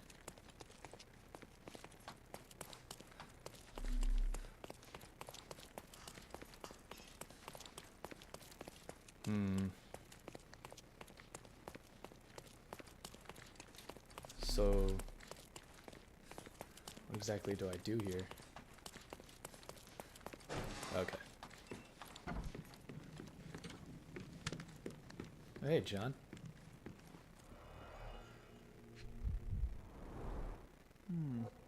Everything knits together. I can't spare any boys, Cal. Too busy wrapping up, same as you. The boss has gone soft. Shutting down when we have the island in our pockets makes no sense to me. And what's with the letters? He never contacted us directly before. I'd be a fool to cross him, but I sure as hell am not leaving. There's still easy pickings to be had here, hive or no hive.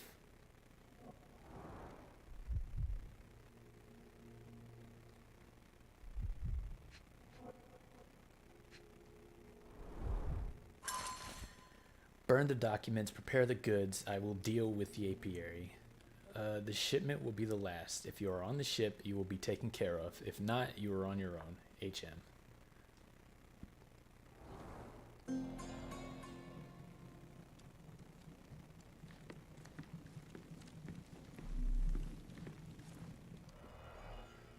Oh, shit's being burned.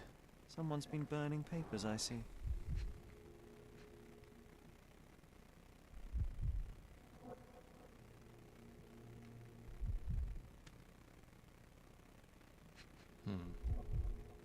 Oh.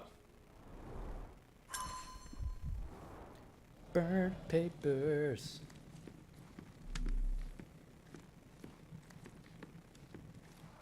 Ooh. What a convenient way to pull the wool over the eyes of the customs house. I get it.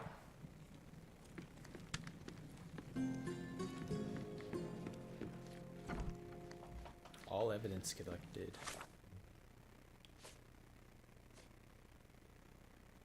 Ooh. Chemical analysis. Smart boy JD comes in. -3, -4, and 5. Wait, what is it? Okay, so this downgrade. Okay.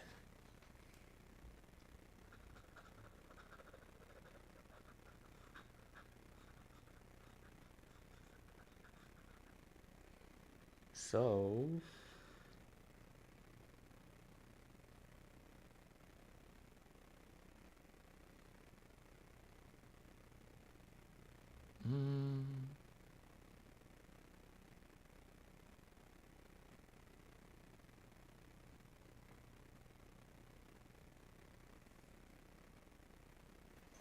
let's see. So we got 3. That would be 3 red, 1 blue. 3 red, 1 blue. Plus this will be 3 red, 5 blue. Now we just need -4 green. I think this. So this. What was it? This? No.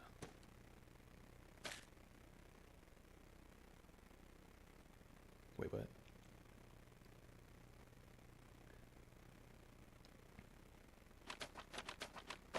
Three red.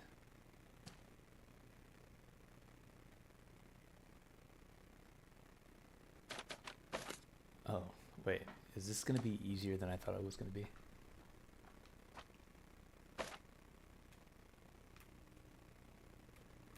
So I guess there's more than one way to do all of these. So this one is going to take... Actually, it's going to take this like that. Make that -4. This one's going to be flipped. Make that -3. This one's going to be upped. Make that 5. We're going to grab 2 of these. So we can grab that, that, that, and that. Bring that over here, and bam. I managed to restore some fragments. Beeswax to Valen, 50 crates of yarn to Dublin, and of honeycombs to Thassilo, whatever that means.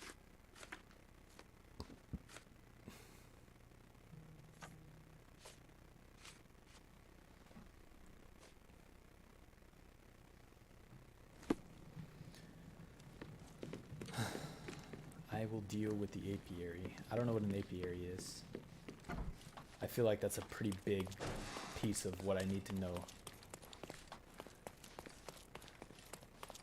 I'm pretty sure I've heard that word before.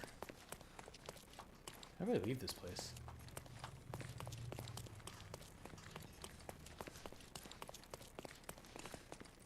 Am I stuck here? Oh. Giant doors. Right.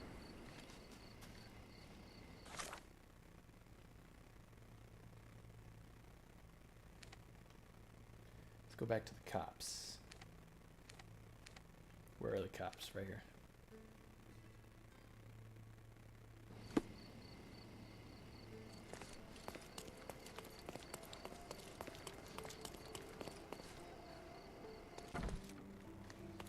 Sergeant Stark's back at his desk, across from the Chief Inspector's office. Oh wait, across from the Chief Inspector's office.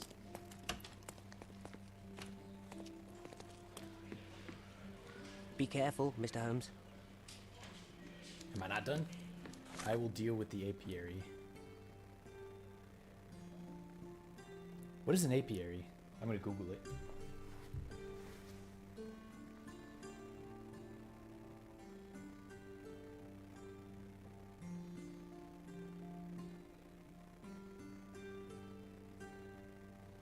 Oh, it's a place where bees are kept.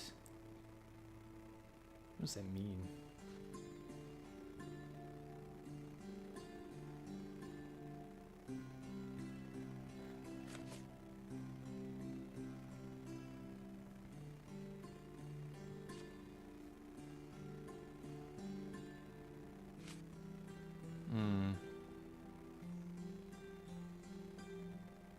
I don't know anything that means. But I think it might be time to just call it. We'll deal with this next time.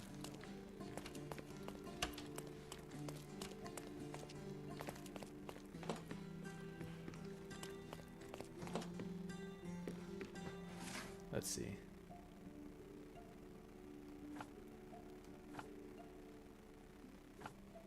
Yeah, I don't know.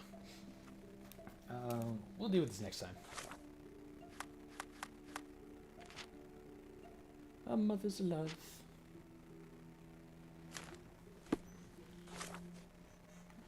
Wait, I'm still missing stuff? Oh.